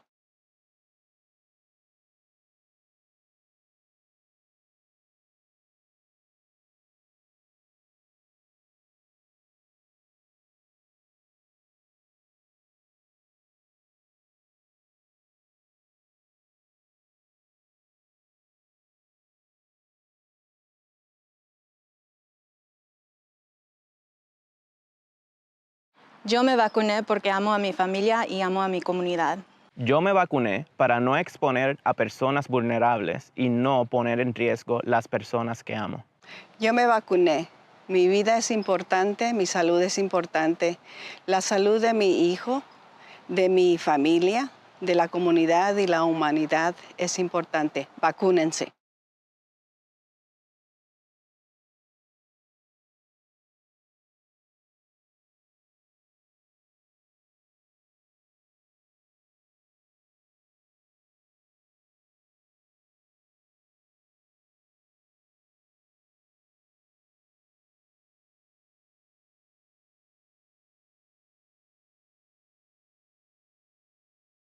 Yo me vacuné porque amo a mi familia y amo a mi comunidad.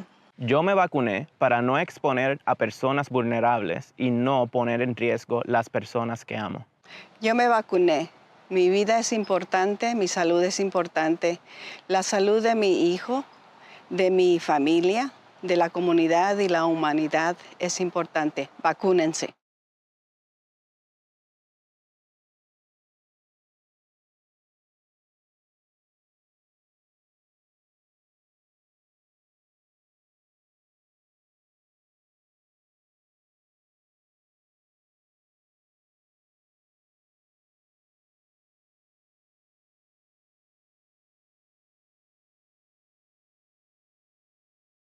Yo me vacuné porque amo a mi familia y amo a mi comunidad.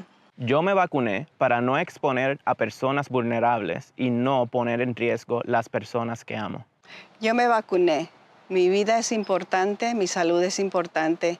La salud de mi hijo, de mi familia, de la comunidad y la humanidad es importante. Vacúnense.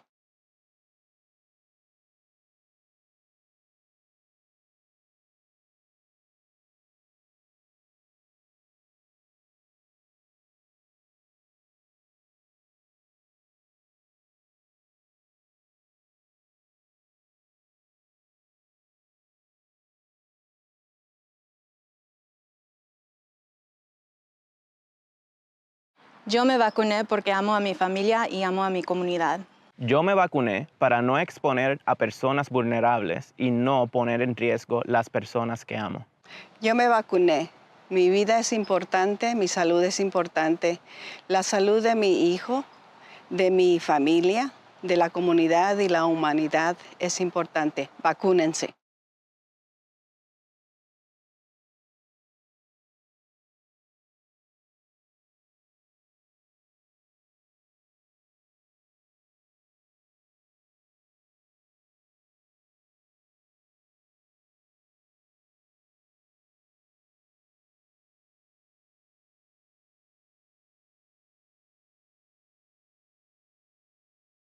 Yo me vacuné porque amo a mi familia y amo a mi comunidad. Yo me vacuné para no exponer a personas vulnerables y no poner en riesgo las personas que amo. Yo me vacuné. Mi vida es importante, mi salud es importante. La salud de mi hijo, de mi familia, de la comunidad y la humanidad es importante. Vacúnense.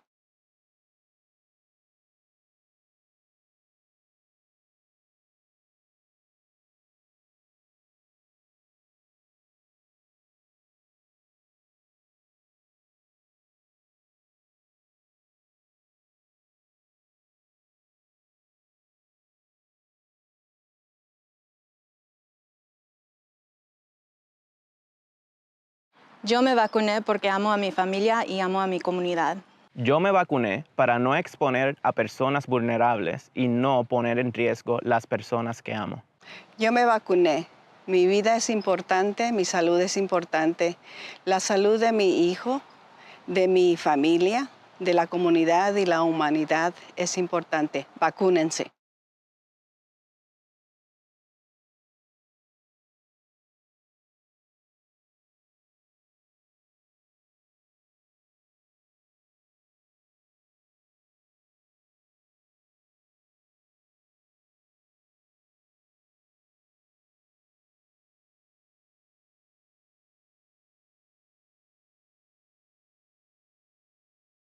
Yo me vacuné porque amo a mi familia y amo a mi comunidad.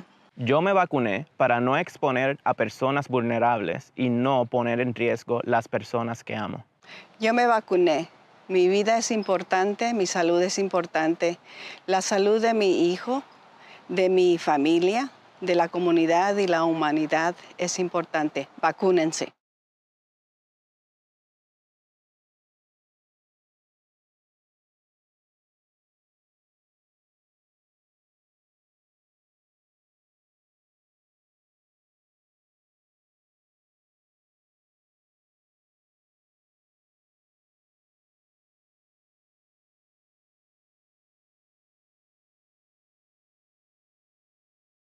Yo me vacuné porque amo a mi familia y amo a mi comunidad.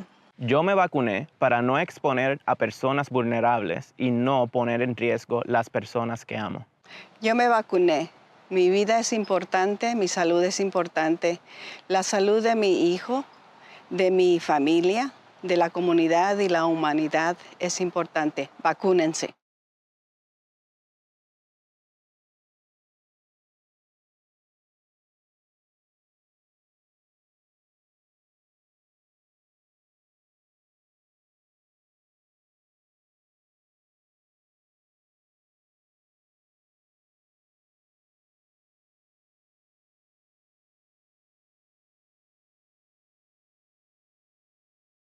Yo me vacuné porque amo a mi familia y amo a mi comunidad. Yo me vacuné para no exponer a personas vulnerables y no poner en riesgo las personas que amo. Yo me vacuné. Mi vida es importante, mi salud es importante. La salud de mi hijo, de mi familia, de la comunidad y la humanidad es importante. Vacúnense.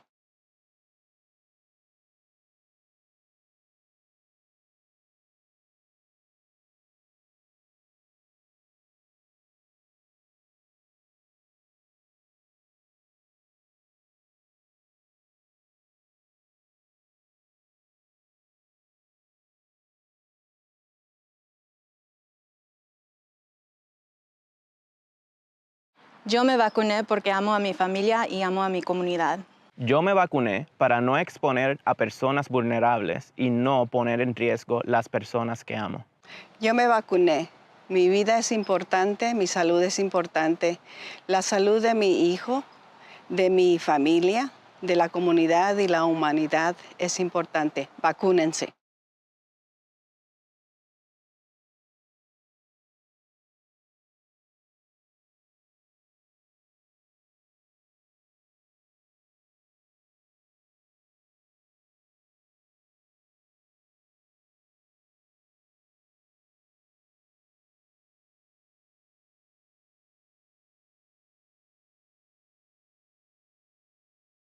Yo me vacuné porque amo a mi familia y amo a mi comunidad. Yo me vacuné para no exponer a personas vulnerables y no poner en riesgo las personas que amo. Yo me vacuné. Mi vida es importante, mi salud es importante. La salud de mi hijo, de mi familia, de la comunidad y la humanidad es importante. Vacúnense.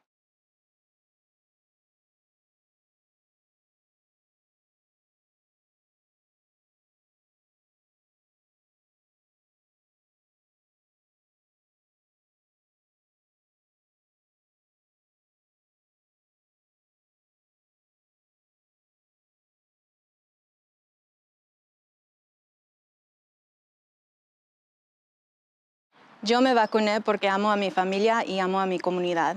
Yo me vacuné para no exponer a personas vulnerables y no poner en riesgo las personas que amo. Yo me vacuné. Mi vida es importante, mi salud es importante. La salud de mi hijo, de mi familia, de la comunidad y la humanidad es importante. Vacúnense.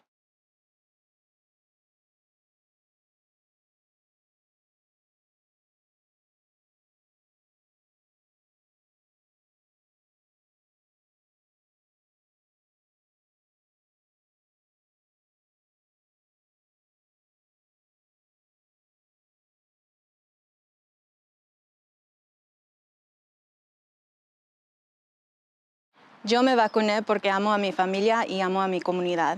Yo me vacuné para no exponer a personas vulnerables y no poner en riesgo las personas que amo. Yo me vacuné. Mi vida es importante, mi salud es importante. La salud de mi hijo, de mi familia, de la comunidad y la humanidad es importante. Vacúnense.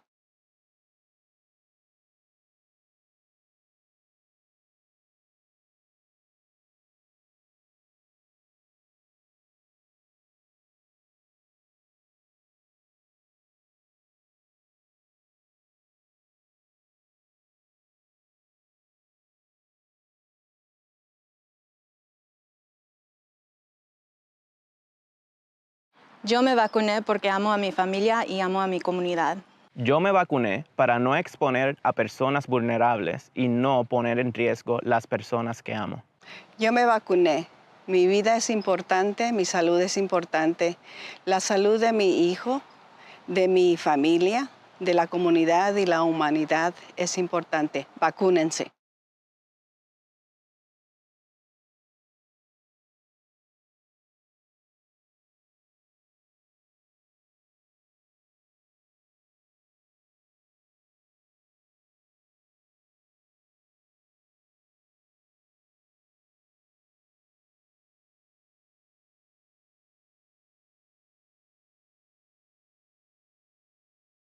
Yo me vacuné porque amo a mi familia y amo a mi comunidad. Yo me vacuné para no exponer a personas vulnerables y no poner en riesgo las personas que amo. Yo me vacuné. Mi vida es importante, mi salud es importante. La salud de mi hijo, de mi familia, de la comunidad y la humanidad es importante. Vacúnense.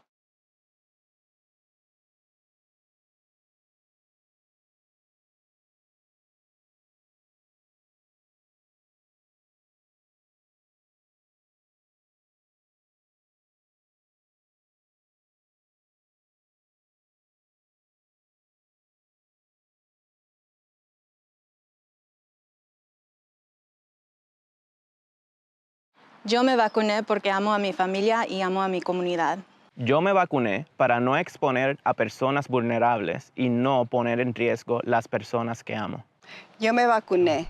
Mi vida es importante, mi salud es... CEO Antle, where would you like to continue? Is Director Howard DeShield on? I believe Howard had a few more slides, but if this board's willing to accept his rest of his presentation and report, he will surrender his time to the next, is my understanding. Supervisors, are you ready to accept the Department of Transportation report? Yes. Okay. Thank you, Howard. So next in the queue, we have the museum. There's Deb. Is Karen on with you, Deb? Yes, she is. Good morning.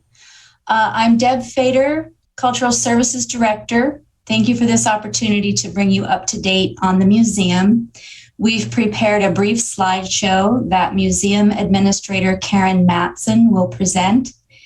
Karen has worked professionally in museums for over 15 years and is currently pursuing a master's in museum studies at Johns Hopkins.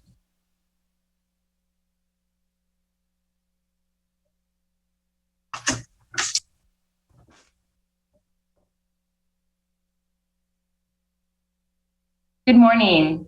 Good afternoon. Can everyone hear me? Yes. Okay, thank you. Good morning, good afternoon, Chair Williams, Board, Interim CEO Antle. I wanted to thank you for this opportunity to share the current status of the Mendocino County Museum with you. I'd like to start by inviting everyone to attend the 50th anniversary of the museum this Saturday, the 11th, from 12 to 4. A pop-up memory lane exhibit will showcase the past 5 decades of collections and special programs. Our friends at the museum will serve refreshments. This anniversary event will kick off an entire year of celebrations to honor the success of our museum. This is our postcard promoting our new exhibit, Bear in Mind, the story of the California grizzly, and our events through September, most of which have already been paid for.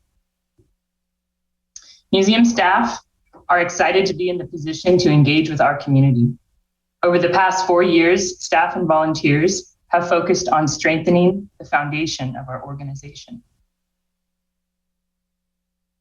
As evidenced in these images, our collection was in great need of care and organization.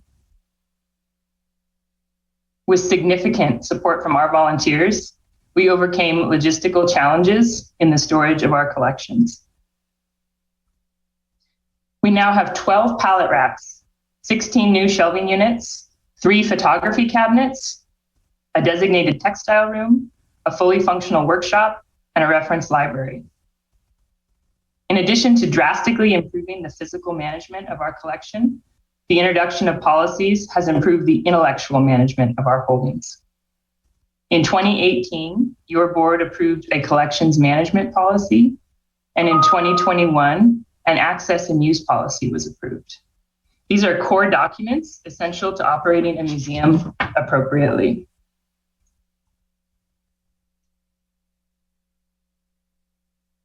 Go back. The museum was awarded participation in a collections assessment program this past fall. The collections assessor and buildings assessor met with our staff and volunteers to help us prioritize new goals for our collection and facility. They will submit a final report in July that can be used by our strategic planning committee that has been meeting since March. By participating in this process, the museum will be in a better position to identify appropriate grants and to demonstrate that we are ready and able to utilize grant funding. Technology has become a vital tool for museums. Our staff is proud to be keeping up with current trends that maximize the accessibility of our holdings. A mini server is on site that makes digitization projects possible. Public Wi-Fi has been installed throughout the building, which enables the use of QR codes and numerous other digital experiences for our visitors. The museum has 2 digital kiosks that have the capacity to share oral histories and digital exhibits. We're proud to share that our collections are available online. As we photograph and scan artifacts, they are made available for searching. From your own computer, you can locate items from our collection, share them with a friend, and make additional inquiries. Digital exhibits and downloadable education materials are available on our museum website. New fees have been established to allow for innovative programming. Your board's approval of these new fees will increase revenue for services previously offered for free. We are planning to rent the interactive room to maximize use of our facility. The Wanacott classroom and courtyard are also rentable. The museum has numerous partnerships. We partner with the Roots of Motive Power for multiple large-scale events throughout the year and regularly collaborate to deliver community tours and school visits. We coordinate our volunteers with North Coast Opportunities. We rent classroom space to Mendocino College. We regularly partner with Mendocino County libraries to share resources and deliver community programs. We also look forward to partnering with the Mendocino County Resource Conservation District to expand the educational experience of K-12 students countywide, community members and visitors. This past year, some of our images were requested by the Metropolitan Museum of Art. A film and photograph were featured in Jules Tavernier and the Elam Pomo. This exhibit traveled to the DeYoung Museum in San Francisco. Having our access and use policy in place made it possible to share our collection. This year, thanks to our policy and fee structure, we were able to make a Wanacott photograph available to CBS News to use in a feature story on Glass Beach and charge them for the use. As our stewardship improves, the utilization of our collection grows, as does our ability to recoup a portion of the cost of stewardship of these precious artifacts that were entrusted to our care by the citizens of our county. Exhibits and programs bring our community together. We serve as a county-wide education destination. We have established a workability partnership. We are engaging with area schools, offering innovative field trips. And again, we're looking forward to partnering with MCRCD.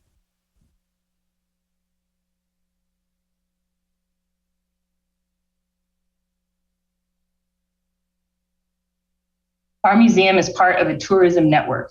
Our open hours, programs, and promotional savvy have a significant impact on the organizations and businesses in the area. My hope for today was to convey the efforts that have taken place to uphold the legacy of the Mendocino County Museum as a community and cultural treasure. Shuttering the museum would be a major blow to the entire county. I also wanted you to know that our staff recognized the tough financial decisions that your board faces, and together we re-examined our budget and have identified ways to reduce our spending by 25%. Our proposed budget will allow us to maintain our vital role as a tourist attraction and keep our collections accessible to our community while providing significant savings. Thank you for your attention, and staff are on the line if you have any questions that we can answer. And I also have 2 additional slides if you would like more details. I don't have a question, but I want to recognize how much effort went into identifying areas to temporarily reduce budget, and it's appreciated. It's a hard time. It's difficult for any department to think about spending less money than the previous year or less than what was projected. So you have our appreciation. I think you've done a really great job putting this together. Thank you. Supervisor Haschek. Yeah, I just agree with that. And also the strategic plan that they're working on is, I think that will reap benefits too and put them on a better track financially and also better outreach to the community. And with the latest, the proposal to cut the museum or close the doors, I received between 50 and 100 emails and comments and phone calls. And it certainly shows that there is interest in people wanting to keep it open. So I appreciate this concerted and collaborative effort to keep it open. If I could just add, to the extent that you're looking for direction or support from the board for the enhanced revenue generating ideas, I fully support what you're looking at. I think there does seem to be some additional opportunities. I'm glad to see you're already pursuing opportunities to create endowments or increase donations to the endowments that can fund museum projects on a sustainable basis. Thank you.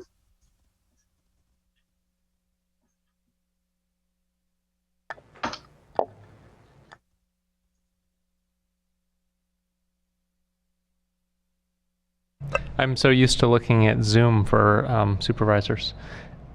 Supervisor Mulhern. Thank you. Thank you very much for your presentation. It was very apparent that you have a lot of supporters all over the county, and I'm glad that you're working on revenue enhancement. I also am really encouraging and will continue to encourage our museum to work with Visit Mendocino, the tourism and marketing agency. It's presented in your slideshow, but I think that there are probably a lot more opportunities to connect with their tourism arm for the museum and for our parks and for our county-owned facilities. So hopefully, if you need any help facilitating a meeting, let me know, and I'm happy to attend and share some thoughts. Supervisor LaGuardia. And thank you for your presentation. Thank you for coming up with accommodations to our tight budget situation. And I really support the museum. I have an old saying: you can't know where you're going if you don't know where you came from. And I think museums give us that sense.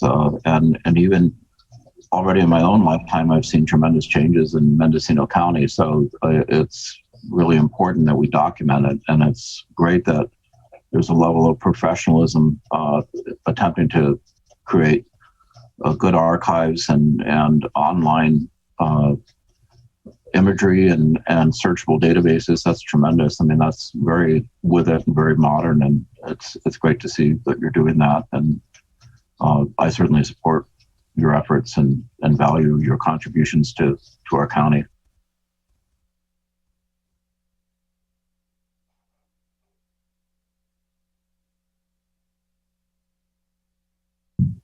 I don't see any hands. Can we accept this presentation? Yes. I see 3. Yes. Great.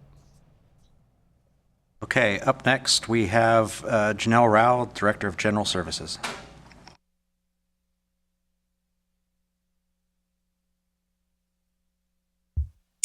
Good afternoon, board members. I'll go ahead and share my screen, I think, once this screen sharing is turned off. Thank you.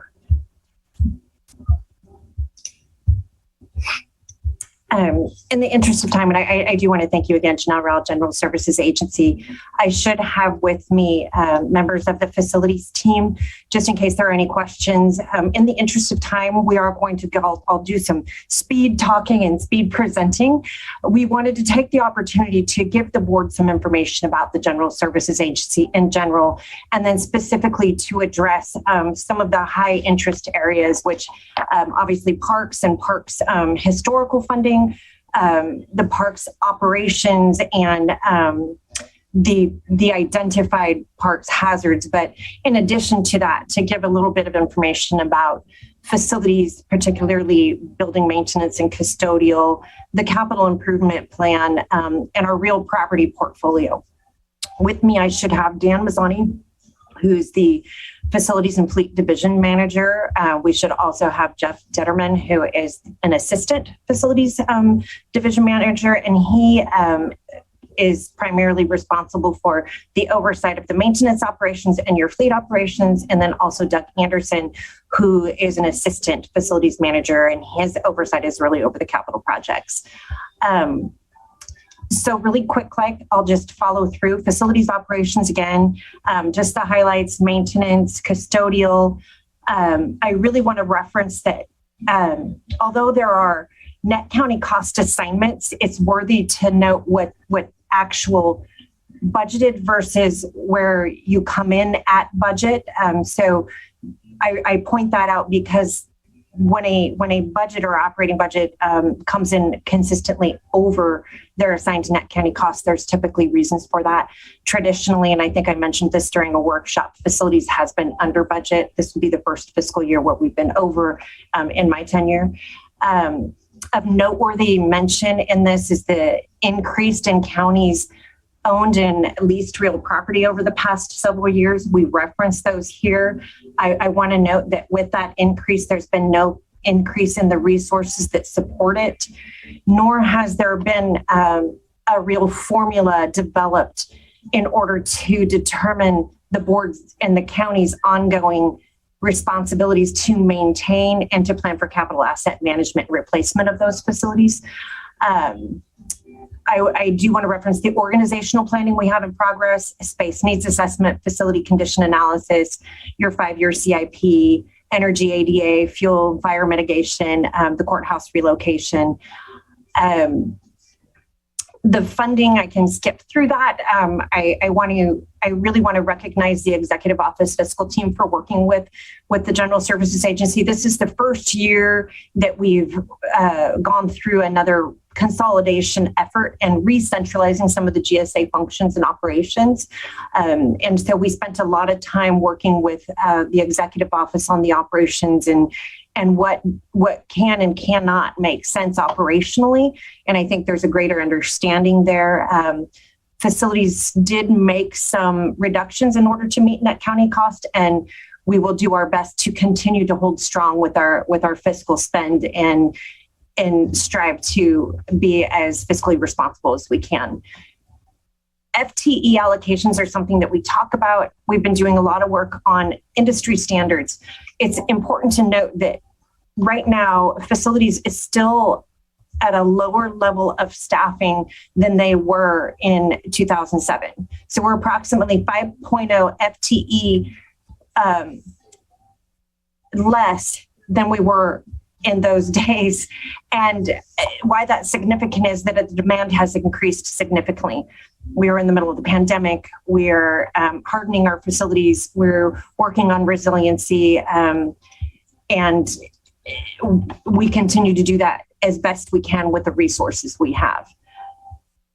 County owned and real property, this is just kind of an overview of your owned assets. And I thought that this was an important metric to have so that there's understanding not only for your board, but also our community to understand the owned assets of our county. Again, we mentioned the purchases we've made and expanded our real property without the commensurate resource to support that. We reference some industry standards here as far as office and facilities maintenance per cost per square foot. Industry standards is anywhere between $2.23 and $1.63 per square foot. Right now, we're at approximately 70 cents a square foot. What's worthy to mention there is that with the resources we have, it puts a demand on our staff to where they're simply responding to emergencies, and there's no real preventative maintenance occurring because there's just not time for it, nor do we have the staff. So that's an important metric to note. The capital improvement plan and the 5-year CIP is something that I've been working on since my tenure with the county, but primarily with the GSA. I started in 2005. It's of noteworthy mention that the last 5-year CIP that was officially adopted was in 2012. That 5-year period of time it kind of expired, so to speak, ran out in 2017, and there's been no official 5-year CIP adopted. At that point in time, there was a decision made to incorporate the CIP within the budget process. But again, we do have a mandate to adopt a 5-year CIP. That'll be coming to your board soon. Again, we're in the middle of a lot of operational assessments. Those operational assessment results will be revealed and will incorporate into your new 5-year CIP that we'll be presenting to the board for adoption sometime probably within early 2023. It's important to note that the county, right now we have no reserve funding formula. There are industry standards throughout, county government that have capital asset management funding and life cycle funding. This county, and again, you're inheriting this, your board is inheriting this, but there has been no funding formula or strategy to that.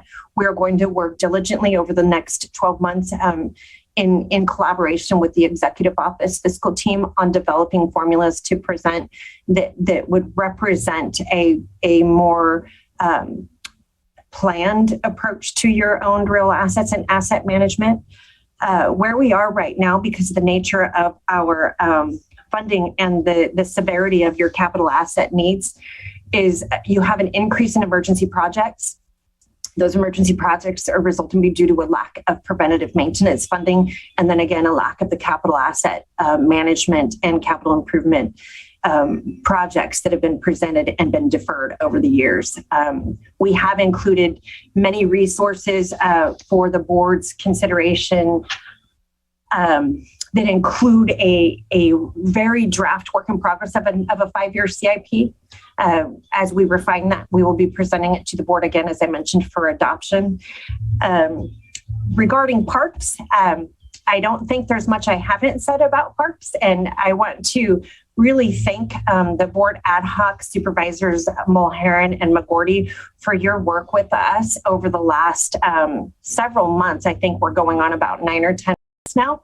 I think that we all have a better understanding of our park system now. No historical funding levels, again, because there's been no formula. Our proposed staffing model, I just wanted to point out really quick, and I want to thank the executive office for understanding the way that budget was presented. Of the $1.5 million that we presented in the operating costs, approximately $300,000 were in existing staff.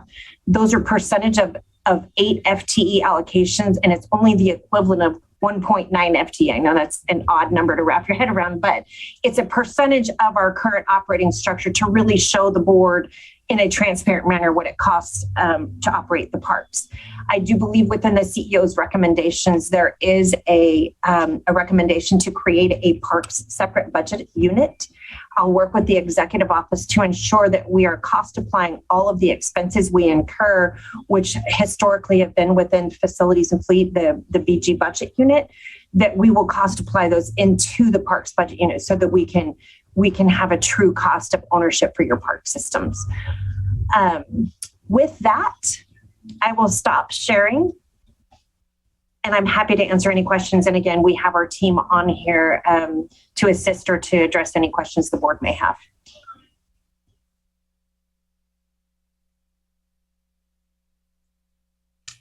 Supervisor Haschek. Yes, thanks for the presentation. When is the facilities assessment going to be presented to the board? I know that's the hottest topic on everyone's mind. We are in, we're nearing completion of the phased, we're doing on-site walkthroughs this next week in June. So next week we'll have our architects on site. That's the last visit we'll be doing. I believe we can anticipate, we were hopeful to target the end of June. I think that may be a little too aggressive at this point, given the amount of information and the time it's taken to do some of these interviews to really get down to the nitty gritty. So I'm hoping in early July, we will have at least something to discuss as a draft, likely with the executive office and perhaps a board ad hoc first before bringing it to the full board. But we are nearing the completion of that assessment. Okay, and do you see any cost savings or efficiencies coming from that? I think you're going to see a great deal of potential. And I say potential because it's going to be, it's like a domino effect. If then, you're going to have facilities that are underutilized, but you would have to assess those operations to determine what could be co-located, what adjacencies would be appropriate. I could use, for example, the public health Adore Street facility. Perhaps it's underutilized. Are there other programs that we could relocate from existing county facilities within that operating space? And I'm not saying that there is, I'm just saying this is hypothetical. We would then have to do an assessment of those operations to see if that's a potential. You do have, I do believe that this assessment is going to realize several underutilized county-owned facilities. With that, there could be a potential for the board to determine if there are other uses for it, such as leasing and leasing out to other entities that could be revenue generating. You could also determine whether or not a surplus of those owned assets would be a potential. The only cautionary note there is that depending on the condition of the facility, you would be looking at as-is sales, and so your fair market value may be at a lower rate. But it's definitely there will be some recommendations coming from this. It's going to take some deep diving even further though into operations. I know that departments are territorial over their space, I could say, and really drilling down into how they're utilizing this space, potential for hybrid when we have teleworkers, and reducing your space, utilizing it more as a shared or cafe space versus individual office assessments. That's going to take some further work once we have the results of the space assessment. Okay. Thank you. You're welcome. Did we accept the report? Yes. Okay. Thank you, Janelle. Thank you. Okay, up next we have Becky Emery, Director of Social Services.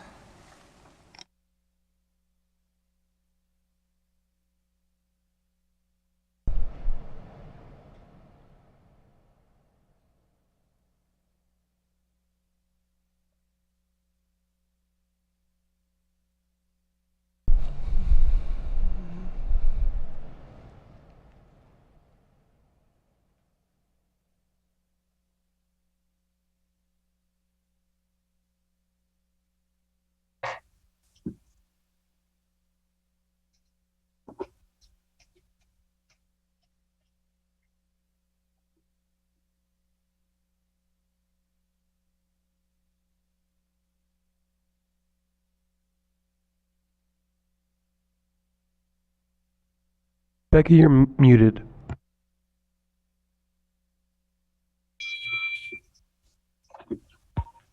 Sorry about that. Let me back up just a second here. I just want to say good afternoon. Thank you, board members, CEO Antle, and County Councilor Curtis for the opportunity to present on our social services budget today. I'll be working through highlights of our budget and our programs, the expenditures that we are striving for our fiscal sustainability.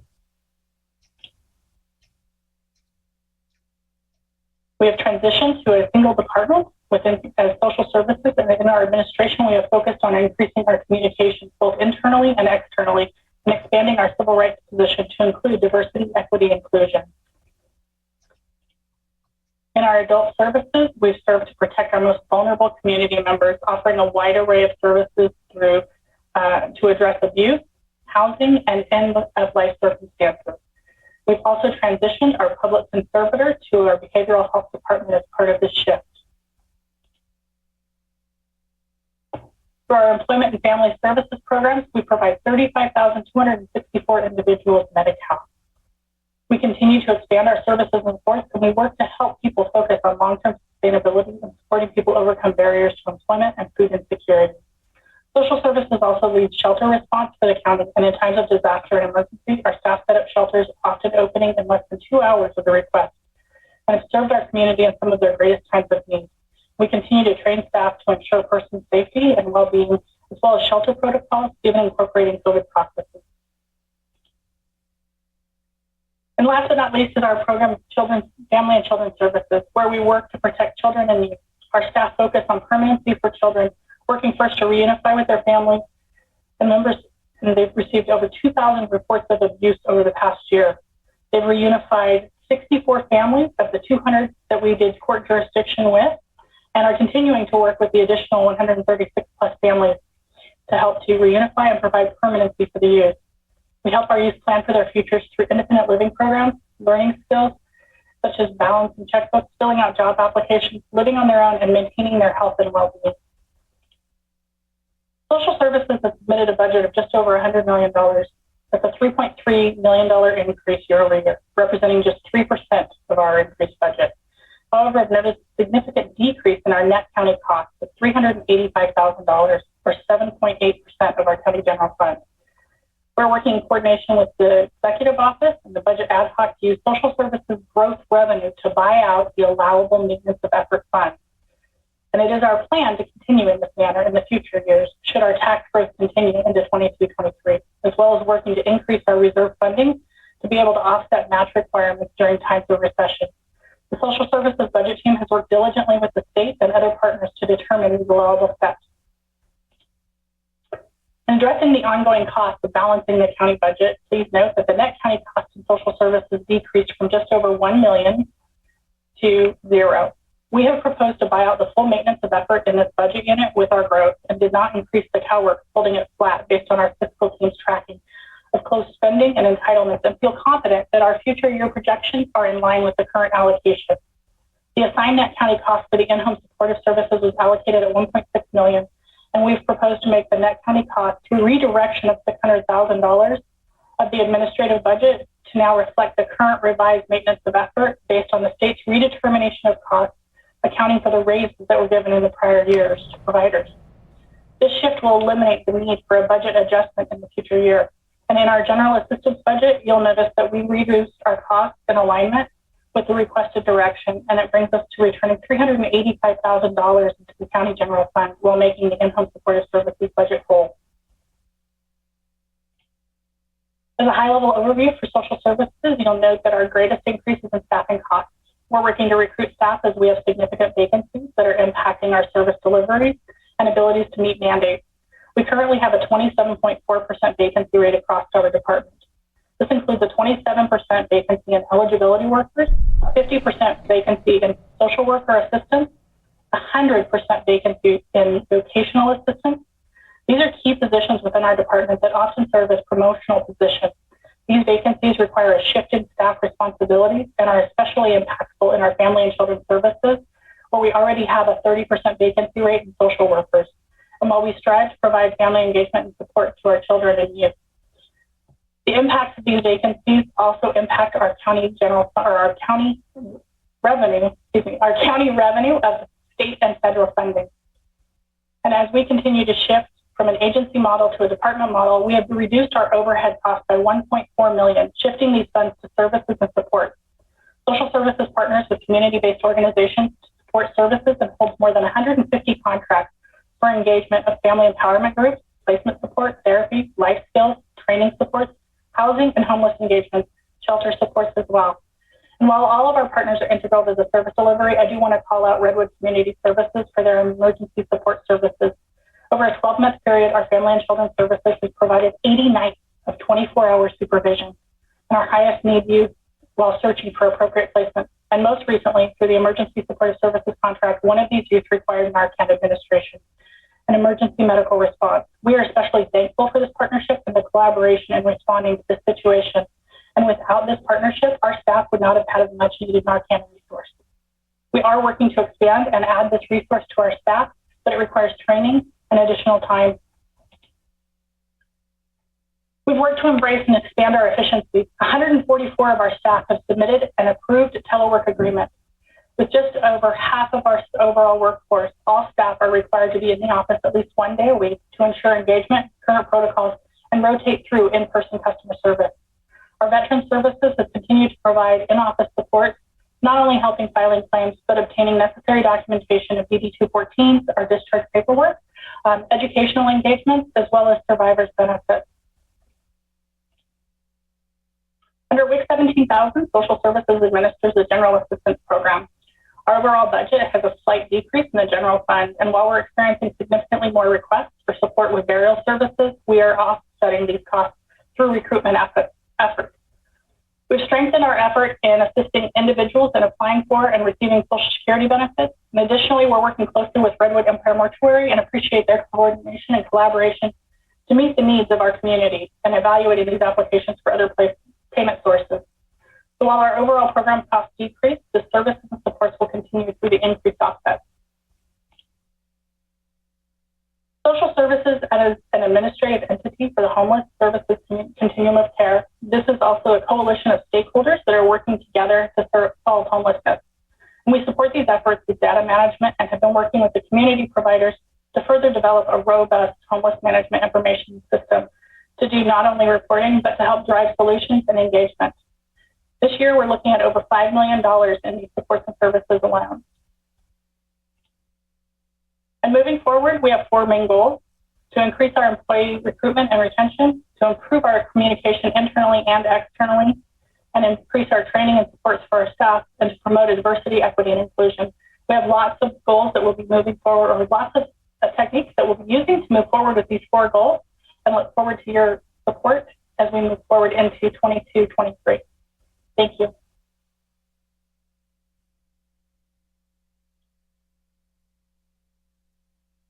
Supervisor Haschek. Yeah, so Ms. Emery, with the Project Home Key, do we have funding for ongoing cost for that? Supervisor Haschek, I would have to check with our manager or senior manager, Megan Van Zant, and find out, because I know the program was set to end in June of this year, but I know that they have also issued extensions as time has gone through with COVID, so I will get you that information. Yeah, I think that's important because I know is a critical issue about the funding and what do you do to make it an ongoing, something that we can carry on forward. And the other question was about the in-home healthcare workers or support services. And that cost increased. Was that because of the state? What was the reason for that? Sure. So the increase was primarily because the net county cost that was assigned was prior to the state's revision in our maintenance of effort. And as you'll recall, there was an increase to the wages that required the state to recompute social services maintenance of effort for in-home supportive services. So it raised it a significant portion. And so rather than coming back to the board to offset those costs, we augmented that with the shift in funds. Okay, thank you. McGordy. So Becky, I noticed that we're almost $5 million is spent a year on our homeless programs and services. And do you have any sense of how many people are treated with that or served with that amount of money? I would say that it really varies between all of our programs because we have so many and each of them are counted individually. Some of the programs have more than tripled the number of people that they were serving from 2019 to now versus some of the programs were new startup programs. I don't know the exact number of the total, but we can certainly get that for you as well. Yeah, that would be interesting to know. And I again, these are mostly contracts that go to outside agencies? Primarily. The $5 million is contracted out primarily. The service programs that we have, such as our Home Safe and our HDAP programs, are in-house programs. that we serve the community with through our various programs. Home Safe is Adult and Aging Services, ATS, and HDAP is Housing and Disability Advocacy Program through our General Assistance Services. Thank you. And to tag on to that question, do you have adequate resources to get all of the homeless off the street? Is it an economic problem, or is it an unwillingness to accept help? I would say it's a variety of problems. There's not just one size fits all. And as far as having adequate resources, I think one of the main resources that Mendocino County needs is an expansion in housing availability. So there's certainly not all of the resources that we need to be able to address the individuals that are experiencing homelessness. One of the reasons I bring it up, besides concern for the individuals and that encampments aren't healthy for them or the community, is as we start talking about trail development, we hear from more residents who are concerned about what that may mean in their backyard or their community in terms of encampments and hazards. And I'm wondering, do we need to, as we support those types of projects, remind the state that we also need funds to address the nuisance element that could develop if we're not careful? And you might have a better sense of what that funding requirement looks like. I don't know how much to ask, but I recognize if we're converting rail to trails, there will be a social service hit. Well, there's certainly a social services hit. There's also hits far outside of social services around homeless individuals. We have collaborated with our law enforcement in response. We've collaborated with code enforcement for different pieces. There's lots of pieces to this that it's not a one size fits all. And so I think that, talking to the state around encampments and what that looks like for supports to either disband or relocate or, those kinds of things is certainly a piece that needs to be addressed. I don't know that it's all through social services, as I say. There's also a lot that's around housing that would work through planning and building as far as expanding available housing to our community. So as I said, it's not a one size fits all. It's really a county-wide problem, a statewide problem that we all have to take on and figure out how to overcome the challenges. Supervisor Jurdy. Yeah. So Becky, one of the things that you do and others in the county do is they track legislation as it moves through Sacramento and becomes law. And I know that one of the pieces of legislation that the governor's proposing would allow it to be legal in California to do what's actually done in quite a few other countries, which is in some cases, maybe in extreme cases, but there are people who have serious behavioral issues or substance abuse issues, and they're not seeking care. And in California, at least right now, it's not legal to compel that person, as I understand it, to get assistance. So they very often just end up on the streets without desiring any really interaction with society or civilization. And so anyway, if this new state legislation is enacted, I think it's targeted at the most extreme examples and maybe still a fairly small subset of the homeless population. But I personally think that that many of the individuals that the public sees are actually a fairly small fraction of the total homeless population. So it could be that this legislation allows to compel some people to get services, and hopefully there would be some success rates there with those folks. So anyway, I guess it's the way I look at it. The homeless issue is chronic in California. It's chronic on the West Coast, in part because of our weather, but also because of the laws and the court decisions that have been made over the years. And so hopefully the legislature and the governor can continue to change the laws in spite of court actions that would allow for more effective treatment and reduction of the number of people who are homeless and in some cases not seeking services. Supervisor Mulhern. Thank you, Mr. Chair. Becky, I'd like to thank you and your team for all the work you've been doing to provide, I think, putting a face to the department and really showing the work that your employees do in our community through your marketing outreach on social media. It's really appreciated, and when people see that the work that they're doing is having an impact, and just because of the conversation social services and our COC partners have really come a long way with homelessness in the last couple of years, and that's a hard, it's hard for government and nonprofits to take the time to tell their story. So I just want to, for anybody that's listening and for my fellow colleagues, if you visit handupnothandoutmindo.com, you will find our current homeless statistics. You will find the meetings on YouTube that the COC does talking about collaborative efforts that they are doing to really prioritize housing individuals first and really getting a roof over their head. And that's critically important. And I think, for me, it is a priority that we serve people. Our communities, at least the community here in the 2nd District, really needs to have a tough conversation about making sure that we're getting people into the services where they can truly be helped. And your team has been able to upload to that Hand Up Not Handout Mindo website a really great graphic and a handout that you could just print and hand to anybody that is in need of services, and would direct them to where they can receive a meal or where they can get into services to receive housing support and case management. And I think that's a critical conversation for our community to have. It seems helpful to maybe just hand somebody $5, but it can go a lot further if we really get them into the services that can actually help them. Absolutely. There's great resources in our community, and those dollars can be expended so much further when given to those resources.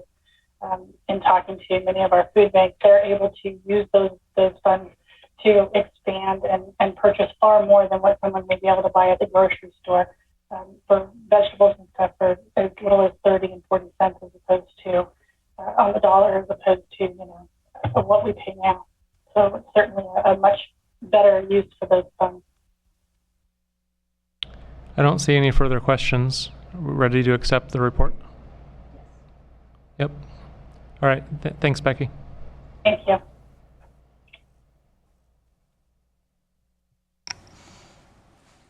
This is Tim Hallman, Acting Deputy CEO with the Executive Office. With the update to Policy 32 this year, we're looking at coming back in October with the Executive Office fiscal team in order to review fees for all the departments. We're going to be focusing primarily on those fees that have aged. And then secondarily, we're going to be looking at those fees that can, of course, produce cost recovery. This is not going to be the executive office coming in and waving a magic wand. We are going to be working hand in hand with these departments. So it will be definitely a collaborative approach to everything here. And again, we will be bringing that back to you in December for our scheduled fee hearing. Can we ask that it include the Little River Airport, which I know that I heard this morning that funds that weren't utilized last year will be this year. That's excellent. I know DOT is working on a compliance issue that we brought to them, but I think the facility is outside their scope, and that should be a cost recovery facility. We should charge fees that are adequate to provide maintenance and janitorial services on the building, and I don't think we've been doing that to date. So it may actually help the general fund that if we have true cost recovery, it would take a burden off of discretionary. I'll add that in. Thank you. Any other questions? Any questions?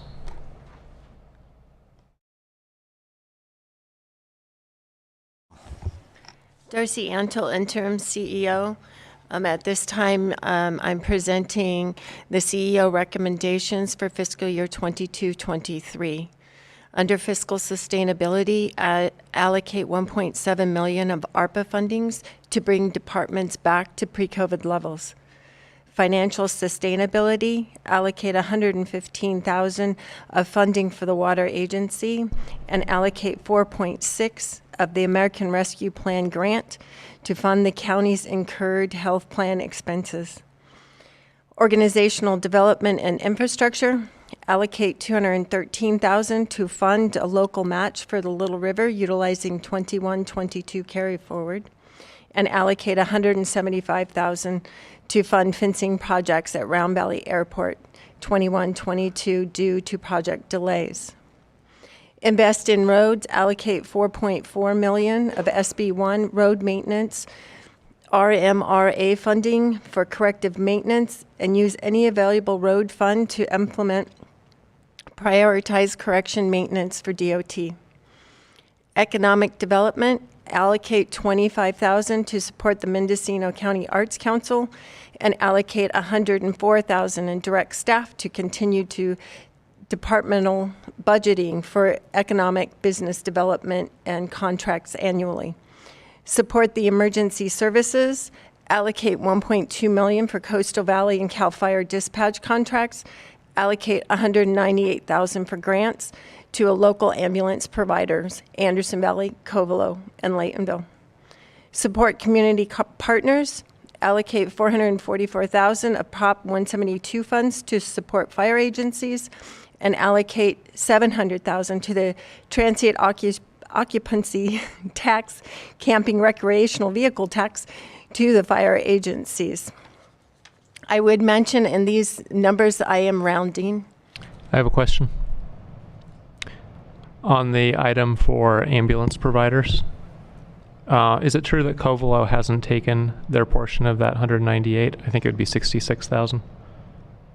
That's my understanding. So can we get board agreement if that happens again, that we divide it between Laytonville and Anderson Valley, both of which have either had to shut down on days or drop from paramedic down to EMT? I think that we have an ambulance crisis, and if we're not using that money in Covelo, the other two should absorb it. They desperately need it. Supervisor McGordy. So why aren't they using the money, do you know? Darcy Antle, interim CEO. I do not know. I would look to see if Ms. Emery is still on the line.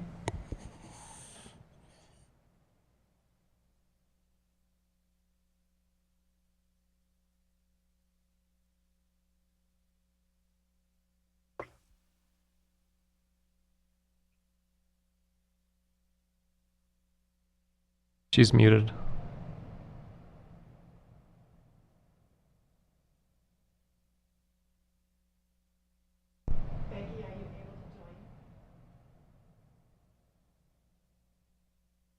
We have an item on the agenda for tomorrow to discuss ambulance service. Mostly I just wanted to see if we could get board support if we find that one of those three doesn't utilize the funds, or there's a balance that we divide to the remainder.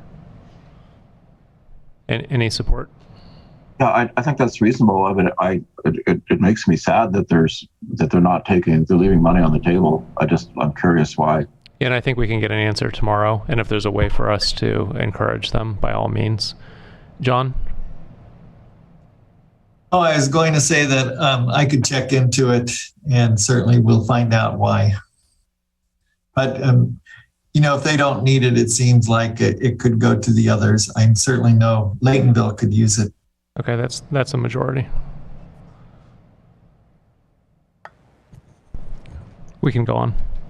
Darcy Antle, interim CEO, continuing on. Direct the auditor controller to encumber any unspent PG&E disaster settlement money for fiscal year 21-22 in a general fund office or department for designated projects per the approval of the PG&E settlement allocation. Direct the auditor controller to create a budget unit within the general fund for parks and transfer $320,000 of appropriations to the new budget unit for budget unit 1610 for parks personnel. Direct auditor controller to create a new fund and budget unit for air quality management district for the purpose of tracking grants, revenue, and expenses involving those grants. Appropriate the adjustments detailed in the CEO recommended budget adjustments departmental submitted as outlined in attachment B and attachment C. Approve the fiscal year 22-23 department funding request, attachment A, directing the auditor controller to return to the Board of Supervisors on June 21st of 2022 with the formal resolution adopting the 22-23 Mendocino County budget based on the approved direction. Approved amendments to the position allocation table as a list of attachment D, directing the Health and Human Resource Director to return to the Board of Supervisors on June 21st of 2022 with an updated position allocation table. Approve the fixed assets and vehicle structural improvements and projects as listed in attachment F. Direct the executive office to perform an administrative hiring review for all general funds, requested positions to be filled, granting new hires to public safety, revenue generating, and cost recovery positions prior to approval. And I'm also asking you to accept the 22-23 proposed budget report. We may need to, before that, review the community partners, or just do we not close? Yeah, I wonder if we should allow the board to ask questions on everything to date and then go to community partners and then public comment. Are you comfortable with that, County Council? Yes, Chair's discretion. Okay. Are there any questions about the budget presentations so far? Supervisor Jurdy. Yeah, under these directions, includes directions to the auditor. One of the questions or directions I would like to see us make is the fact that I would like to see the auditor bring the annual audit to a public board meeting and present the findings of the annual audit. I know the audit is actually performed by an outside audit company, but as I think about it, at the Fort Pike City Council, we would have the outside audit company with the finance director, the equivalent of the auditor controller, give a presentation to the city council about the key findings of the annual audit performed by the outside audit company. And I just think as we're giving directives in the budget, couldn't we just include that as an extra bullet point? I would support that. Do we have a majority? Yeah. Okay, directives. Yes. Supervisor McGordy. So just to be clear, what was for the budget for general fund for parks and transfer $320,000, that's actually creating a budget unit for parks, which presently doesn't exist. Is that correct? Darcy Antle, interim CEO. Yes, that's correct. Okay, well, that's great, because I mean, it's been an orphan, and it's in much need of attention, like so many things, and they're heavily used and appreciated. So I'm glad to see that we're kind of stepping up and making this department function again. Supervisor Jurdy. I think there should be a long-term strategy for the parks. I know we attempted to start that discussion with the capital needs assessment of the parks and just sort of assess what the county owns. But, I really think that the better model is not for the county of Mendocino to own a handful of parks that are scattered in 2 supervisor districts, but instead to see if we can successfully launch either a nonprofit or a park and recreation district like exists on the coast that would have its own funding stream and probably at a lower cost model, maintain these parks for the benefit of the neighborhood that is served by these regional parks. So I just think that the reason why the county park system is never adequately funded and sufficiently funded is because it's not a true countywide park system. It's a scattering of parks that are in 2 supervisor districts, and there's limited value to the entire county population. And really, like I said, I think if we could successfully launch, sometimes local governments will successfully launch a nonprofit that will then take on a project. And this may be within that scope. Again, maybe there's a recreation and park district that could be launched by the county as its own independent district. Maybe there's a partnership with the city of Ukiah, because so many of these parks are very close to the city of Ukiah. Maybe the city of Ukiah's Parks and Rec District with a dedicated funding stream for these parks could take their staff to maintain them at a lower cost than the county inventing, its own department. So I just think that what we have doesn't work. And I think we need to take a fresh look at how to be more successful in enabling the community that wants these parks to maintain them in some fashion. I support everything you just said. Where should we direct this? To staff or to the Parks Ad Hoc? Supervisor Haschek. Well, I'm going off on another topic, so I'd like to continue. Let's see, does McGordy have a related question? Well, it's not a question, it's just a comment. So we've been doing that. So the Parks Ad Hoc has been looking at these potential relationships. And our first priority was to get the parks recognized even as a department so that we know that there is money that is specifically targeted for park maintenance and operations and improvements. So that was kind of the first step. So there are people who would like to work with us. Supervisor Mulhern and I have been in conversations with the city of Ukiah. So there is actually parks in 3 supervisorial districts. It becomes a little hard because people are really, really protective of their parks. And the idea of changing or deleting or moving anything politically is going to be a pretty heavy lift. Just so you know. That's the one thing that I think Supervisor Mulhern and I have gotten through this. I like the model of a parks district. I think that's really a good idea, but I'm not quite sure how to implement it at the moment. So this is something that needs a little bit more study and imagination. Director Rao, is it parks related? Yes, it is. And just real quick, just for clarification, I just wanted to make sure that the board was aware that the $320,000 reflected here is existing staff. And it's a transparent representation of the time that existing GSA staff are allocated towards parks. So there's that. There are no additional funding sources identified yet that would include an actual parks maintenance or capital project improvement. Regarding the district, per the board's direction, we will be reaching out with the Parks and Rec district on the coast. We're meeting with them later this week to just get some sense for how they're formed, what their structure is, any opportunities that we can use in developing a potential structure for the county with its park systems. That will take some time, as mentioned. It's going to be some exploration, and there is no real identified path yet. So right now with this structure, it'll be status quo for parks. There's no change other than we will transparently report the costs of parks. Thank you. Check. Yeah, I agree with what Supervisor Jurdy proposed, and certainly we need to do something different with the parks because it's, they're underfunded and not maintained like they should be. So it's a liability for the county moving forward.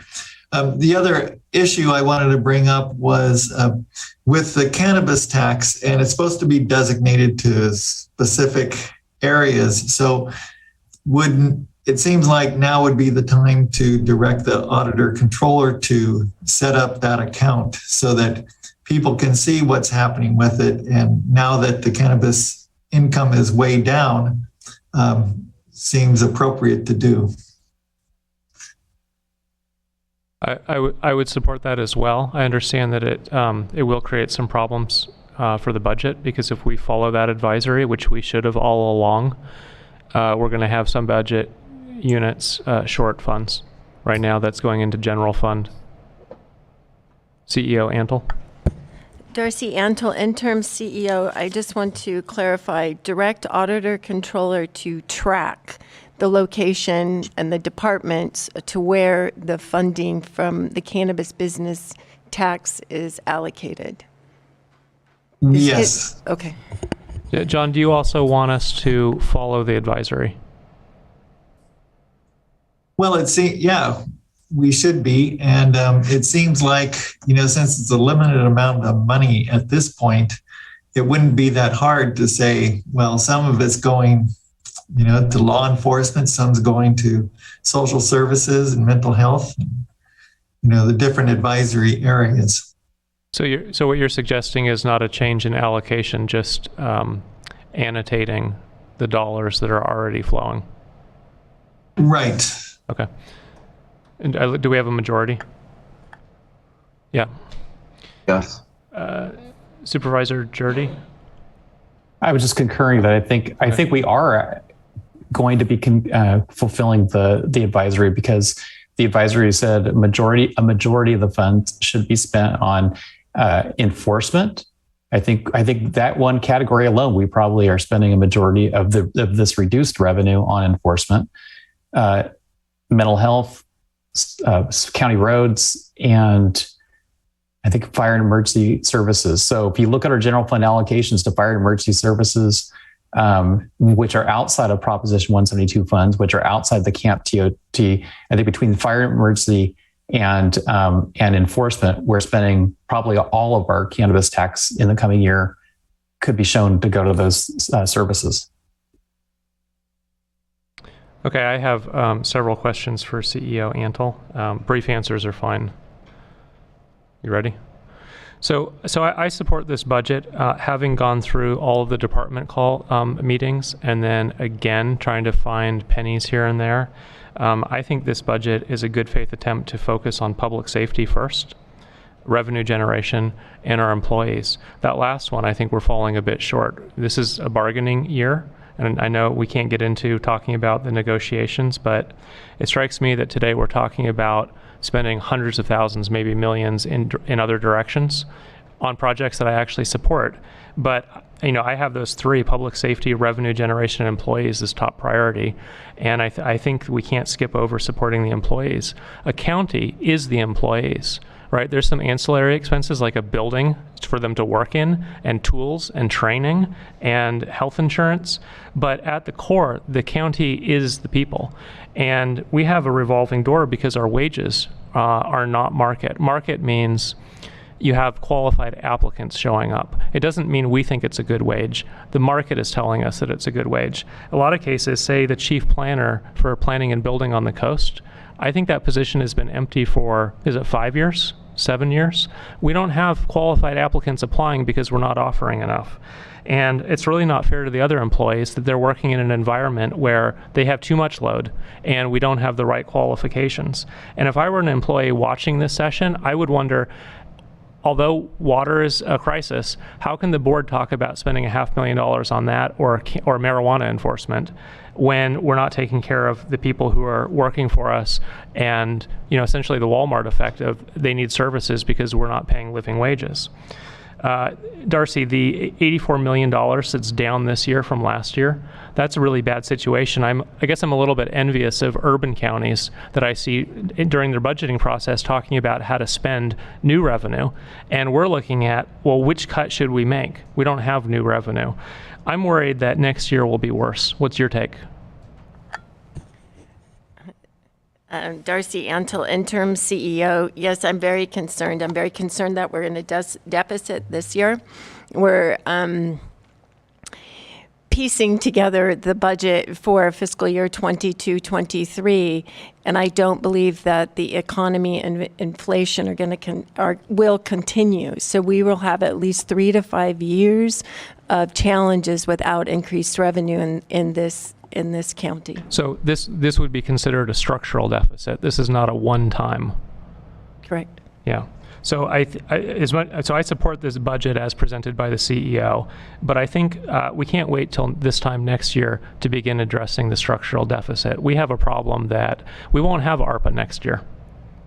And that's really how we're, making minor cuts this year, is we're using ARPA funds that shouldn't be used for this purpose, ideally. And we won't have that option next year. The cuts will be much more substantial. The health plan, is that a one-time problem? One-time shortfall? Darcy Antle, interim CEO. What we're seeing with the health plan is that it's what we would call structurally imbalanced as well with the deficit. Yep. We're not bringing in enough revenue to pay for the claims experience that we're having in the plan.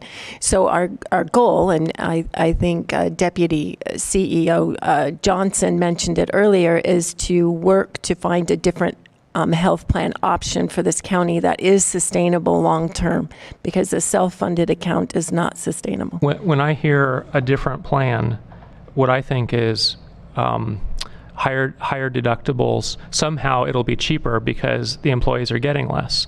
So it's a cut to the employee. So at a time we're talking about new agencies, new projects, we would be giving a cut to employees rather than a raise. I don't feel comfortable with that. If the bottom line is we don't have the money, we don't have it. There's nothing we can do, and it's a pause. But if we're talking about spending in new directions, we better not be giving employees a cut at the same time. And so I would fund the healthcare plan before these other projects with the current benefits. fund balance has come up several times, and I think this board and past boards got in the habit of believing they could overspend because there would be, Lloyd would find $2 or $3 million at the end of the year. Is that the case this year? Darcy Antle, interim CEO. No, that's not what we're seeing this year, mainly due to the shortfalls in the cannabis. We'll need that additional money to fill those shortfalls that were projected at the beginning of the year. So this board needs to get used to spending within our means and not directing the CEO to go figure it out. She'll call me afterwards and ask how can she figure it out. There aren't any more dollars. We have a CEO that's being transparent. I think we have an auditor controller that's being transparent. Doesn't mean there isn't a mistake. We find more money or we find less money. But having been through day after day meeting to talk about budget, I think all parties are being transparent about where we're at. And it's a hardship. The TOT has come up in different regards about marketing. I don't want to cut revenue to the county. I see that we had $6.8 million that we didn't collect on cannabis. We're not going to collect that, are we? It's just written off at this point. Correct, for this fiscal year. And there was no reason to not collect $6.8 million. We just didn't do it. We would be in a different position today. We think maybe there's another 10 to 12 million dollars in property tax that's not being collected because it's not even assessed and billed. So back to my three priorities: public safety, revenue generation, and employees. Revenue generation is important to fund because the most dire consequence of an underfunded county government is someone calls 911 and they can't get a sheriff deputy when they need it. And so that is our number one priority. The state constitution tells us it's our number one priority.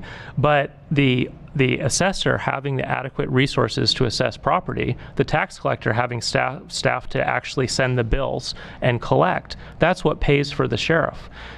Planning and building, being able to issue permits, that's revenue generating. Those are the houses that gets taxed eventually that pay for the public safety. So I can support the budget, but I think we're not focusing on revenue as much as we could. Those revenues will drop off every year. If we don't collect it, eventually, we're not going to collect it. So by underfunding those departments, we may be losing $10 million a year. If we had $10 million today, we would be giving employees a boost in salaries and benefits, and we'd be funding the water agency. I guess I would argue that the $1 million we have set aside for the assessor probably isn't enough. We should be focused, if we have extra dollars after we take care of employees, we should be focused on making sure we collect every tax dollar that's due. Last point, we talk about high-performing organizations, our high-performance organization. It's not high-performing if we don't pay market wages. And we continually look at adding new positions. Code enforcement positions are important. What's more important is that we keep the staff that we have. We hire people who are the right fit, who have the qualifications, and we're not going to get there if we're known for low wages. And I think today that's the case.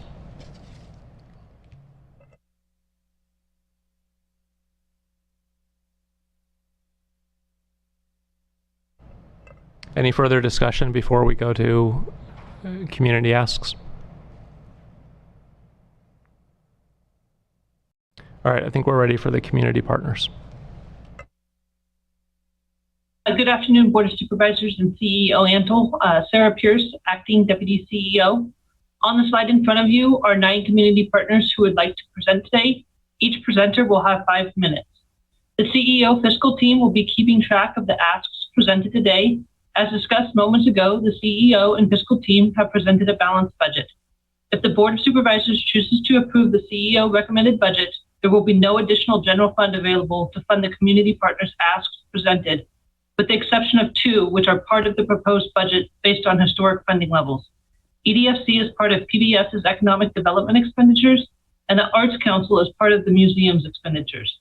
The remaining asks will be tracked for consideration of ARPA funding after the county follows prior board direction on November 16th of 2021. The ARPA funding is to be designated for county core services, infrastructure projects, and emergency funding before other considerations, and to be appropriated using the final guidelines released in January of 2022. As discussed in previous board meetings, county staff has met with internal departments to identify county unmet needs and based on preliminary totals, the internal asks for ARPA is already over $23 million. In the near future, the CEO fiscal team will be presenting the total ARPA funding requests. Now we'll turn it over to Community Foundation for their 5-minute presentation. I believe it's Rose Bell. Darcy Antle, Interim CEO. If I may, through the chair, I would just add that the traditional funding includes the West Business Company as well at $32,000. So there's 3 that are historically built into the budget and are represented in the economic development budget.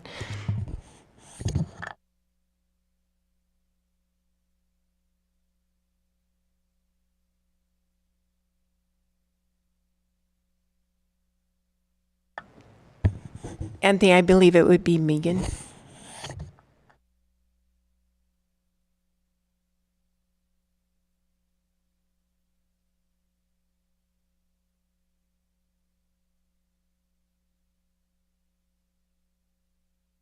She's not in.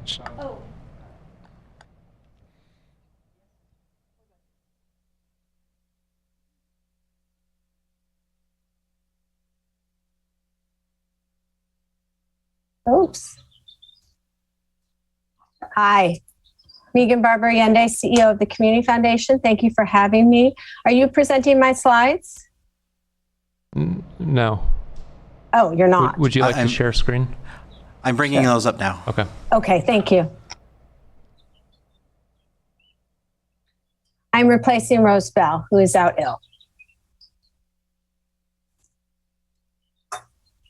So as he brings up the slides, thank you for having me. I'll just start with saying the Community Foundation, you can go right to the second slide.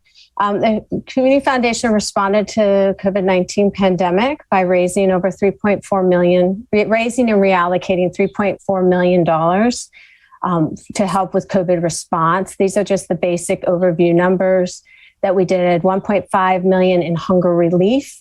That included $1,083,611 that came through the County of Mendocino, ARPA, CalFresh, and FEMA dollars. Other than that, not just under $1 million in individual assistance, $628 to support the nonprofit sector directly, $231,000 to do the small business relief, and again, $54,000 that supported our students. Next slide. So our request today is to support the nonprofit sector and the hunger relief organizations. Our effort is over. We have no more funds, but these needs have not gone away. Unfortunately, we're seeing it in both those sectors very, very strongly. So we're making an ask, if possible, if there are ARPA dollars that could be allocated for this purpose, $200,000 for the nonprofits and $300,000 for hunger relief. Next slide. So just a little bit about the nonprofit sector for those that aren't especially familiar. There are 560 nonprofits in the County of Mendocino, which is a pretty huge number for the population size. Throughout the pandemic, the Community Foundation touched 336 of those. That was where there was such a strong need that we ended up touching nearly over half. So in the time period, we did $628,000 in nonprofit relief. And we just did celebrations, and we just talked to our nonprofits to celebrate them for what this took, because they were on the front lines and they were taking care of people day in and day out. And remember, most of them, their funding sources are fundraisers, and they couldn't have the fundraisers. So there was a lot of financial pressure. At the same time, there was huge need from the residents of Mendocino County. They are our heroes. So we're making this ask of $200,000 because 51% of our nonprofits have assets of less than $50,000. So, keep that in mind. They're pretty small organizations. They don't have any. If they had any reserves, the reserves are gone. After 2 years, they're gone. So what we'd like to do with this $200,000 is to do a series of small grants through our nonprofit relief program. Last time they were between 5,000 and 750. Would help us help those smaller, less resourced, and very critical organizations, especially those in those outlying areas. Now we're not talking a lot in Ukiah in particular. Making sure we can really keep our organizations alive and well and get them through this recovery phase. Next slide. Hunger relief. How I wish this issue had gone away when the pandemic started to wane. But as we all know, suddenly gas prices have gotten out of crazy. Food prices as a result have gone crazy, and families are struggling. We've recently pulled all of our, groups that we've been engaging with, and we got, a lot of information back, and most everybody shared that, the increase in demand that showed up in the pandemic is still here. It's not gone away. And I think we are going to have a really challenging period ahead, especially if the school districts don't feed kids over the summer, which we were blessed that they did the last 2 summers. That helped families immeasurably. So those needs are going to grow and stay strong, probably for a while. I don't know how long, but I think as we see how inflation impacts things, that will say something. This $300,000 ask, in comparison to what we just did, remember over 2 years we did about 1.5 million, which is 750 a year. 300,000 is not even, it's not even half of that. So we would direct those dollars really to the small organizations that really have very limited resources, limited ways to engage, to raise funds, especially if they cannot continue to have any of their events. So right now, why us? Why would you do it through us? Right now, we've built a really efficient system that's been serving 36 hunger relief organizations. So the system's been built. We know how to get them. We know how to get receipts from them, the things that you guys need us to do. It's a built system. And if we could keep using it, I do think we could make a difference and we could feed our communities, especially those that are extremely vulnerable. I think it's just very, very hard to think about how families and individuals and seniors are going to survive this if we don't figure out how to keep providing some support. Next slide. Megan, this is Darcy, interim CEO. I'm just wanting to encourage you to move quickly. You're a little over your time. So. Oh, sorry. I'm done. Thank you. I'm done. Appreciate your time. Thank you. Does the board want to ask questions as we go through each presentation? No, I don't see any questions. And, okay. But I have one for CEO Antle. As we go through these presentations, what would the funding source be? What is the pot of money we have to divide up? Because I can already tell you I support all of these projects. How do we pay for it? Darcy Antle, interim CEO. I'll turn this over to Sarah Pierce. Sarah Pierce, acting deputy CEO. We're keeping track, and it will go against ARPA funding asks. But once again, we have been following board direction from Q1 of this year in November 2021, where ARPA is to be designated for county core services first. But we will be bringing back in front of the board shortly a full ask of all ARPA funding requests. Thank you. The next presenter will be Robert from the Economic Development and Financing Group, EDFC. And this is one that is already been funded through the proposed budget. All right, thank you to the Board of Supervisors, Chair Williams, Interim CEO Darcy Antle, and Councilor Curtis. I wanted to start off today just to express the appreciation of the support of the county throughout the last 26 years of service to the community. It's a vital bit of funding that we receive from the county, and in a budget year such as this, I don't know that I have had this in-depth of a look previous, but seeing it today, I appreciate it all the more, the time taken and the funding received. You can jump to the next slide if we'd like. For me personally and professionally, it's allowed myself to invest into the community that I grew up in. And I've lived here my whole life and never found a career that I could be as passionate and invested in. So thank you from myself personally and our organization and our board. Up on the screen right now is our vision and mission, just a reminder, because a lot of times, unless you need EDFC services, you don't know much about EDFC prior to experiencing or coming in looking for funding. So next slide. Historically, dating back to 1994, there was a need for economic development, and you find working in it that's needed via multiple or a variety of organizations and services to be able to holistically support the community that you serve. And what happens, as it did here, is the county and the cities band together and created EDFC to provide that economic development and, more specifically, an alternative financing opportunity for entrepreneurs and small businesses. I should have updated that slide to say also Sonoma County now, as we've expanded, so Mendocino Lake and Sonoma counties. And we are a 501c3 nonprofit. But I think the heart of the question really is what do EDFC's services look like in practice? Who are EDFC's clients? What does it look like when EDFC funds businesses? Next slide, please. This is what it looks like by name.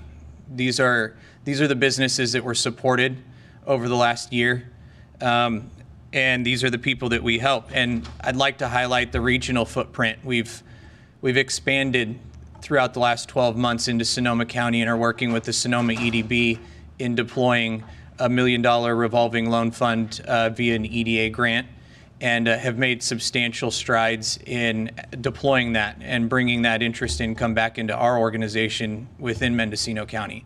So the return on investment for $32,000 gets to multiply as we expand regionally and our territory. And when you look at this list of businesses, I believe that it shows much more diversity in businesses. We're not so much the lender of last resort, as has once been told, but we fund various businesses, and not just the high-risk startup restaurant, but DFM Car Stereo, a 30-plus year business in Ukiah downtown, cannot get funded from a bank for various reasons, so we're able to step in and help. Uniquely Chic Home and Floral, Sternberger Chiropractic. It's a various subset of small businesses that we're able to help. Next slide. 5 minutes is not very much time. I'm just going to go on record for that. To burn through this, the highlights for fiscal year 21-22, total inquiries into our services are up, total applications are up, and our total lending is up. I believe we were at 1.3 last year. We're at 1.9 million this year. So we have had a substantial increase, and our loan portfolio default rate is down. We were at 1.5% last year. We're now under 1%. Industry standard somewhere around 5%. So we're doing well in managing the portfolio. Next slide. This just shows the $4 million that is circulating. This is where the dollars are distributed. I like to show that the balance between commercial property, which is very stable, is now directly balancing our food restaurant businesses. So the highest risk and the lowest risk are even and able to balance. Next slide. We can zoom past this part. One more.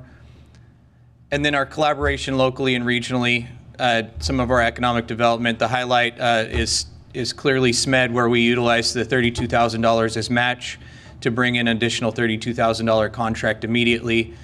We've worked on community development block grant funds through CV1 and 2 with the City of Point Arena and Willits, additionally providing loans and grants to businesses. We also have partnered with the county and the state for the COVID micro grants. And I participated as a Startup Mendo cohort leader. So, and then at the bottom, you can see the loan funds that have been brought in throughout the last 12 months. Next slide. I burnt my time and then some. So I appreciate the time and efforts and the continued support. We have a question from Supervisor Jurdy. Absolutely. Just briefly a comment, and Robert, I think you came on to the EDFC about the time that I was on the board for 1 year. Correct. And I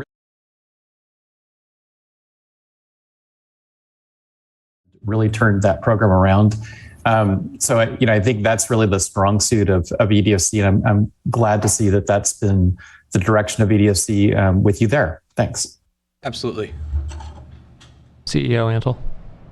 Darcy Antle, Interim CEO. If I may, through the chair, Robert, I just want to assure you that your presentation was uploaded to this board and to the public last night, so they have the full report to be able to read. Okay. Thank you so much.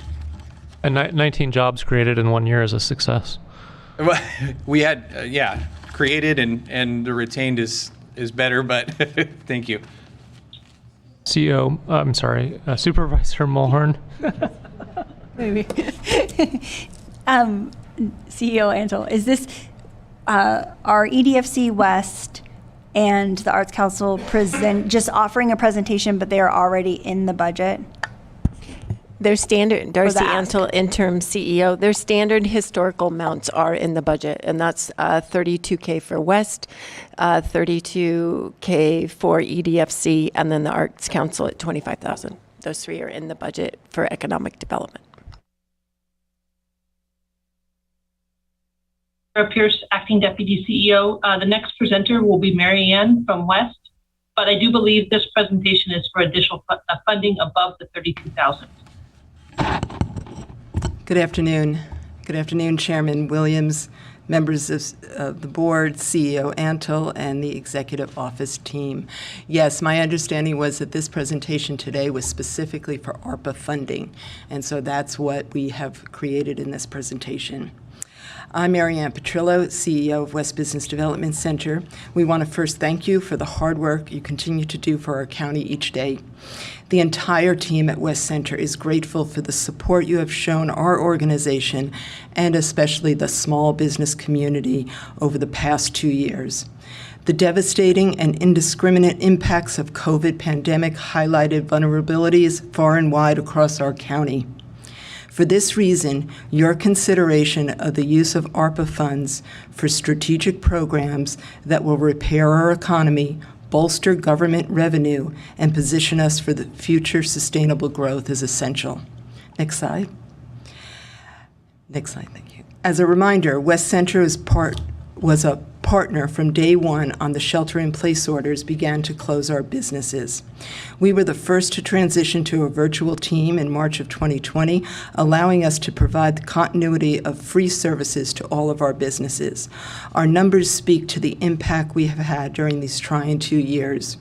$18 million in capital, over 1,000 clients counseled, 225 training events attended by thousands of individuals. We saved or created over 2,500 jobs.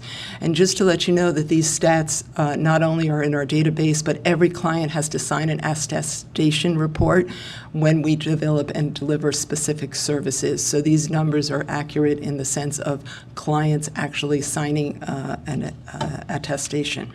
Next slide, please. In the first 3 months, West Center worked alongside Supervisor Williams first to create a web portal to share a constantly changing healthcare directive and certify businesses to ensure that they were ready to open in a COVID environment. We were the first to deliver a COVID business resource guide and daily update news page for businesses. Working with Supervisor Jurdy and Williams, we hosted industry roundtables and conducted economic impact surveys to gauge the rapid decline of business revenue and how to assist them. From over 30 years of working with our small business community, we know the importance of cash infusion to keep our businesses viable. This is why we approached the Community Foundation in April 2020 to launch the Business Resiliency Grant Fund to ensure more businesses would get the funds they need to build the services online. By end of 2020, we created the NOFA for the county and distributed over $750,000 in grants to 165 small businesses. Next slide, please. We highlight these as a reminder of what we have accomplished all together and to demonstrate what we have all learned over time about economic resiliency. But even after 2 years, with all the support and funding provided, our small business community continues to shoulder a heavy burden due to unfavorable business conditions. It is for this reason, and based on thousands of conversations with Mendocino business owners, we are proposing 4 projects for funding. Please note, these projects are specifically aligned with ARPA goals. We reviewed the Treasury report to make sure that they are in direct alignment. But these projects will also enhance the county strategic plan, bolster government revenue, and position us for future sustainable growth. We consider these one-time funds that will have a long tail impact. Next slide, please. One of our biggest...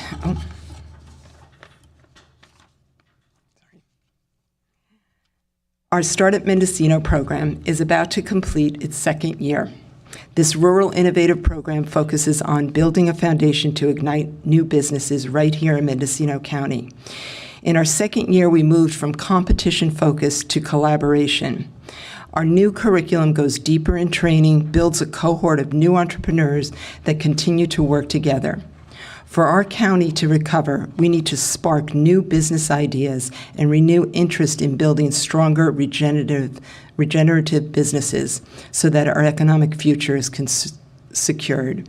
This is one of the programs, as Robert alluded to, that we had partners working directly with us. Next slide. While 26% of our population is Hispanic, there is no dedicated all-Spanish free business training programs available. We launched Central Latino West officially last year because we believe this is a vital underserved community that suffered disproportionately to the economic impacts of COVID. We are growing this program.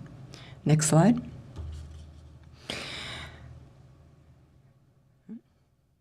We saw it first with the fires and then again with COVID. We need more digital hubs in our community to act as centers for inbound and outbound communications. Residents and businesses continue to live in remote areas. We need solutions now that we can get people online to online services they need when they need them. This is a proposal our Granges and our community centers should be outfitted to enable access to the internet with an array of devices that can support residents and businesses. We know all centers will be different, and it's for this reason we are proposing this as a pilot project with a few seed grants that we believe strongly that the lessons we learn from doing this and the outcomes we achieve with this project will allow us then to seek out larger grants to outfit a wider array of centers in the future. Next slide. One of the biggest barriers to launching and expanding in our county is getting timely and relevant information they need. We are advocating for a better online user experience for permits and licenses. We know this is a big ask. You cannot know what is needed until you understand how clients and prospective clients will use your site. This includes researching what information is essential, how to prioritize it, and then making the recommendations for functionality and improvements that will reduce staff time and increase county revenue. Considering perhaps a fast-track system for groups where this is possible can lead to more business expansion and quicker revenue. The investment of money now will speed acquisition of government services and bolster business development. Marianne, thank you. Darcy Antle, interim CEO. In fairness to all the other participants, we ask you wrap up, please. That's fine. Let me just say this one last sentence. I'd like to thank you for your support and putting the energy towards the county's economic development capacity. We recognize that every business start has the potential to transform a community, and that entrepreneurship is a central pillar of economic recovery. We hope you will fund our programs to support business owners and foster a more diverse and vibrant economy. Thank you. Question from Supervisor Jurdy. Actually, it's a question maybe for county staff. I know where we are at the moment. We put a request out that if people had a proposal for ARPA funds, we wanted to hear it. But in a sense, we're hearing proposals. And because the Planning and Building Department actually manages the county's Community Development Block Grant Program, which has it's federal money administered by the state, lots of bureaucracy involved. But there are some other funds, such as those, that may or may not be eligible to be spent on these projects. So I just wanted to put it out there that I guess when I spoke earlier about the Mendocino Coast Children's Fund's request to make sure they have a successful reboot of the Family Resource Center in Fort Bragg and on the coast, and here again with this West Center proposal, I'm speaking in favor of helping them to the extent that we can fund their request to have a successful program. And if we have the ability to fund through ARPA, and we have probably $5 requested for every dollar available, great, but maybe there is some other funding sources that the county could direct to these projects, such as community development block grants. So I just want to make sure that we're open to and looking at other funding sources when we talk about these proposals. Thank you, Chair Jurdy. That's understood. We'll definitely look at grants and other opportunities first before we bring this back. Okay. Center will be the Arts Council of Mendocino County.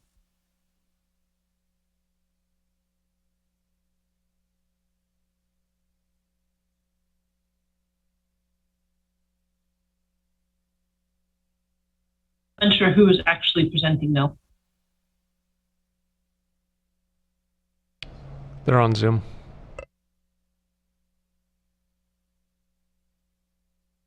There we go. Thank you. Alyssa Weir, Executive Director of the Arts Council of Mendocino County. Good afternoon, supervisors and county staff and public. Is my audio okay? I just want to check that. Yes. Okay.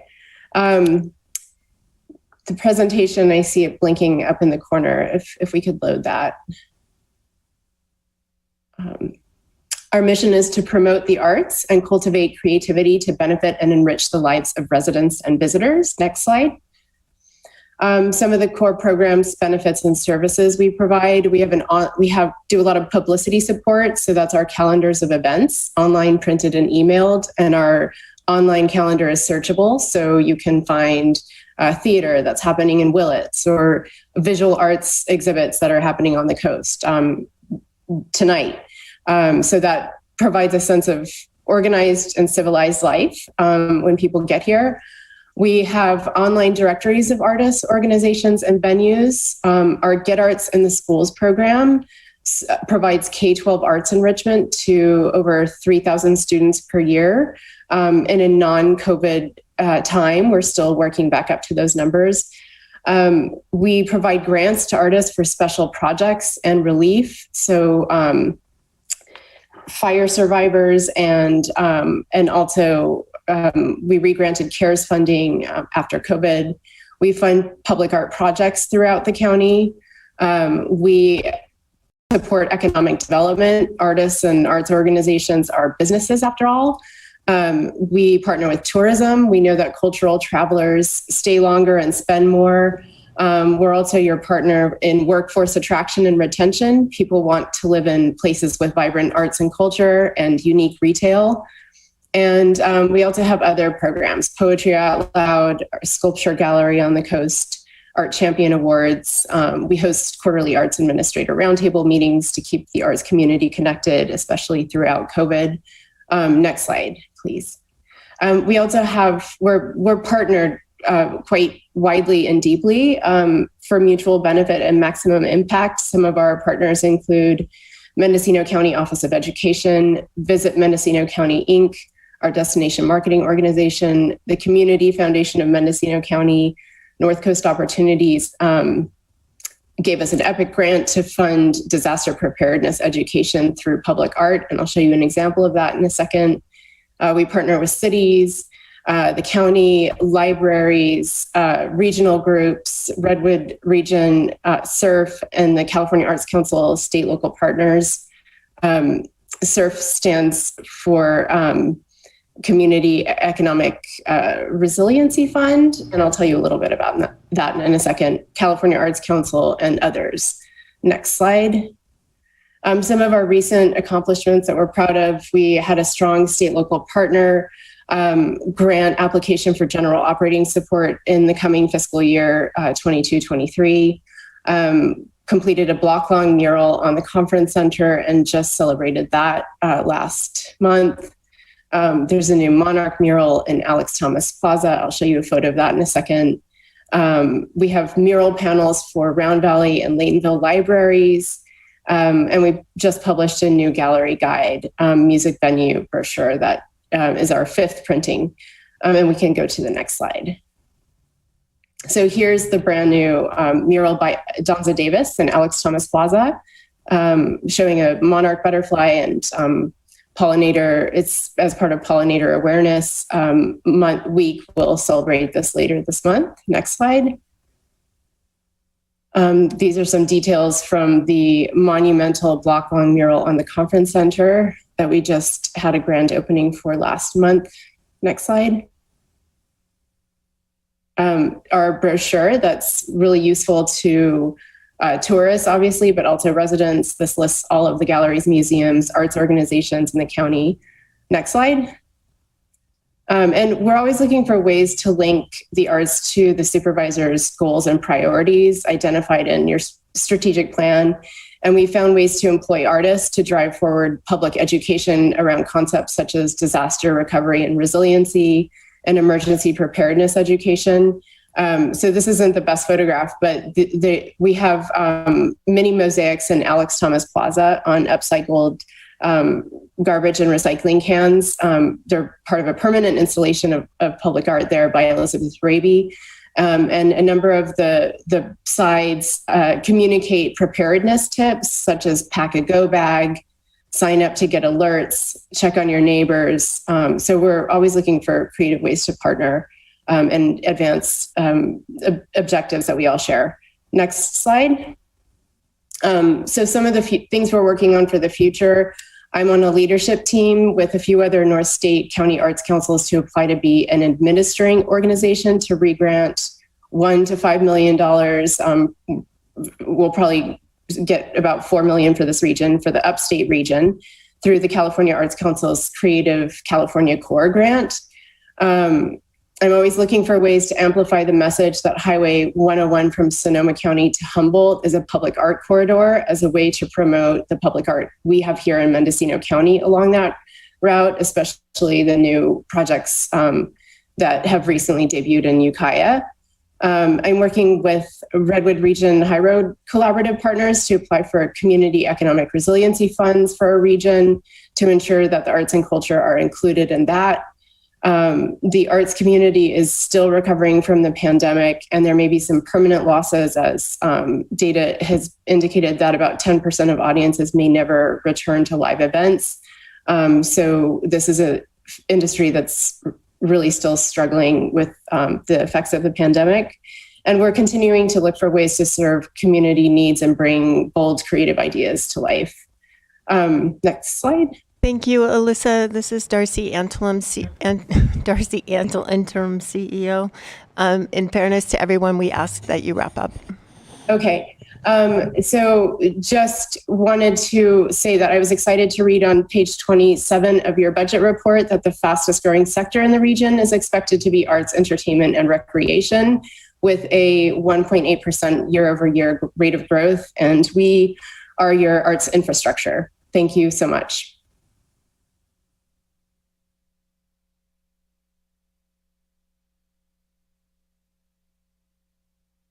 presenter will be Angela from the Mendocino Film Festival.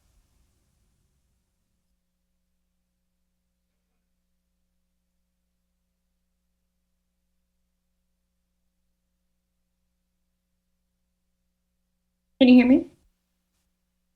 Hello? We can hear you. Oh, very good. Hi.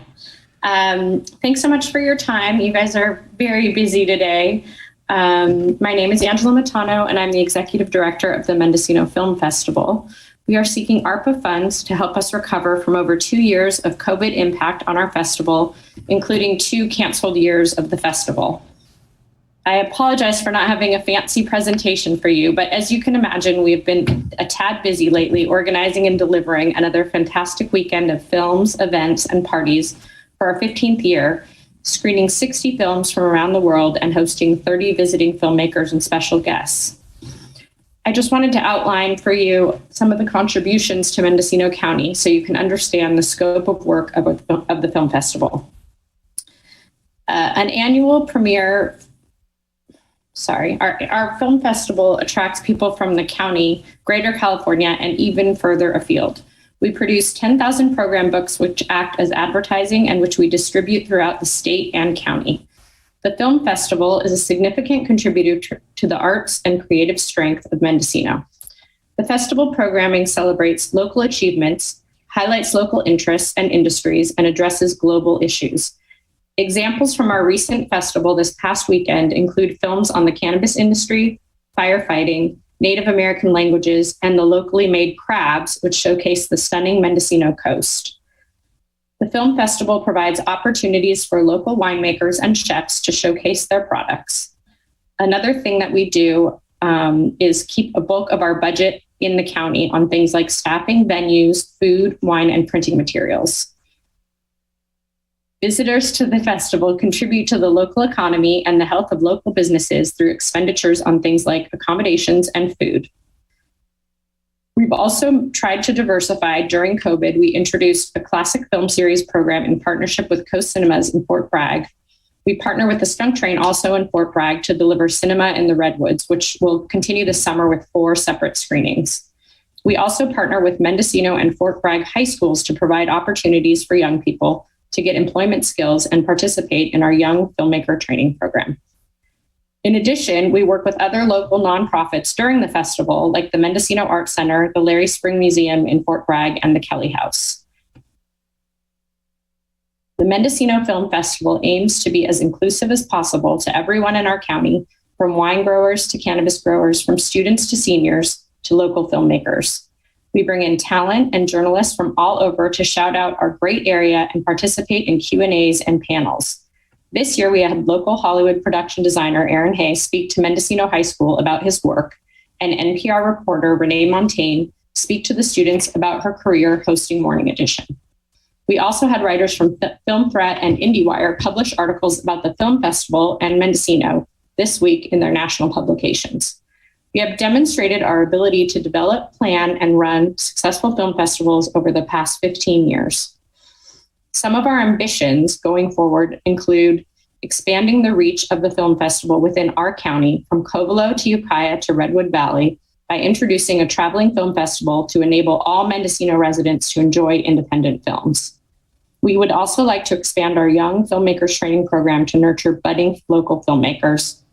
We also have needs with our infrastructure, including revamping our website and expanding our marketing, to modernize the festival with more efficient ticketing systems, new computer equipment, and development of an app. In addition, we would like to hire a development director to expand our sponsorship to regional, state, and national sponsors and increase our membership so that we can become sustainable going forward. Some of our challenges include that while we largely cover costs, we have no excess funds available to devote to achieving our ambitions. The investment of $200,000 in the Mendocino Film Festival will strengthen the fabric of our community with arts, culture, education, job training, and bring additional filmmakers and visitors to our stunning location. As one of our programmers, Ann Walker, says, the Mendocino Film Festival brings the world to Mendocino. Moving forward, we would also like to bring a bit of Mendocino to the world, or at least the greater county and all of its residents. We look forward to your support to help make this happen. Thank you. I know you guys have a lot of requests coming at you right now, but we really appreciate your time and attention.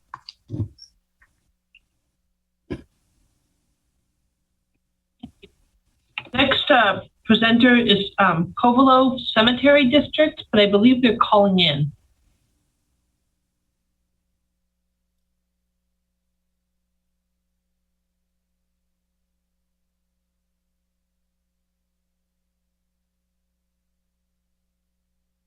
I don't see any callers.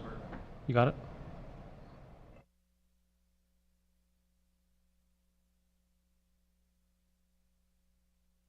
If not there, we can jump to the next presenter.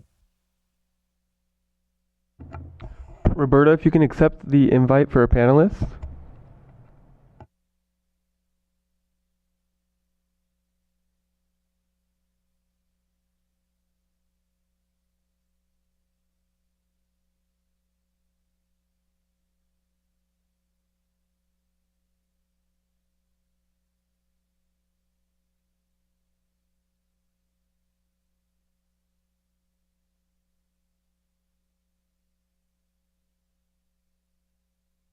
Roberta, you should be able to start or present. Thank you for straightening that out for me. Good afternoon to all of you. I represent the Covelo Public Cemetery. As a government aid, as a Mendocino County cemetery, it's been in business since 1953, but the cemetery is over 100 years old. The problem with our trees in the cemetery is that they are losing their limbs, and we've had an arborist in there to see what can be done. We're requesting $30,000 to get most of the trees trimmed within the north part of our cemetery.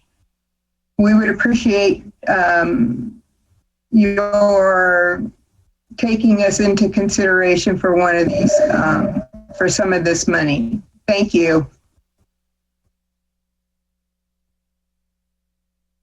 Thank you, Roberta. The next presenter will be Deborah from Mendocino County Resource Conservation District.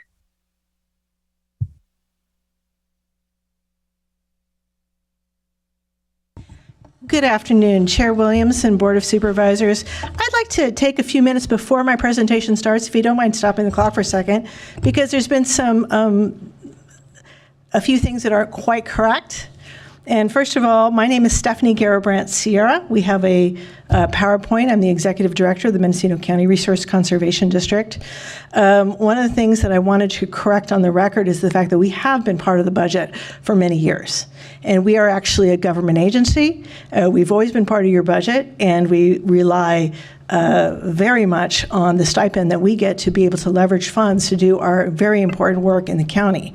We are your government county partners, and we are the resource conservation, natural resources arm of the county, and we are the only natural resources agency that operate totally within the county, and so I'd like to sort of reframe that discussion. I was also told, I'm sorry.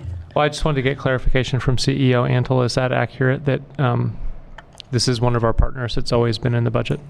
Past years, yes, historically it has been, with a portion going to the Fire Safe Council and a portion going to the community resource. Thank you.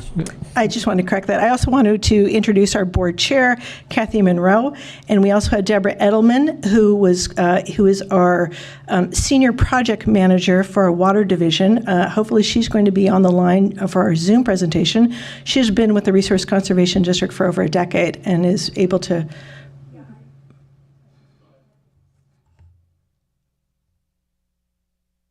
And is she online? Great. I so appreciate that. Now I'd like to start.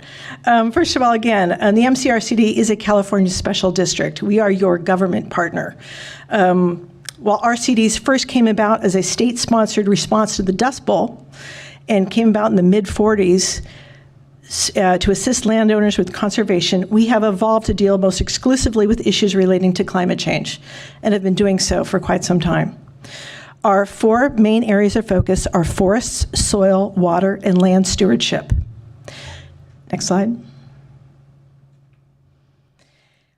With forests, we assist landowners with maintaining healthy forests and have both private and public clients. Our work includes fuels reduction, shaded fuel breaks, and performing scientific forest assessments to landowners interested in maintaining their property in a healthy, fire-safe way. We have also been the critical agency to assist fire survivors in dealing with their fire-torn properties and fire recovery and planting forests. In our water program, we are focused on water conservation and keeping streams and rivers flowing unimpeded to preserve wildlife and fish. We assist landowners with private road construction that minimizes runoff and pollutants to streams and rivers. We assist in building water storage for farmers and others so they do not draw from creeks and streams in the summer months. We manage creek and river cleanup efforts. And we educate regarding drought tolerance measures of all kinds. Our soils program is devoted to helping landowners improve their soils to increase water retention and soil health.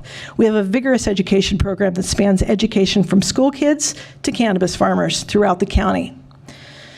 With all of our programs, we don't just write grants to do this work, but we provide technical assistance to landowners so they can write their own grants to assist on their own properties. Education of the public in all of these areas is a core part of our mission. Next slide. These are some of the slides that demonstrate some of the work we've done. Next slide.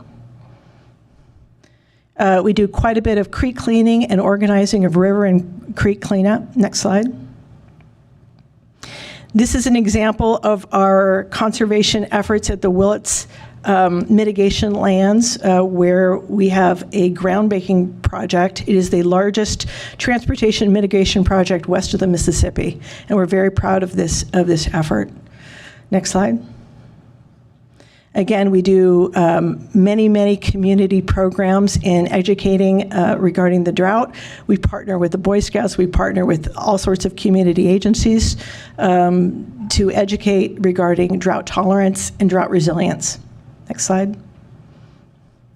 An important part of our mission is to help landowners create water storage and other methods to leverage their funds and leverage their county funds to be able to build water storage and other areas of water conservation. This is a very large project, and sometimes we write the grants, and sometimes we help landowners write grants.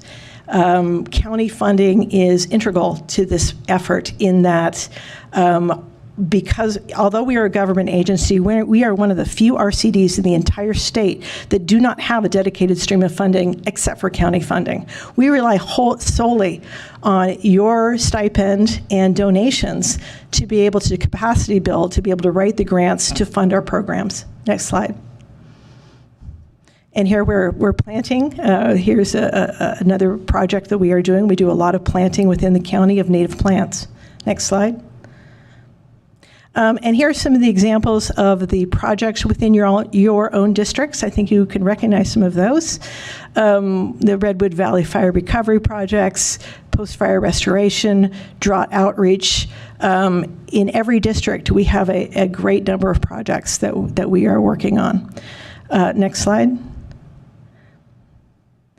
And here we're at the Willits mitigation lands planting oak trees. Next slide. And again, this is another effort where we have water storage, and we help the landowner with their water storage. Next slide. And here we are doing a shaded fuel break and showing landowners how to do that. We are often called upon to give technical assistance to landowners on how they can manage their forest properties. Next slide. And here are some more projects. I can't read them from here.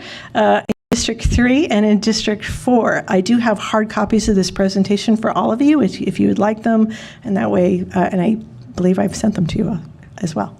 Next slide. And here's some of our elk again, that we are, land stewardship is an important part of our mission. We have this herd of elk on our mitigation lands, and they are thriving. Next slide. Again, mitigation lands. Next slide. District 5, we have many projects with the Navarro Streamflow Enhancement Program and water conservation.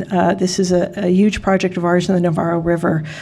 Fish habitat improvement and helping people build roads to keep sediments out of creeks and carbon farm plans is a very important part of our mission that we would like to continue. Next slide. And more water storage. Next slide. And again, this is a part of the Navarro River that we have been working on. Next slide. Mill Creek. Again, this is one of the demonstration projects that we have done. Next slide. Again, more forest work, and that is some fuel reduction that we did and in healthy forests. One thing I wanted to bring out is that supporting MCRCD is economic development. We have traditionally had about a $45 million stipend from you that we were able to leverage last year into a $9 million. $9 million worth of grants into our county from state and federal agencies. We have a program that we locally give out money. We fund local contractors to do this work. We pay local businesses and workers to help local landowners fight drought, enrich soil, protect forests, and bring state-of-the-art methodologies to our county. So the support to the MCRCD is actually a 20,000% return. Is actually a 20,000% return on investment in fiscal year 21-22. Next slide. Next slide. This is and actually there was one more slide that didn't. Okay. Well. Again, to close, we really appreciate the funding that you have given our agency. And with that, we have been working on climate resiliency and climate change. And we have developed a reputation for excellent work within the county. Our main funders have been Fish and Wildlife, CAL FIRE, and the Water Board. And we work closely with all of those agencies to do these important missions. We have about a dozen employees, and we are government employees. That means that we have all of the overhead of a government agency. However, we have no funding stream other than grants. I wanted to ask, I think you said that we have the only RCD in the state that doesn't have a funding source. Not the only one. We are one of the few. One of the few. What is the common funding source? Is there a way for us to align with the other RCDs that have a funding stream? Actually, several of them, I believe, have a piece of the property tax, and some have asked for sales tax and have a piece of the sales tax, and so that they have a dedicated funding source. We do not. Supervisor McGordy? You know, in my career, I worked a lot with the RCD, and they're workers. Their focus is really on the broader landscape management, and we're fortunate to have such an energetic and effective group. And Deborah has been helping us with the Ukiah Valley Basin Groundwater Sustainability Agency, gathering critical data on groundwater elevation. So this is an investment well worth it that touches on many people in Mendocino County and in the rural areas. And I hope we can honor their request. Supervisor Jordy? Yeah.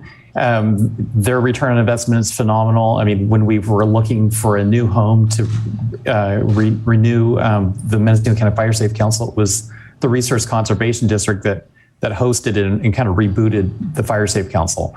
So, you know, they prove that they're add value over and over again. I think, as far as I understand, this was an oversight and that it wasn't included in the base budget.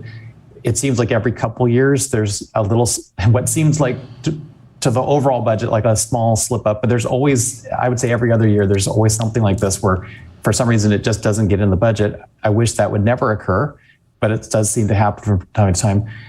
So I'm hoping that we will find a way to put it back into the general fund budget.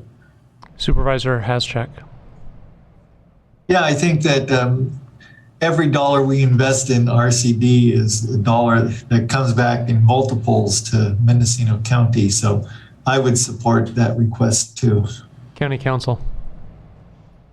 Thank you, Mr. Chair. I just want to make sure I answer your question from earlier. It does appear that our research conservation districts do have some taxing authority subject to approval by the voters. In other words, we could go out for a sales tax measure. Assuming we haven't hit the ceiling, which may happen soon. CEO Antle, how would we get RCD back into the budget? Do you have any way to do that without the board identifying a cut?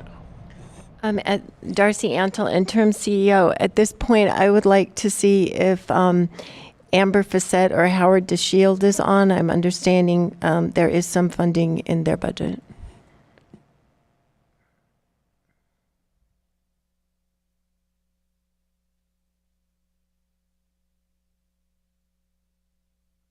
Howard is joining Sarah, right now. Oh, there we go. Okay. I'm sorry, CEO Antle, I missed that in coming in. What's the question? MCRCD is requesting funding for general fund, and I believe part of that is in your budget. Do you support them through your budget?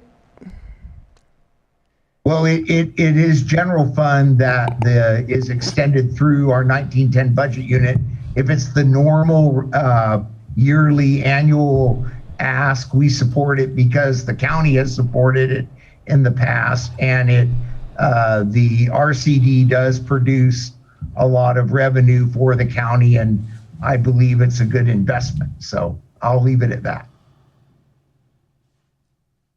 Is there board support on including MCRCD under the existing DOT general fund allocation?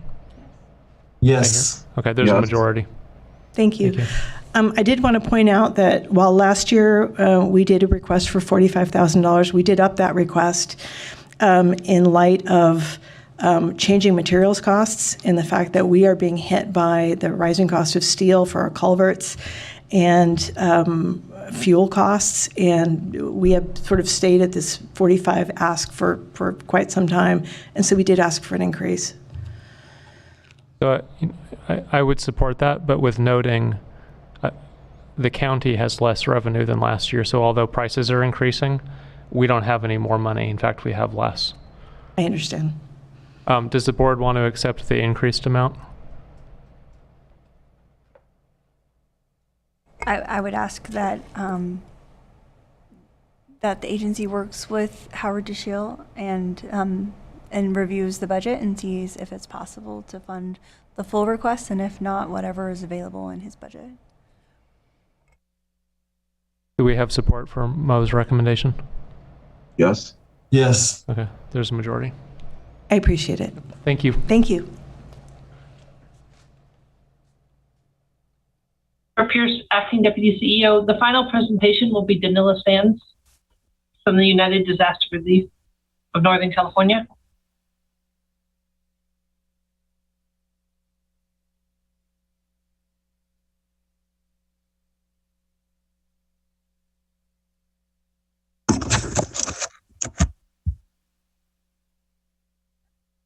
Hello, can you guys hear me all right? Yes.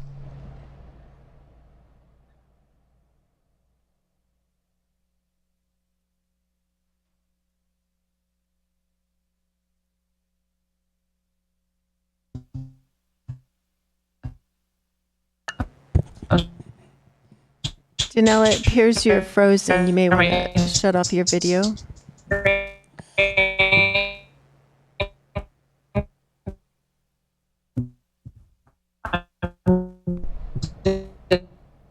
Danila Sands, the Director of United Disaster. Are you guys hearing me okay? And the screen is shown? We can hear you now, but it was cutting in and out. Keep talking. Okay. I may have some internet issues and have to try something else. So my name is Danila Sands, and I am the Director of United Disaster Relief. We're the only disaster resource center in Northern California, and we're located in Ukiah. We recently located to this 7,200 square foot building, the old Mendocino Animal Hospital. Can you hear me so far? Yes. Excellent. Our mission of United Disaster Relief of Northern California is to support the full recovery of people who have been impacted by a disaster. To further this mission, UDRNC offers immediate and long-term relief to anyone impacted by a disaster by providing advocacy, resources, and material goods, and by assisting people to assess all available resources to help them rebuild, remodel, rent, or relocate, and ultimately recover after the disaster. UDRNC also assists other disaster resource centers in Northern California. We've assisted the community and clients with both man-made and natural disasters. In the last year alone, we've helped over 3,000 clients with wildfires, house fires, power outages, snowstorms, and COVID-19. Often we are the only place supplying people with supplies during a disaster. We've served and delivered supplies across several counties, serving over tens of thousands of people since opening our door in 2017 after the Redwood Fire. We've had hundreds of volunteers help us. Usually in our off season at our previous location, we've had 3 volunteers. We now have a solid team of 25 volunteers show up weekly. Our volunteers have donated over 10,000 hours of time. None of us are paid staff. We accept semis valued $100,000 to $200,000 worth of donated goods. The shipping costs are waived as well. We have 5 volunteers and now forklift operators certified, and now making it 13 volunteers are food safety certified. Because we get food delivery from the Fort Bragg Food Bank weekly for our clients and the community if needed.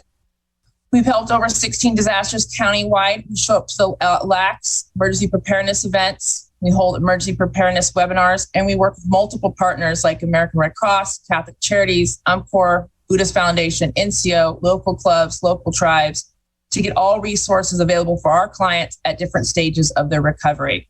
Early on, we did some more hands-on with garden boxes and playhouses.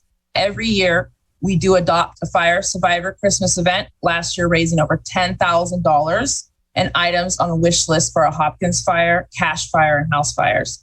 We host events for people to get together, to build each other up, because these are your community members. We want them back into the community more resilient.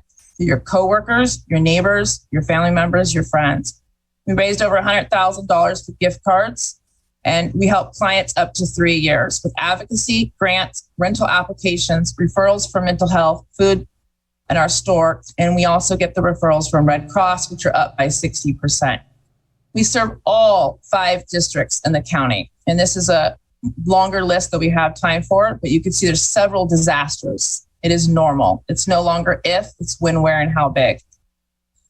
Man-made and natural disasters, you can see that we are currently still in a drought. We have flood zones, we have earthquakes, and we have wildfires consistently every year. In fact, the #1 state for wildfire risk is California. The top 10 costliest wildfires in the U.S. all occurred in California. MEU Chief of CAL FIRE, Luke Kendall, said fire season is 9 months all year. American Red Cross is now saying their season is all year. Top 10 large and most destructive wildfires. You can see by this illustration here, in the last 10 years and even in the last year, how significant wildfires have become. List of supportive services after a disaster. Immediately, there are a few. 1 week to 6 months, it grows. Then after that, it becomes more housing, insurance, FEMA. 2 to 3 years, it's only United Disaster Relief. Even though short-term recovery is 1 to 3 years and long-term is 3 to 5, we're the only ones at the end. And we've continued to be this way since 2017. 80% of our clients are underinsured or without insurance. So we have this big, beautiful new place. 3 of you supervisors have taken a tour. The mayor yesterday, interim CEO Darcy Antle has taken a tour, Travis Kilmore. We invite everybody to come in and see what we're offering your community so you know where to send them in the next disaster. This building has allowed us to offer washing, drying, showering, break room, office room, furniture, and place for them to check their email, fill out grants. And then there's a big, beautiful store of all the items donated and the food. We also give emergency gift bags immediately after the disaster, whether it be at the zone or shelter or in person, and sleeping bags. And we work with Red Cross with this as well.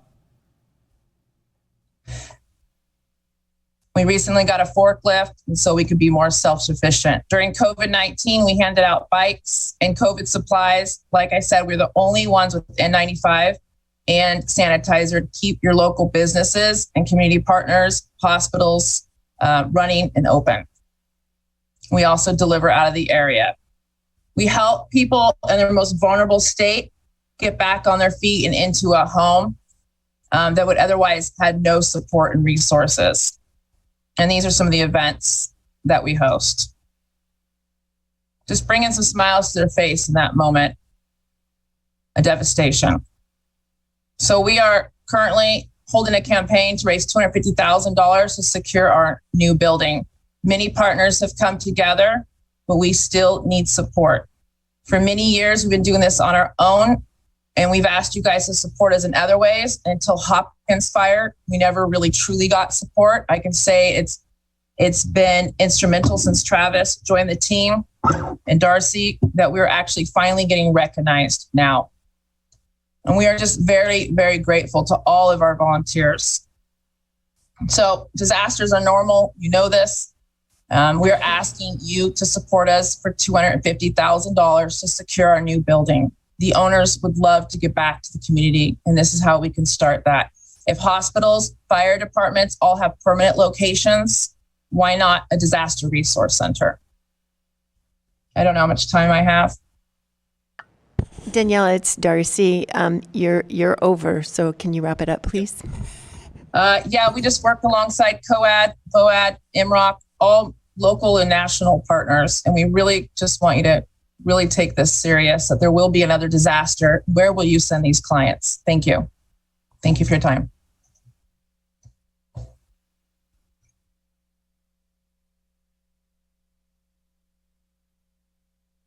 Supervisor Haschek.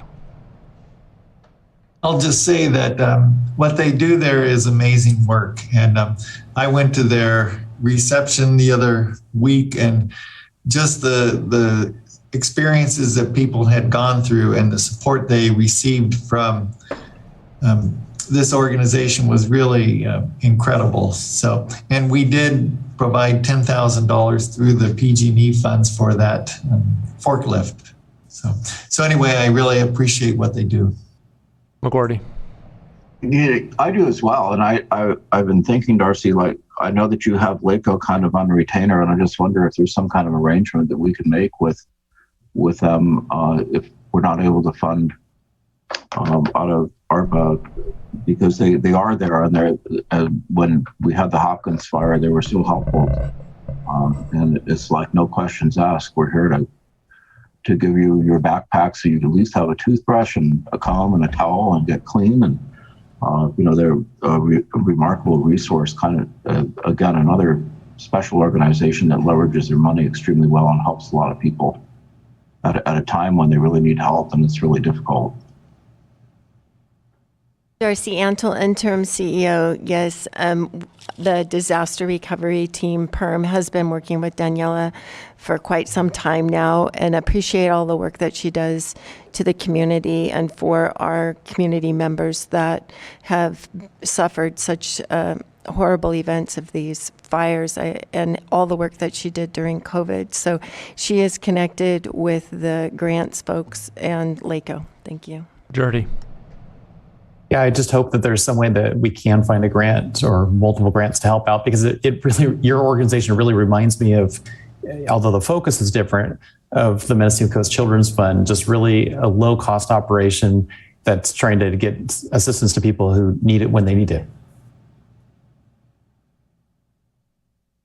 Was that the final presentation? Correct. All right, let's go to public comment. Anyone in the room for public comment? Please state your name for the record. Good afternoon. My name is Chris Brennan. I'd like to make a public comment on a new program that you're looking at. Last year, you got rid of wildlife services about a year ago, and there has been no program. So what happened is you're looking at a program now, and I've talked to 3 supervisors and animal care.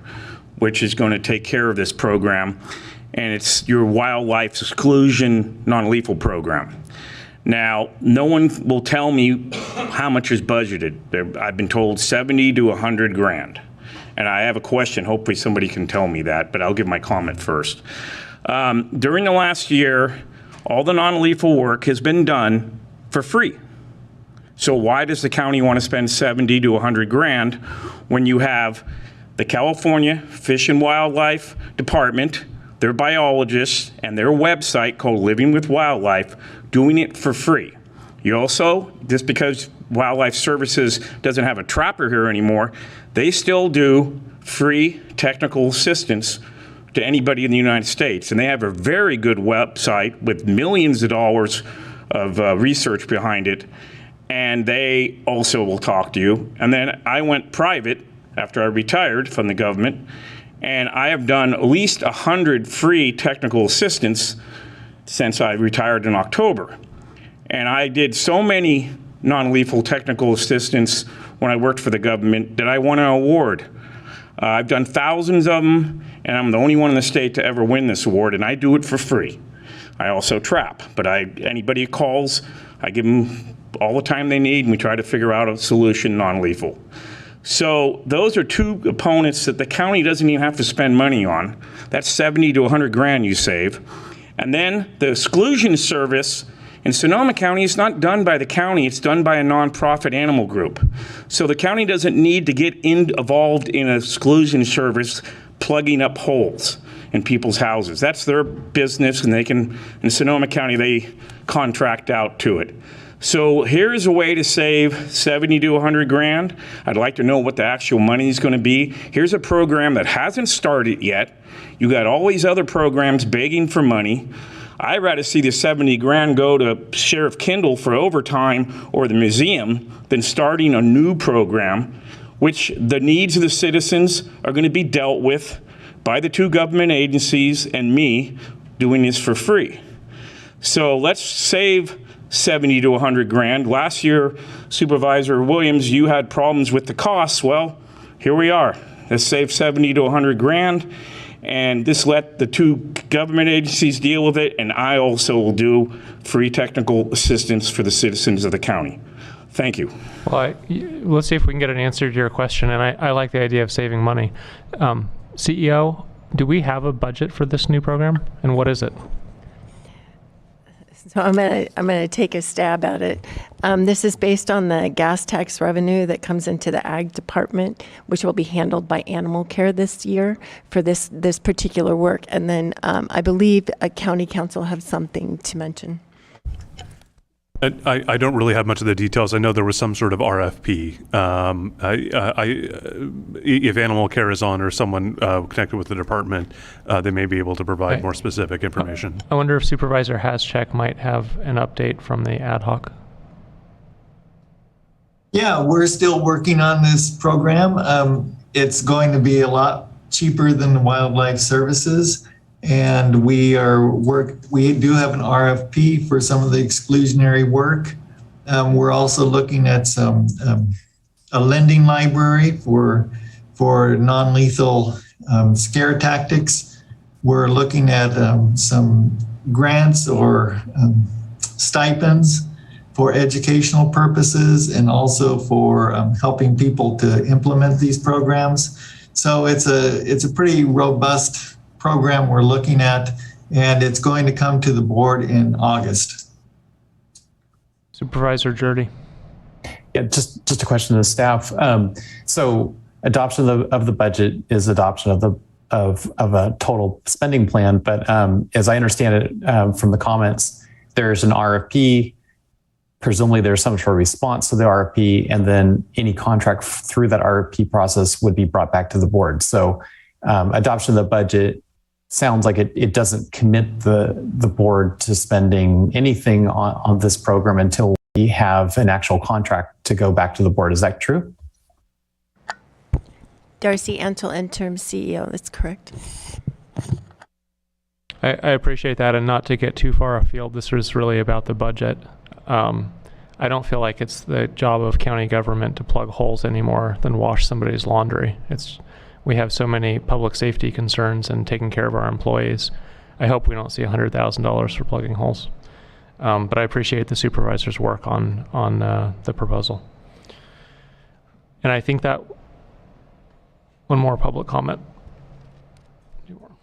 Hi, Chair Williams, members of the board, CEO Antle, County Council Curtis. My name is Patrick Hickey, speaking on behalf of the Executive Board of the Mendocino County Chapter of SEIU Local 1021. We've been hearing a lot of doom and gloom lately from the county about its financial situation, but we ask that you not overstate matters. This is not 2010. Where is the county at? Sales taxes are projected to be up by $700,000. Transit occupancy taxes are projected to be up by $2 million. Property taxes are projected to be up by $2 million as well. This doesn't sound like a county in trouble to me. But how well has the county been at projecting its revenues? Actually, they've underestimated budget unit 1000 every year by nearly $8 million in 2018-2019, $1.3 million in 1920, $9.4 million in 2021. I think you can see the pattern here. The county is in the habit of overestimating expenses and underestimating revenues. Let's take a minute to talk about the county's vacant position cushion. As you've heard, the county has an astronomical vacancy rate, currently 27%. This is money that's budgeted but not spent. It's time the board eliminate some of these chronically unfilled general fund positions and redirect those funds to help stabilize our current county staff. There are 400 vacant positions. About 175 of them are mostly general fund. We need to stop the bleeding. Having a revolving door isn't good for anyone. Let's pay people what they're worth and budget based on paying staff at market rate and only filling the number of positions that we can afford. Otherwise, for every one of these positions that you fill, we'll see 2 employees quit.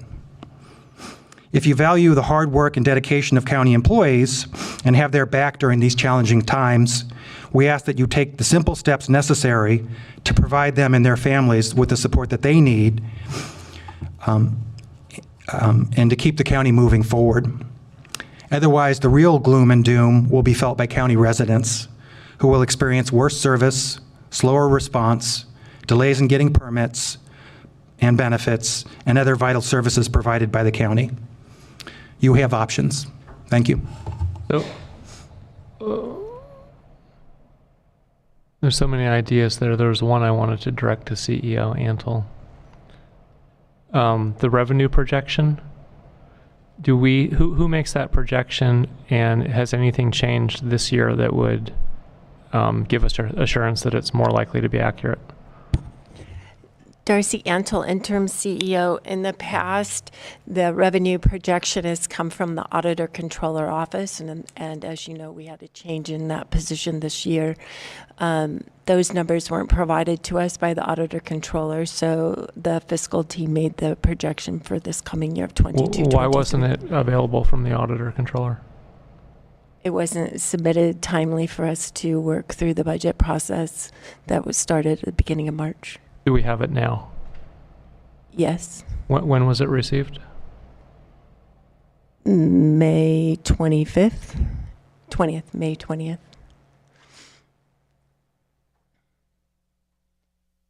If I may just state, the only difference is ours is $700,000 higher than the acting auditor controller presented.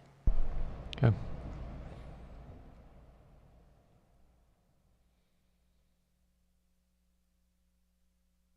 Good afternoon, Carrie Shattuck. I'm looking at the department spending requests. Last year, the Board of Supervisors had a budget of over $850,000, and this year it's requesting over $1 million. So I'm wondering why the board is looking for another $150,000 for themselves. Also, in different projects that happened last year, let's see, what was in the capital improvement plan, the administration center reopening was, they installed a security pony wall and other security measures in the board chambers, installed scan card readers at all exterior and selected interior doors, was $414,000 that was spent. And on the current plan, in the projections, proposed projects for this coming 22-23 year, board chambers seating upgrade in the amount of $90,000. I'm wondering, where are you going to spend $90,000 in here? You know, I've been sitting in these seats for 6 and 8 hours at a time, and I'm not sure, you know, I'm thinking that's unnecessary, you know, budget expense right there of $90,000 that you could recoup today. Also in the active grant projects, there is a provide free public EV charging at Mendocino County's Administration Center. There's an award amount of $1.6 million, but there's a non-federal share of $320,000. So I'm wondering where that money's going to come from as well. And thank you for your time.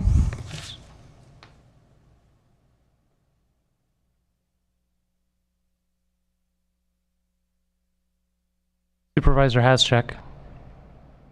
Well, I just wanted some clarification on that comment about the supervisor's line item going from 850 to over $1 million. Is that correct? And where can that be found in the presentation? If I may, Chair. This is Tim Hallman, Acting Deputy CEO. The majority of this money is coming from a little bit of a redirection.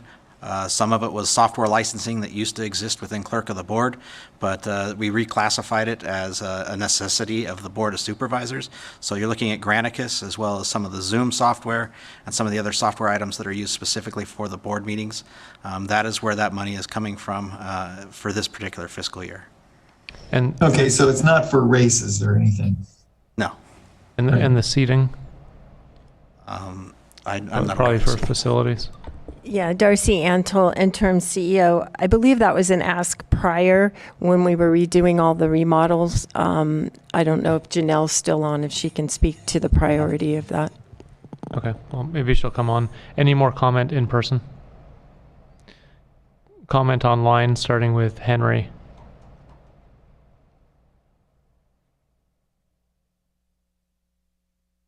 Can you hear me? Yes. So my name is Henry Mayer. I'm a member of the Walla Municipal Advisory Council and co-chair of the Ad Hoc Subcommittee on Parks. Bower Park was closed on March 3rd. It's now been 3 months since the Walla area had access to a park, any park. We're not in Ukiah. We don't have city parks to go to as the county parks are unavailable. Parks are a basic community service, essential to any number of residents, but especially to children. We're coming into summer. What are the kids supposed to do? Where are they supposed to go? The lack of any public outdoor space is exacerbated by the fact that we're now in another COVID surge. If we want our children to be happy, healthy, and engaged, we desperately need to reopen the park. It's not clear to me what's likely to happen with the ARPA funding, although obviously that money is far oversubscribed. It's distressing to get to the budget hearings without the needs assessment being completed, as I believe that's preventing a full and transparent discussion of the ramifications of the proposed budget. From what I can tell, it sounds like this budget leaves Bower Park closed indefinitely and leaves all county parks in a tragic state of disrepair. This situation is unacceptable. The well-being of children ought to be a priority for any well-functioning society, and the degree to which we're neglecting the required infrastructure is frankly shameful. On a personal note, I have a toddler named Martin who will be 2 in July. He hasn't been to the park since it closed, and he sorely misses it. When I first attended one of these meetings in April, I told him that I was trying to ask for help getting the park reopened. Now, whenever I join a meeting of any kind, his response is, Daya and Martin need help opening the park. So we are asking you, he is asking you, please help us reopen Bower Park. Thank you for your time. So without getting too far off of budget, my understanding is Bower Park will open and that the work that was completed mitigated the risk. Is that true? That's my understanding. Darcy Antle, interim CEO. Yes, that's my understanding, but a portion of the park is still closed for hazards. Okay. Auditor Controller Cubison. Good afternoon, Chair Williams, members of the board, Acting Auditor Controller Shanice Cubison. Can you hear me today? Yes.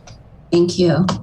So I just wanted to clarify a couple of things that have come up today. And one of them is The initial budget unit 1000 revenue projection that the CEO fiscal team used to come up with their initial net county cost was prepared by the CEO fiscal team.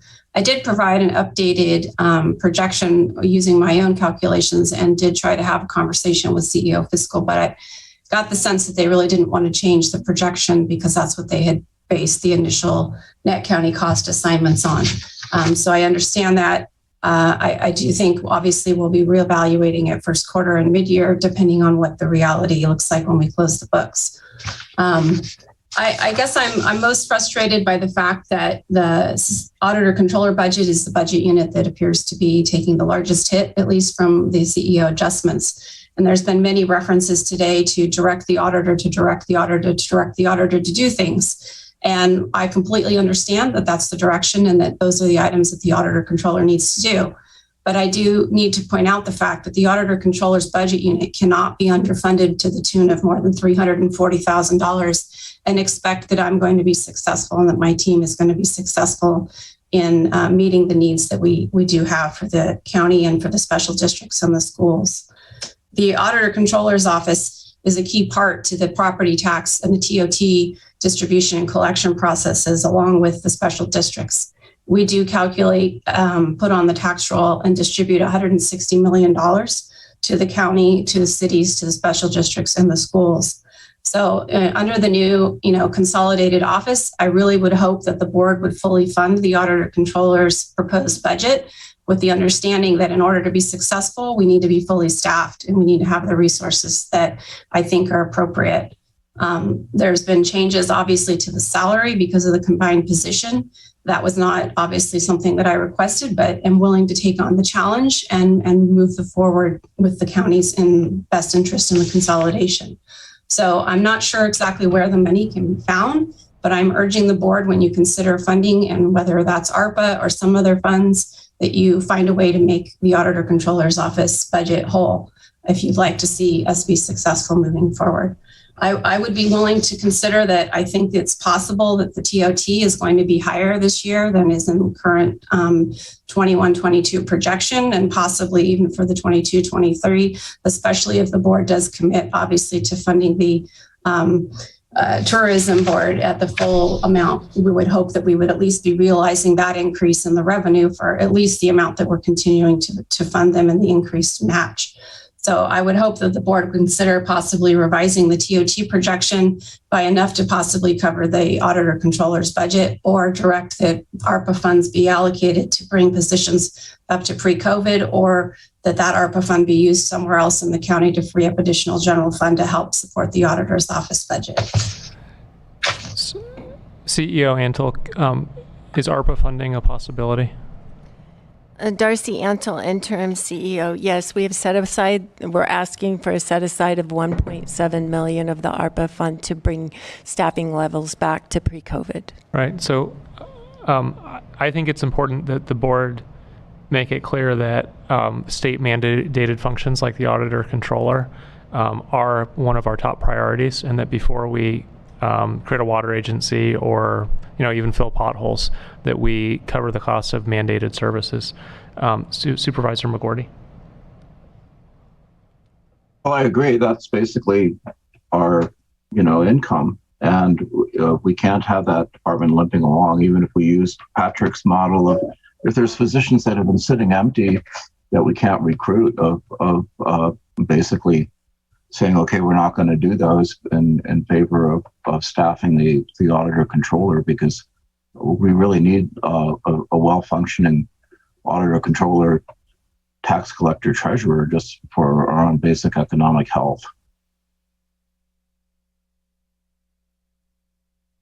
And for the auditor controller, is there any other assistance you need from the board? You and I have had several conversations as of late about how to reset the relationship and ensure that the county finances are strong going forward. Are you looking for any more support from us? I'm sure I appreciate that, Acting Auditor Controller Shamiz Cubison. I think moving forward over the next 6 to 8 months, maybe longer, there's probably going to be additional opportunities as we try to look at the actual consolidation process. I'm not sure how soon that's going to begin, if that's going to take place before January or if that's going to take place, once we get to January. I think the only other thing I would say is that we probably still need to look at a couple of items. I've been working a little bit with Acting Assistant Treasurer Tax Collector Cheyenne Gordon, and we do want to still bring up the concept of some additional resources in the TOT collection and monitoring.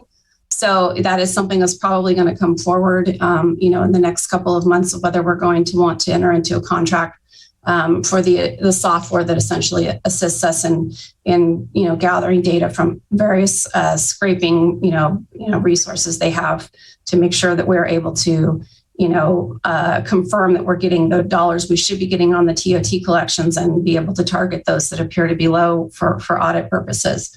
So I would say, there will be opportunities in the next, probably 3 to 6 to 9 months for additional support. I think now is not the time that I would bring it up. I would just hope for the board's support to consider possibly appointing me to fulfill the term of the auditor controller now that the election has been completed. And because it's come up in various circles, there's a sense that the board has directed the two offices to consolidate into one. I don't think that's quite accurate. I think you're becoming the elected department head of both, but there isn't any pressure from the board that I've seen to immediately consolidate. Maybe they never get consolidated. It's just that there's one elected department head that's overseeing the joint operations. So if a supervisor disagrees, now would be a time to speak up, but I don't want the auditor to feel that she's under a time constraint to merge the offices. Supervisor Haschek. Yeah, so a question about the $341,000 request, and if it's covered by ARPA, are these one-time expenses or are they ongoing expenses? They are ongoing expenses. It's a $340,000 reduction to the submitted department. It's actually only $215,000 over the current 21-22 budget. Okay, and then also with the consolidation, do you see cost savings there, or what's the overall cost going to be, the net county cost for the two offices? If I may, through the chair, Shamice Cubis, an acting auditor controller. I can't say exactly yet. We haven't really had time to get into the nitty gritty and really, go over all the nuts and bolts. I think, as I expressed previously during the conversations about consolidation, that I really didn't see an opportunity for huge benefit in terms of the budget, because in reality, what you've done is increase the salary of the department head, but the FTE requirement of the workload is not any different. So the fact that there's now a treasurer tax collector now means that we're probably going to end up with a treasury manager or another assistant, treasurer tax collector in some regard to cover the workload. So there's actually an additional cost for the additional department head, which is slightly offset by the possibility that new position, wouldn't be paid at the same level that the tax collector was paid at. But there's also the added requirement by government code that there's another audit that ensures that we are separate, being able to maintain the separation of duties because of the auditor, controller, and treasurer tax collector handling both sides of the money, so to speak, the money coming into the bank and the money being booked in the finance system. So we are now subject to an additional audit for that. We are also, the auditor's office in the past has done the actual physical treasury count in the treasurer's office, and we will not be able to do that anymore. So we will need to contract with outside CPA for an independent treasury count, probably less often. We were doing it monthly. We'll probably be doing it quarterly once that kind of becomes fully consolidated under the one department head. We're going to have to maintain those separations. So we've discussed the possibility for some administrative possible efficiencies in that, we really will only need one person to probably do the department's payroll. We'll probably only need one person to handle the department's accounts payable, but those aren't huge, savings per se. They hopefully would become efficiencies in that regard. Like I did say before, I do think, there is a desire to make sure that we are collecting as much as we possibly can on the TOT, which is probably going to mean another contract that we haven't had for several years. We did have host compliance in the past, and we haven't had that contract cost in the last few years. And so there will be an additional cost to resuming that software license so that we have access to that key data. Thank you. Supervisor Jardy. Yeah, speaking of efficiencies, I'm wondering if it would be helpful if we had one of our existing ad hocs or a new ad hoc to work with the acting auditor controller to look at the two physical offices that are currently separated. They're physically adjacent to each other. For members of the public who are not familiar, there's a wall separating the two offices, but they both have an exterior door that the public enters into.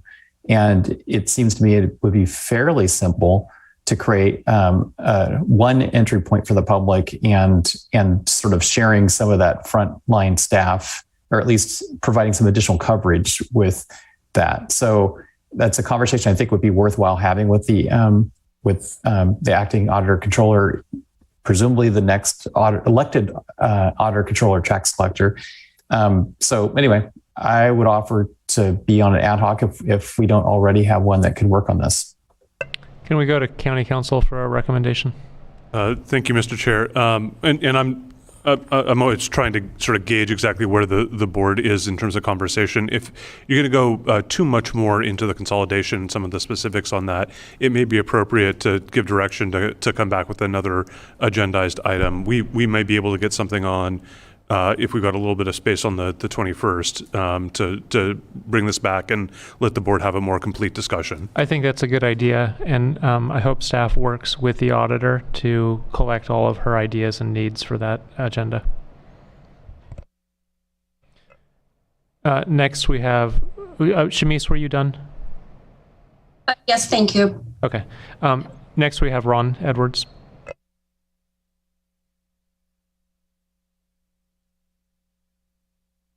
Good afternoon, board, on this long day. I wanted to go back to where you were looking at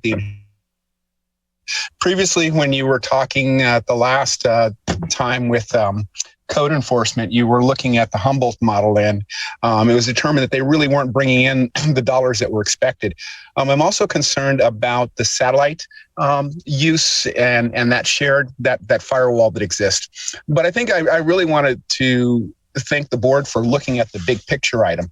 As Supervisor Mulherin talked about the increase in soil, which is taking place at our garden centers. Also, the water truck issue, that is way down if you talk to our water haulers. So I think that really you can rest assured, and the public can, that cultivation really has taken a hit, and capitalism has really reared its head and reduced a lot of, and some regional ones, I think that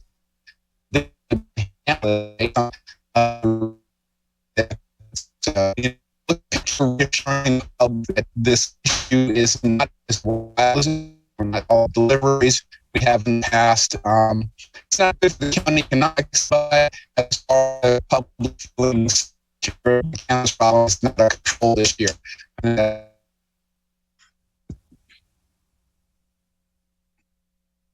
We can't hear you. We're going to move on. He has a bad connection. Oh. So one of the questions brought up by Patrick from SEIU was the open positions. And I know when we went through the budgeting process with the ad hoc, we talked about closing positions that have been open for too long. I think it was 18 months. Is that incorporated into the budget proposal? Darcy Antle, interim CEO, those positions that were discussed during the budget conferences are incorporated. We can confirm with Acting Deputy Sherry Johnson.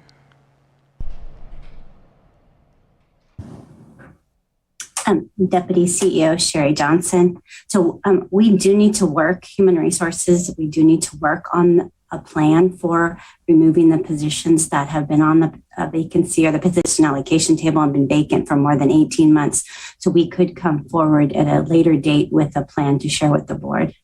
So Given that we also have negotiations going on with employees, I think it's fair to them that we try to expedite closing those positions and show how it impacts the budget. First, do I have board support on this? Yes. You Okay, do. there's a majority. Yes. So when can we close the positions, or at least have a budget that reflects the positions being closed, even if we need another approval to come forward and the paperwork isn't quite complete? What will the savings be when those are closed? Darcy Antle, interim CEO. I can't tell you what that savings would be at this time. I can tell you it is very likely that one of those positions, if you're just looking at the timetable of how long the position has been open, you would be closing a position or two at the auditor controller's office. So it's not simply straightforward to eliminate positions. It may be that we just couldn't find the right fit during those times. So it is an ongoing discussion with the department heads, and we did have those conversations during conferences, as well as when we asked the departments to come back in and engage with us for those further expense reductions. Could we ask department heads to give the board an explanation for any position that's been open for more than 18 months? Either close it or justify it. In the case of the auditor, I think she could justify, she's actively trying to hire, she has a need that hasn't been fulfilled. Certainly. Mo. Thank you, Mr. Chair. I think this is a really important conversation, and one that we've been trying to broach for several months every time we talk about the CEO report and the vacant positions. And HR has done a great job in the last 6 to 8 months at recruiting and opening recruitments for more positions, but we do know that some of them are not able to be filled. One of the things that, as I talk to employers or potential businesses that we might recruit to our county, there's a lot of concerns about the government being one of the largest employers, and I really think that those vacant and open positions sways that conversation. And I think that might not be something that's in the forefront of everyone's mind, but it's an important piece of this puzzle. And I realize that there should probably be some type of procedure or policy that we follow, so future boards can follow it as well. And I look forward to hearing from the HR team and the department heads, and hopefully the conversations with the union about what that would look like.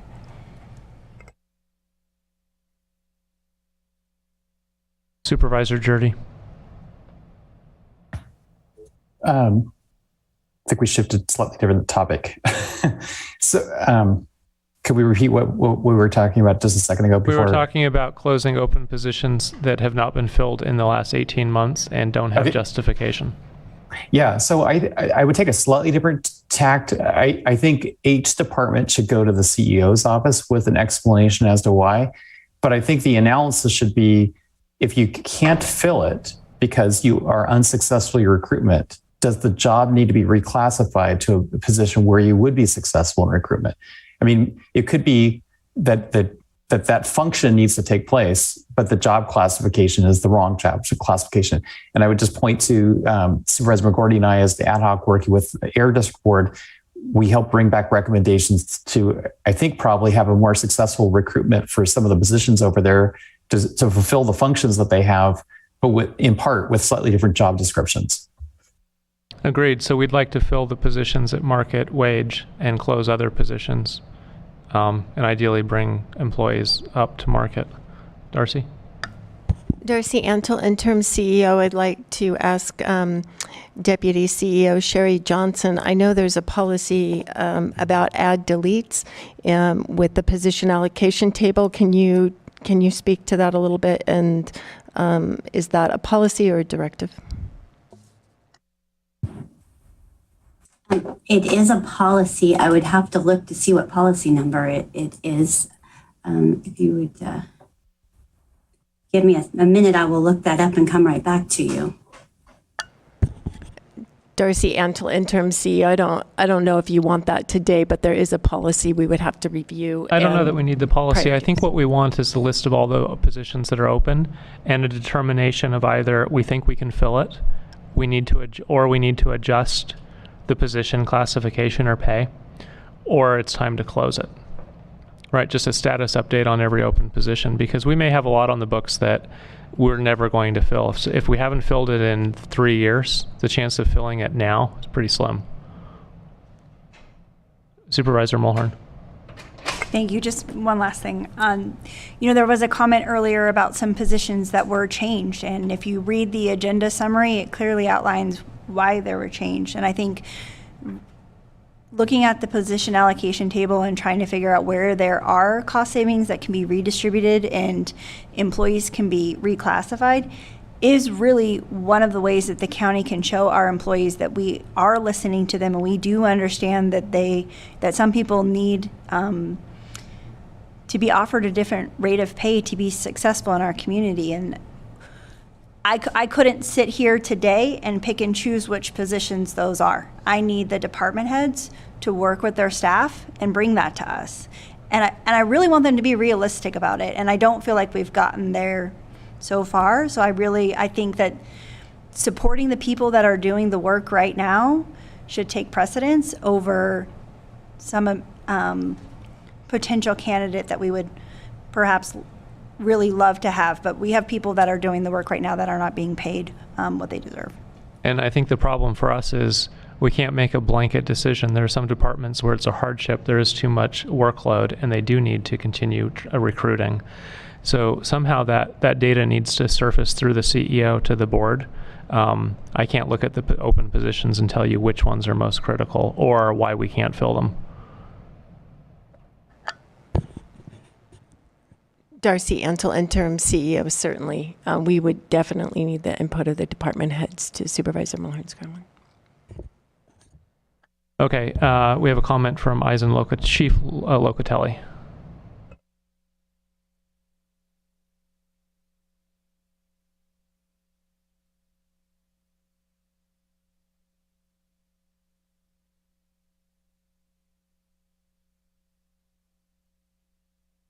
Are you able to hear me?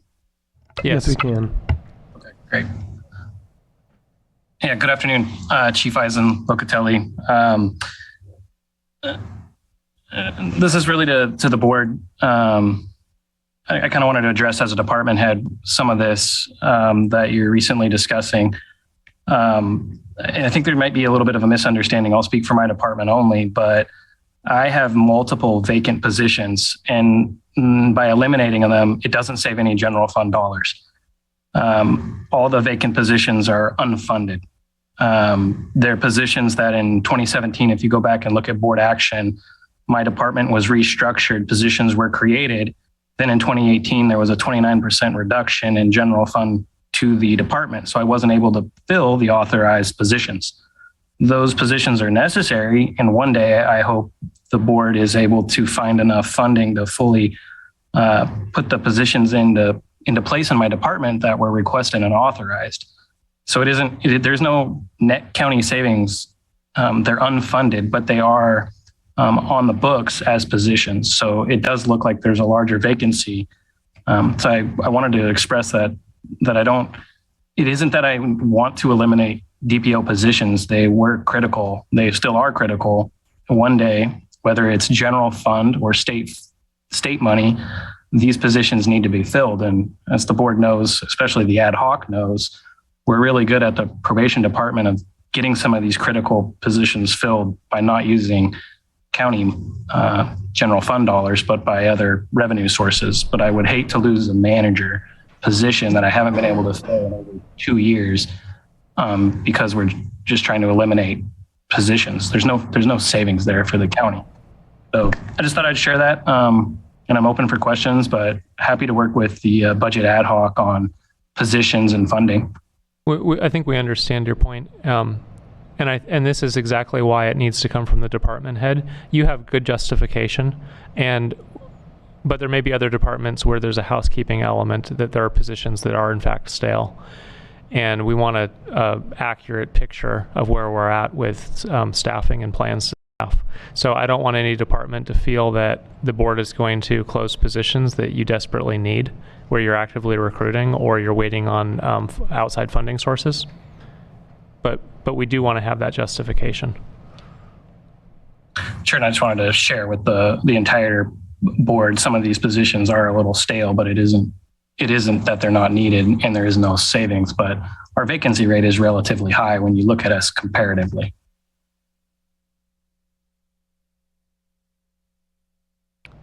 And that was all. Thank you. Thank you. I think that, yep.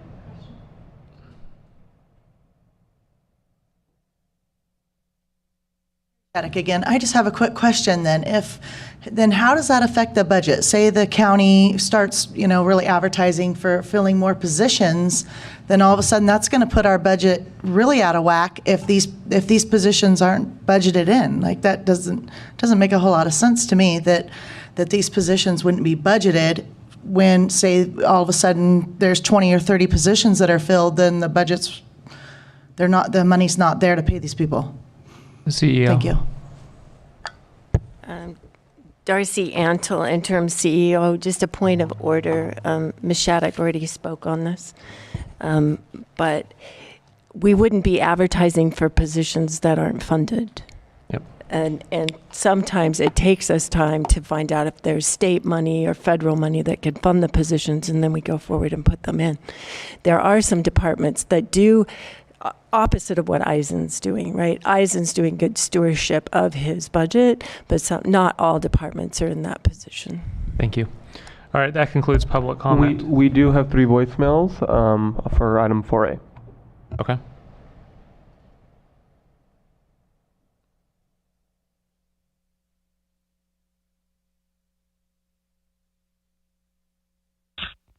Hello, my name's Adam Lane.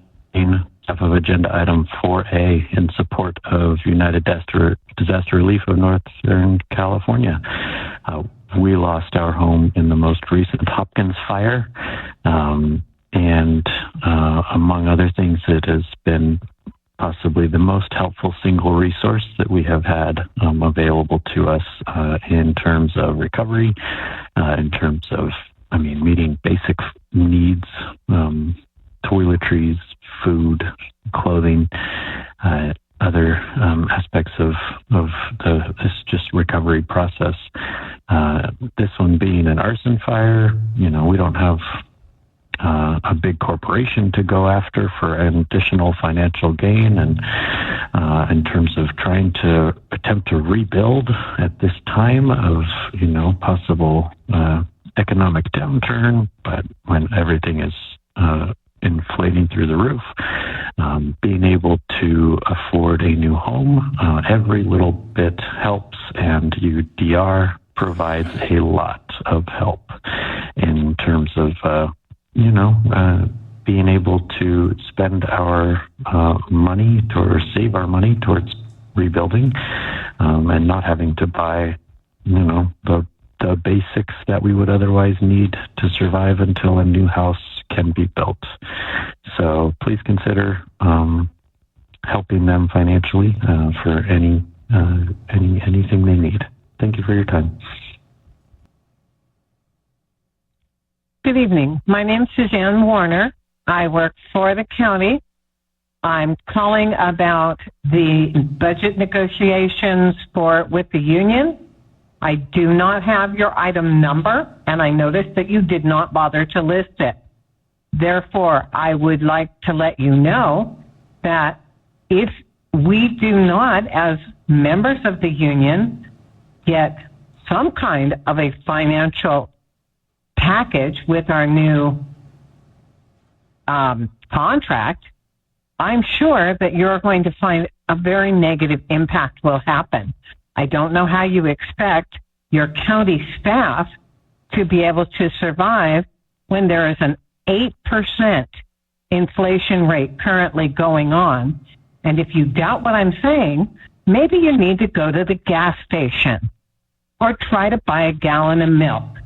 Try to pay for it what you paid for it 6 months ago, because you're going to find that that's not at all how it is. Thank you very much. Hi, my name is Jacqueline Otis, and I am wishing to talk about the budget. Again, my name is Jacqueline Otis. I'm a social worker for Adult and Aging Services, Quality Assurance Program Integrity. I've been a faithful Mendocino County employee for more than 22 years. In my career, I have faced furloughs, the threat of layoffs, hiring freezes, and a 12% salary reduction. This is not something any employee should have to face at any time during their career. We should know that our work, which is to serve the public, is rewarded not only with what we do, but a salary that can sustain our lives. I am a widow, a young widow, who had to do this on my own. Believe me, this has not been easy. The price of rent, insurance, utilities, garbage, food, gasoline, and many other items has increased over the last 10 years. If I had to move today to obtain a 2-bedroom home would cost me monthly at least a minimum of $2,000. How can most residents survive in this community? It is ludicrous that even though we work full-time, we can barely make ends meet in our overpriced community. The county has a 20% vacancy rate for years. The county has not managed to increase its staffing level because of low pay and high workloads, which lead to a high turnover. This is a failing strategy, because constantly hiring and training new staff adds an estimated 30% cost onto the county. Too often we are providing free training for counties to our south. The county needs to determine what salaries and benefits it needs to pay to attract and retain quality staff.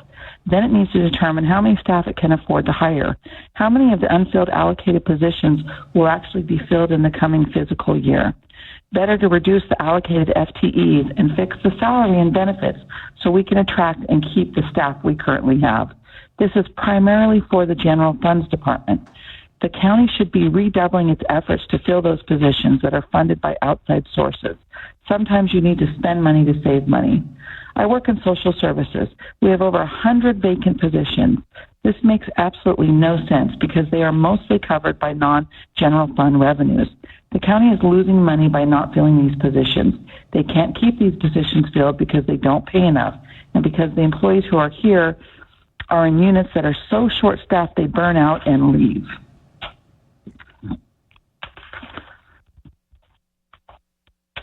Sorry. I am here to represent myself and so many of my coworkers and to ask the board to direct the county administration to take steps to fill these positions so that the vital work of social services gets done. In Family and Children's Services, we are losing 4 social workers over the next few months. An employee who started as a staff assistant became a social worker, earned their MSW, but now feels compelled to go work for Sonoma County because the pay is so much better. We cannot let this continue. Thank you. That concludes public comment. All right, back to the board. Supervisor Jurdy.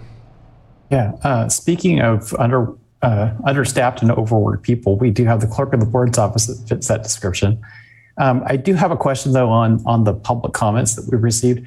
So I'm looking at the online agenda item, and I see a number of attachments from county staff or from the agencies that were making budget presentations.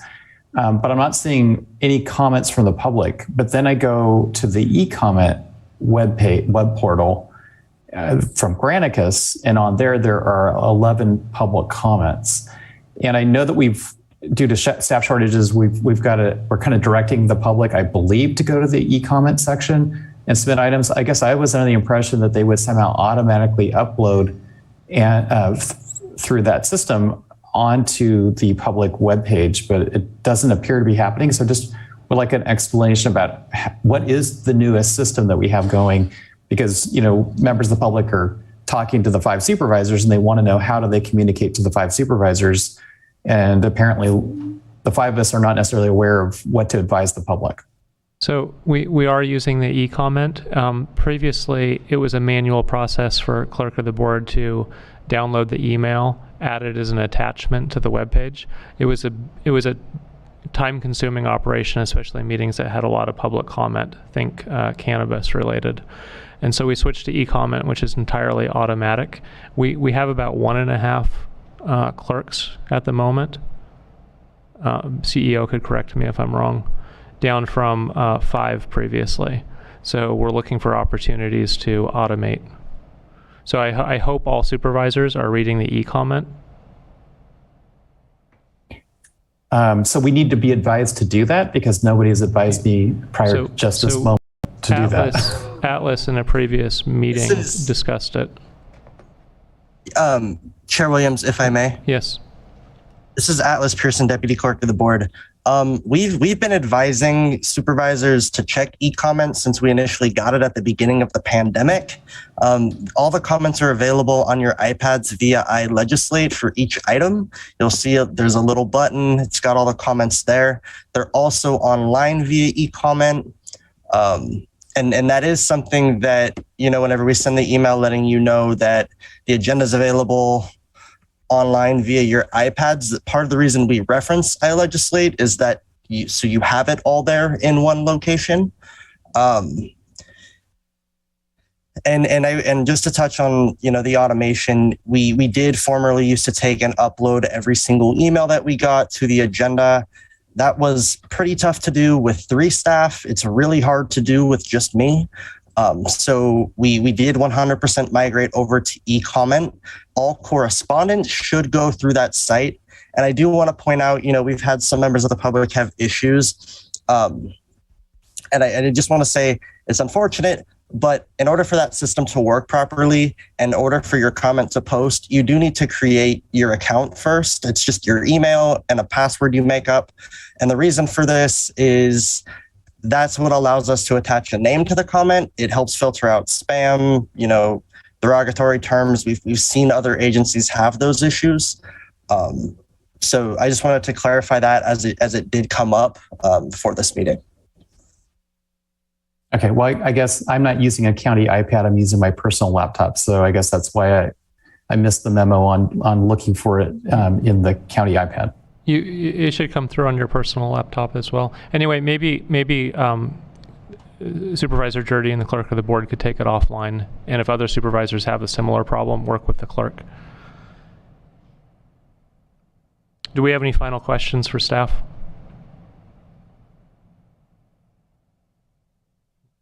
Not Supervisor Mulhern? No, I would like to thank staff for the presentation and for the departments working on the budget. I know that it was a really challenging conversation, especially for some departments, and I'm glad we were able to come forward with something that was balanced that we can move forward with and start this year off potentially looking for more savings with positions, but we'll get there if we get there. And always in support of increasing revenues and supporting those positions as well. Public hearing is now closed. Can I invite a motion? Supervisor Haschek. I'll move the recommended action. I'll second. CEO, are you comfortable with recommended action? Thank you, yes. Okay. Roll call. Supervisor Haschek, did you have a further question? No. Okay. Roll call vote. Supervisor Jurdy? Yes. Supervisor Mulhern? Yes. Supervisor McGordy? Yes. Chair Williams? Yes. And Supervisor Haschek? Yes. Item 4B. Motion carries unanimously.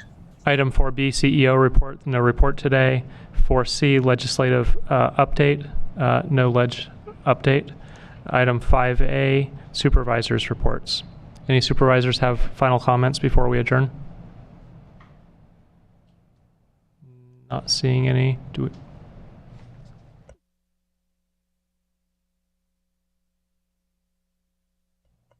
All right, and with that, the meeting is adjourned, and we should be back tomorrow. CEO, what time? 9 a.m. Thanks. 9 a.m. tomorrow. Thanks, everyone.